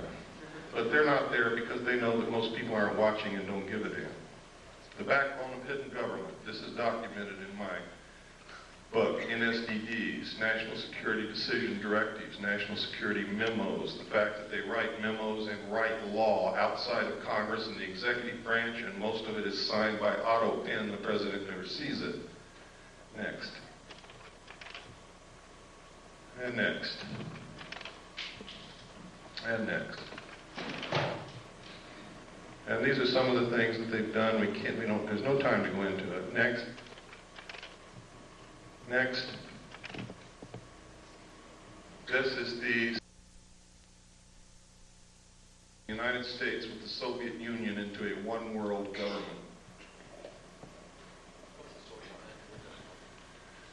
That's from an organization called Free, put out by Johnny Stewart. The address over there, it's in my book. You want to know why you can't get the truth off of television, radio, or the newspapers? CFR owns, controls them. Barbara Walters, all of them are members of the CFR. Next slide. This is the super world government. I have the Bush administration. It's updated in the book. of all the membership of the Bush organization. Next. This is George Bush. Notice Dan Quayle's not a member.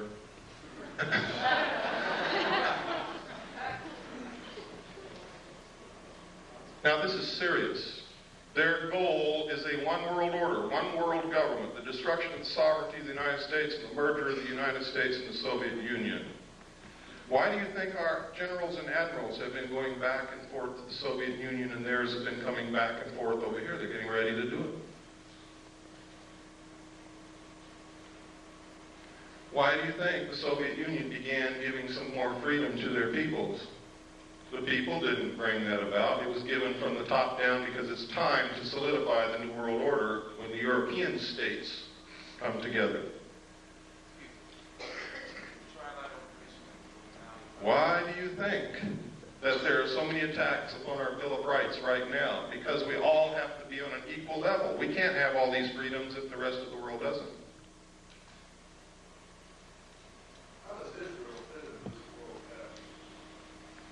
I don't know what you mean by how they fit. There's certainly a thorn in everybody's sides, but not because they're Jewish, but because they will not settle the Palestinian question. There'll never be peace in the Middle East until they do.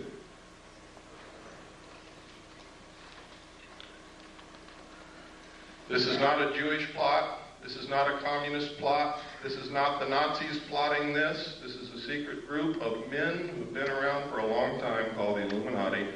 They are made up of all different religions, all different political viewpoints. They believe in reason. They believe in solving problems. They believe in controlling the populace if the populace won't control themselves. What's wrong with it? Do you like being a free person? I'm being serious. Who's the person who asked that question? Where at? I'm saying we don't know what goes on in our government now as it is. Whose fault is that? I'm not trying to pick on you. I'm trying to get at an answer. Really, I'm not picking on you. But I have to... I don't know, I'm just questioning. Okay. The reason that this is happening is because we've all abdicated our roles as responsible citizens in this country. We bought a business. Here's what we did. We bought a business. We hired everybody that's going to work in this business. We stocked the shelves with merchandise, and we went on a permanent vacation. What do you think is going to be left of our business in 20 years when we come back?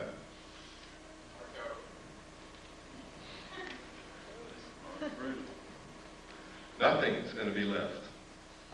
Because as soon as all those people who are working for you find out you're gone, everything's going to go, too. Oh, yes. Well, let me get through this because I've got a time limit and I've got to get through all this information. It's important that you know it. The United States was set up so that each individual citizen is a sovereign king. It's the first time in history that's ever happened. A king. Can you imagine that? A king. The government, for the first time in the history of the world, worked for the citizens. We sent representatives to represent our will in our state government and in our federal government.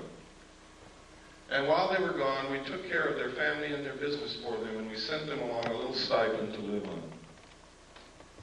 And they really represented us up until a certain point in time when all of a sudden somebody created professional politicians. And we quit watching what they are doing. How can we tell our politician what we want out of him if we don't even know what the hell he's doing in Washington, what bill he voted on, even what's coming up in front of him, and we never read the bills anyway. H.R. 5210 was introduced as the omnibus drug bill of 1988 to help get drugs off the streets, and everybody said, yeah, support it. But when you read it, inside it, it establishes funds to develop a national identity card. It establishes military installations as mental treatment centers. that legalized concentration camps. It authorizes prisons to borrow money, to manufacture products, to sell those products on the open market with slave labor, which will destroy small business. I can go on and on and on. H.R. 4079 is in front of Congress, which will allow the President to create a national emergency for a period of 5 years, which will literally allow him to suspend the Constitution of the United States and declare martial law. Thanks to Newt Gingrich. That's right. Could you explain that bill that you had Congress? That's it. That's it. Yes. So what I'm saying is, this is our government, our country, and we're going to lose it if we don't get smart real quick. And we're going to find ourselves a part of a one-world totalitarian socialist state merged with the Soviet Union and the other countries of the world in a cashless economic system. Bankers already know it.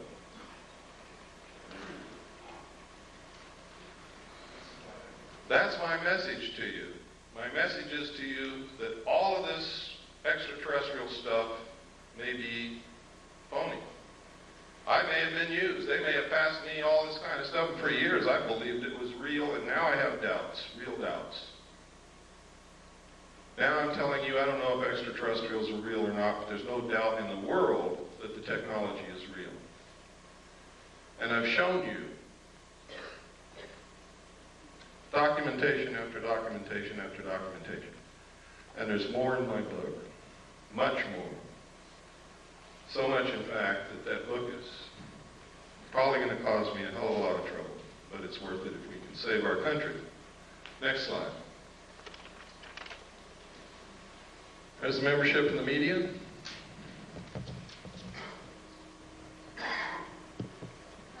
The only one that's relatively free is Cable News Network. Daniel Shore is the only member.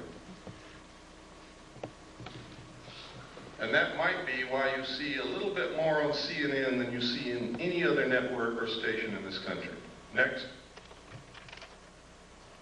But you only see it when Daniel Shore is off that day. Military. They have been teaching interdependence, one world order, one world government is the solution to war in the Naval Academy, the Military Academy at West Point, and the War College since the end of World War II. I'm a little confused. I thought the war was one of the things they were trying to promote to solve the conflict. No, war has traditionally been used to solve the problems. They want to bring about a one-world government that will eliminate war altogether, but they have to have a replacement for war. The replacement would be a tremendously wasteful space program to repel an enemy from outer space that may or may not exist. What we got to do is find out what the truth is. How would that reduce the population?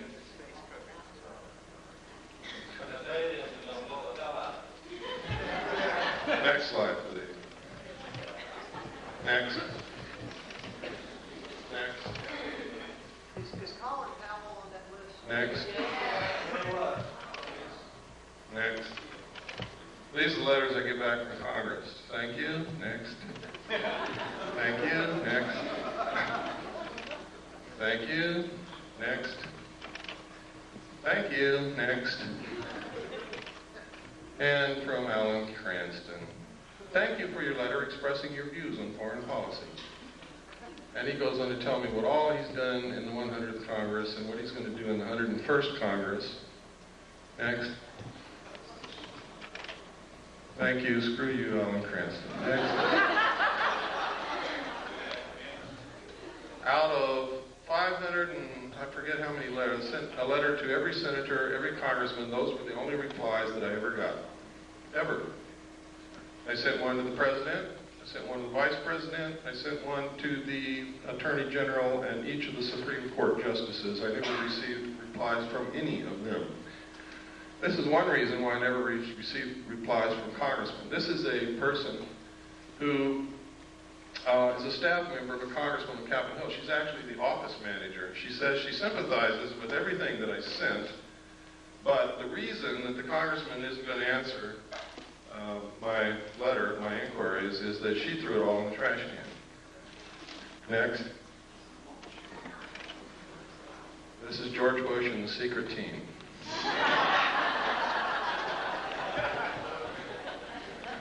Next.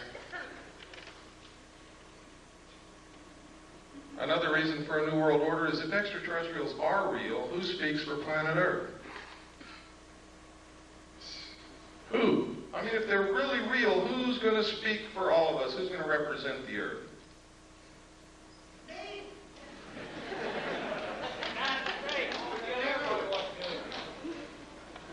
Next.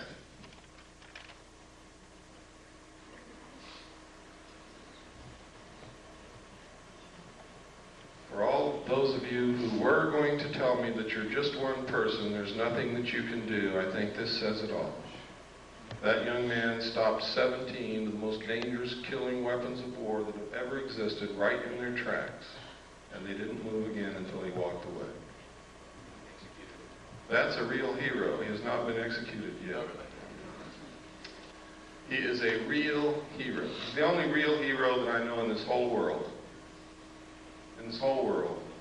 That's him right there, and he's Chinese, and most of us would say, here comes the chinks into the neighborhood.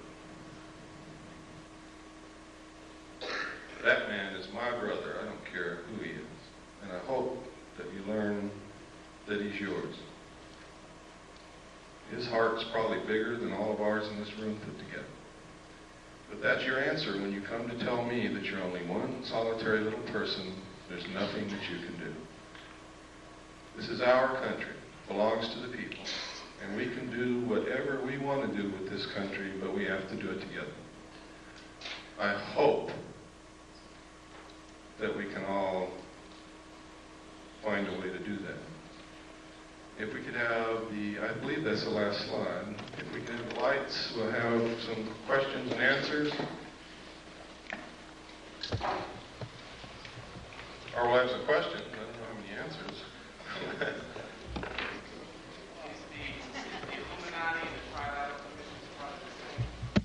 Pardon? The core of the Trilateral Commission is certainly Illuminati. The core of the Council on Foreign Relations is also, in many other groups, one of the tenets of the Illuminati is that they would not use their real name. They would never appear under their real name, but under different names and different occupations. This is historical fact. Bill? Yes. Are you in personal danger because you are, advocating all of this? It doesn't make any difference, and I don't want to dwell on that. I believe that the future for my family and for my daughter and for my children is more important than my personal safety. I believe that this country is more important than my personal safety. And you have to understand that we wouldn't have this country if George Washington asked if he was going to be in danger, if he signed the Declaration of Independence or signed the Constitution or participated in the war against the king. There are some things worth dying for, and I believe that I've found out what it is. No, I'm not afraid. Yes, I'm in danger, but I don't give a damn. Yes, Nancy. I came to your talk 2 years ago with Lester, and I'm curious to know what political organizations have organized or what kind of activists. I mean, it seems it's wonderful to sit here and listen to all this stuff, and then everybody goes home and they don't do anything about it. Yeah, we need to talk about that. One of the things that is bad about this country are political organizations. Because you tend to label yourselves and square up against each other instead of against the real enemies. For instance, I know many people in this room consider themselves to be right-wing conservatives. I also know many people in this room who consider themselves to be left-wing liberals. But I also know that in their heart, every one of those people believes in this country, believes in the Constitution of the United States, would never consent willingly to give up any of our rights under the Bill of Rights or under the Constitution. So therefore, this right-wing conservative, left-wing liberal is bullshit. They're really Americans, but they don't know it. They don't realize that they're just really Americans. Why label yourself something other than that? I'm an American, I'm a constitutionalist because that's what this country represents. The Constitution is this country. Destroy it and this country ceases to exist instantly. Therefore, I have no other political viewpoints, period. None other whatsoever. If it's allowed in the Constitution, I'm for it. If it's not, I'm against it, period. That's my political viewpoint. I would hope that it would be yours, because any other viewpoint is anti-American, anti-constitutional, anti-United States. I hope that if you think you're a right-wing conservative, that you'll stop doing that. I hope that if you think you're a left-wing liberal, I hope that you will stop doing that. I hope that you will become an American again, because that's what we all started out as, Americans, and all of a sudden we became something else. I'm black, Whitey's out to get me. I don't want them blacks in my neighborhood, they're scumbags. They're Americans, folks. Pardon? I just did. No, I asked you specifically what has been done by the people who are interested in the project. Have the senators, been contacted on that? The only thing that you can do is throw the people in Congress out. People, we've been telling you this over and over and over again for years. Somebody's not listening.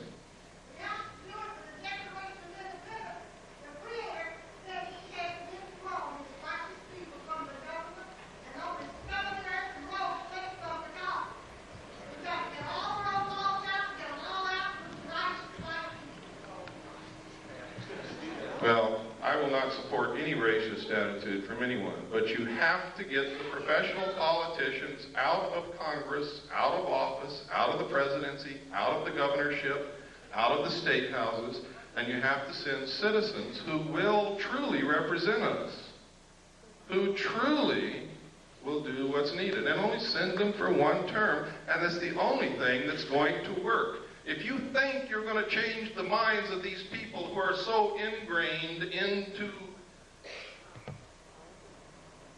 well, it's not politics, it's the destruction of this country. They're bent on it. If you think you're going to change their minds and all of a sudden they're going to start representing you, you're wrong. They're not. Yeah.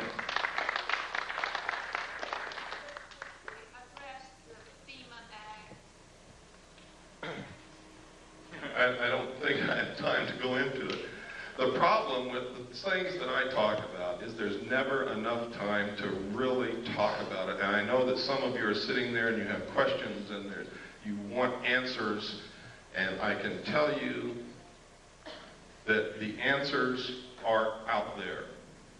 Part of what needs to be done is you have to quit relying on people like me and others and help us. You have to become one of us who search and dig and educate. If all of you could go out of here and educate 10 people, each one of you, and then they could go educate 10 people, and it doesn't have to be in one day.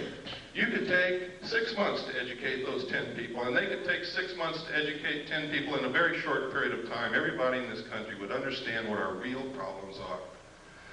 The real problems are we're not paying attention. We're not running this country. We don't know what the problems are. We don't know what's going on.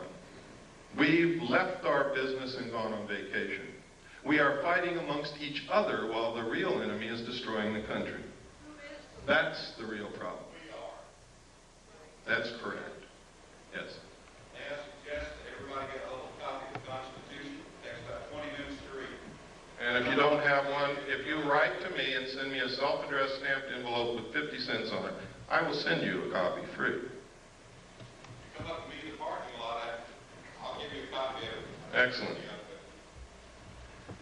Yes, sir. In your book, you stated there's a lot of tax effects. When we went to press, I thought Oklahoma was the only state. It's actually in 22 states. Oklahoma is the only one I have the documentation on at this time. Is that, the outcome? Have they actually started doing that? They have until March 15th to register all their property. Everything, down to the VCR, their knives, forks, and spoons, everything. If they don't, A tax man will be sent to their door with a warrant who will take inventory of everything in their home. Anything they find that was not declared on the list, or if they never submitted a list, they will be taxed 20% over and above what they normally would have been taxed. But you see, taxation is just the excuse to register the property.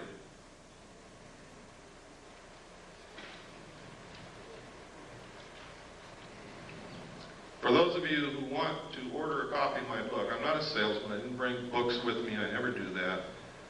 I don't bring tapes with me, but we have them. Part of what I want you to do is get active. To get active, I'm not going to bring you the books or the tapes. If you want them, the order form is outside on the table. Pick one up, write to us. We'll send you a packet of information. If you order the book, send for the book, we'll send you the book. We'll do whatever we can to help you. Yes?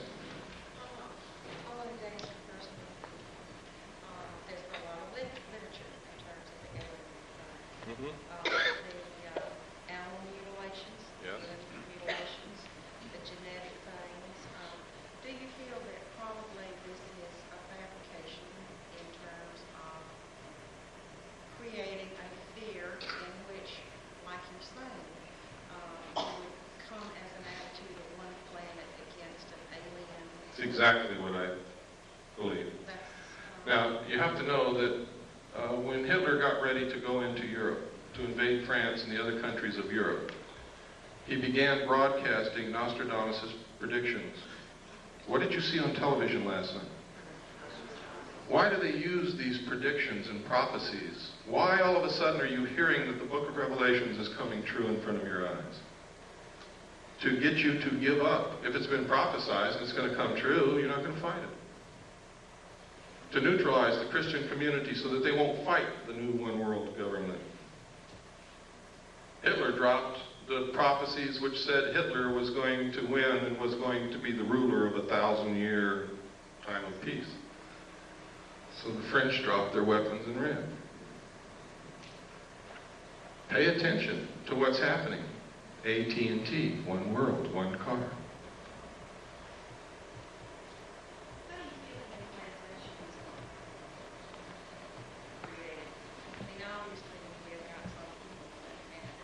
Ma'am, I really don't have the answer to that question. The abductees say that it's alien extraterrestrial beings. You start doing research and you find out that the intelligence community has done so much work into mind control and implantation and being able to control individual human beings with this technology that you begin to wonder if it's really aliens or if it's really us. And then you look in the UFO community, you find out most of these people are connected directly to the intelligence community, are active agents that have been caught or have confessed. And you have to wonder what in the hell's going on. Which ones are those? Pardon? Which ones are those? Alyssa. I can tell you that Richard Doty is, John Lear is, Bob Lazar is. You've seen evidence that Bud Hopkins is. I can tell you Whitley Strieber is, because there's no other place he could have gotten the information that he wrote in his book, Majestic, except from the same top secret documents that I saw, only he's never been in a position with a clearance to see them. He's an author. I could go on and on. Yes, sir. What about personal property? If this new war, world order will go like you suggested tonight, what about personal property, like land, home? Private property will be abolished. You will use what the state gives you. Remember I said totalitarian socialist state. In a socialist government, everything belongs to the state. Will there be any places in the world that will have that kind of situation? The question was, will there be any place in the world where they won't have that situation? Let me say this again, as George Bush. Read my lips. New world order. New world order. There's places you could go and probably escape for a time because it's not number one on their agenda, but they're going to get there sooner or later, believe me. What about changing the bank monetary? That's coming. I foresee a cashless system where you use a card or a laser tattoo on your hand And I'm not trying to connect this with any religious prophecy. This is what I know is coming. This is what they have planned. I've talked to bankers who already know this is coming, and they're prepared for it. They're already withdrawing $100 bills from circulation now. Next will be $50 bills. They're doing it now. The president has already said, out of the Middle East conflict will come the New World Order. And people still keep asking me, how much time do we have? There is no time. Yes, sir. I wanted to say that ever since I was in high school, early high school, and I learned that the Federal Reserve was a company that was formed by, there's 9 families that owned the Federal Reserve. It is a company, it is not a part of the government at all. The Federal Reserve, at the same time the Federal Reserve was formed, 2 constitutional acts or amendments were passed. And one of, but my point is this, is that, well, I want to ask, I put a question out there, which is that Bush made a comment the other day on the news, and I think I followed it for years, it's very interesting to me. I watched the Federal Reserve, the news that comes out of the Federal Reserve. I understand. I'm not trying to rush you, but could you get to the point because we're running out of time? Okay. One of my 2 points. One point is that Bush made a comment that this war will not create any trouble for the banking industry, which leads me to tell that as soon as the war is over is when they're going to call the notes due and we'll go to a cashless system with a card. And my comment about that is that I don't see how people are going to, when you go to somebody and say, okay, give me your money and here's your card, this is where you are today, you're negative $500 or you're plus 2,000, whatever. The people are so attached to their monetary value in life that I find it really difficult to see American people to battle that. In other words, that in lieu of, oh, give me the card, let me be able to sell my future and give me this card, and it's okay if I can't have a card right now. You know what I mean? It's like, I see the money thing as being another piece of the picture of going towards a totalitarian type government because you're taking the money, your money is not yours. And most of A cashless system literally is slavery, and I'll tell you how that works. First, as it stands now, the money in your pocket is not your money. And you're going to go to the bank one day and they're going to say, I'm sorry, we're not taking this anymore. It's not yours. It belongs to the Federal Reserve. And you'll see that on the note. the Federal Reserve notes in your pocket are actually instruments of debt. And one way that they're going to get your property away from you is you can't pay for something with a debt. So you don't own what you think you own right now anyway, legally, under the Constitution. And that's the truth. They're going to come and they're going to collapse the economy instantly. The money is not in the banks. They've been doing fractional lending, fractional banking, which means if you have $1,000 on deposit, they can loan as much as 10 times that out. That doesn't exist. They created on the books with the stroke of a pen, which means that if all of you wanted to gather up enough cash to go pay your debts, you couldn't do it because the cash doesn't exist. If you wanted to go draw your money out of the bank, you couldn't do that either because it's not there. It's very easy for them to collapse the system. Those of us who have done the research know that the third world nations have already pledged their natural resources to the World Conservation Bank, which is going to be the new World Bank, in exchange for forgiveness of their debts, which means they're not going to pay back all those billions that we've loaned them, which means the money is not in the bank, doesn't exist. The economy is going to be the easiest thing for them to collapse. How are they going to get you to join the new economy? They're going to say, we have a solution. You see, one of the tricks of the Illuminati is they create a problem and then they provide the solution when you beg them to. They're going to come to you and say, you have a house and we have the note on your house. If you'll accept our new economic system, we'll refinance your house and let you keep it. You also have a car. We'll do the same with your car and your furniture and your kids, because you probably owe the hospital. Okay? See, when I was a kid, it was a disgrace to be in debt. Nobody was in debt. There was no such thing as credit cards, and if you even mentioned debt, People got angry with you. Now, in just my lifetime, and I'm 47 years old, they've changed all that to where everybody is in debt and it's accepted, and if you're not in debt, you can't get a hotel room because if you don't have a credit card, they won't let you in. And that's the truth, and that's how they're going to do it. And you're going to say, well, I want to keep my house, I want to keep my car, and I want to keep my kids, so I'll join. And they say, fine. For every dollar you used to have, we're going to give you 10 cents, and we'll start all over. We're going to devalue the money at the same time and eliminate the middle class. And there will be two classes of people, the rulers and the rest of us. This has all been public knowledge for years, but people have ignored it, and they've called anybody who tried to educate them a conspiracy nut, an idiot. But you can see it coming through true right in front of your eyes now today. Every day you can see this happening. You can no longer call these people conspiracy nuts. I didn't believe it either until I started looking into it, and by God, they're right. Yes, sir. Yes, I just want to share with everyone something I had read in Current Laser magazine, and under development, there is a barcode scanner that will not be able to be seen with the human eye, but will be seen with infrared technology. So that you could have a barcode scanner on yourself and no one. That's right. It's an invisible tattoo, but it can be scanned. I'd like to say also that the reason I left California, took my family and left, I went to vote in the last election, and I saw on the voter registration form, next to my name, the Universal Product Code. I packed up my family and I left California. I now know, and I just left California, I was just speaking in Pasadena, I have seen them, it's true. The driver's license in California now have the Universal Product Code on the driver's license. It's not far off. The UPC, yeah.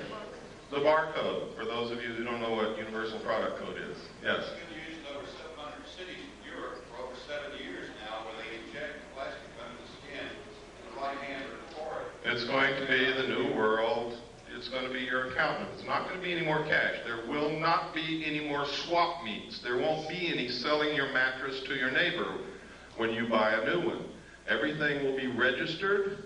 They're already starting it in Oklahoma and 21 other states. You will register all your property. If they come to your home and something's missing, you're a criminal. There will be no black market. You will not be able to work. You will not be able to buy. You will not be able to sell. You will not be able to get medical care. You will not be able to do anything except with your number through the computer. This is the truth, folks. I'm not making this up. If you have a banker that knows you well enough to be honest with you, he will tell you this. I don't know, man. I don't know. But I do know that Star Wars is not what they're telling you it's for. Star Wars is the satellite computer link-up between the nations to make the one world banking and economy system work. And it's paid for by American tax dollars.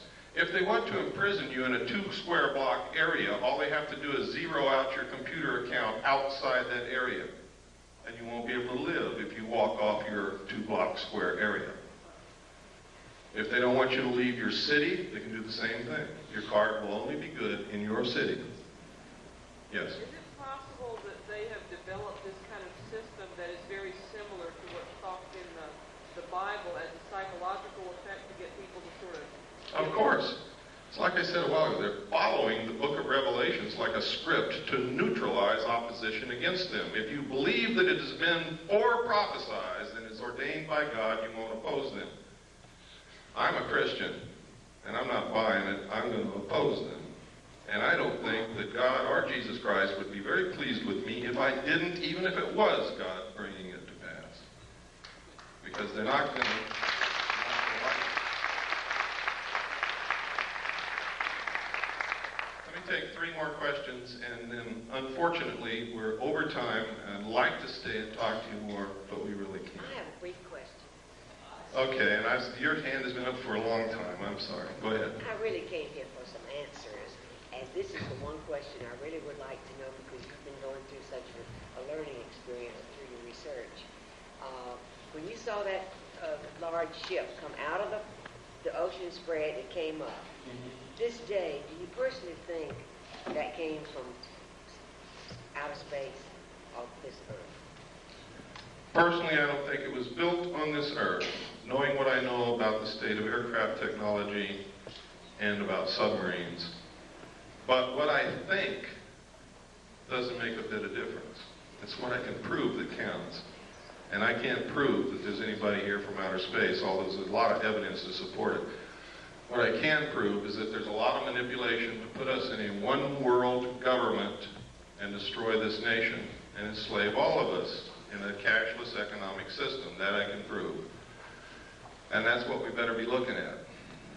Yes, sir. You seem to think a lot of people earlier that seem to be involved in MUFON and some of the other organizations, and every time that we run into they all seem to be ex-military people that seem to have an incredible amount of insight. Is it basically just staffed by military people that are just here to tell you whatever you want to do? I don't know. I know that MUFON is not doing what they claim to do. I know that evidence has disappeared when it's been sent to MUFON. I know that physical evidence of UFOs is one of the hardest things in the world to collect, and when they collected liquid that dripped from a saucer in Gulf Breeze, Florida, and sent it to MUFON, it disappeared. That's what I know about MUFON. I know that if aliens are really here, and the government wants to keep it a secret, all the publications dealing with the information and all the organizations investigating this would be infiltrated and controlled by the government to suppress the information. I know that if aliens are not real and the government is perpetrating this hoax, then they're doing it through those organizations and publications and through people like me that innocently was passed documents through my hands and tried to come out and talk about it.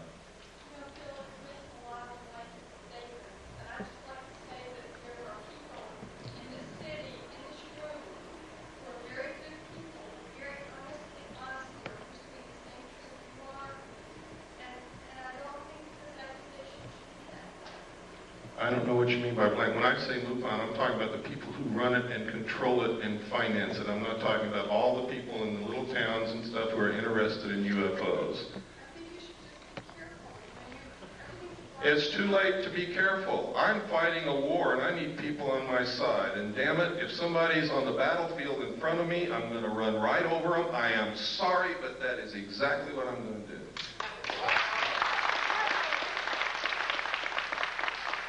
Yes, sir.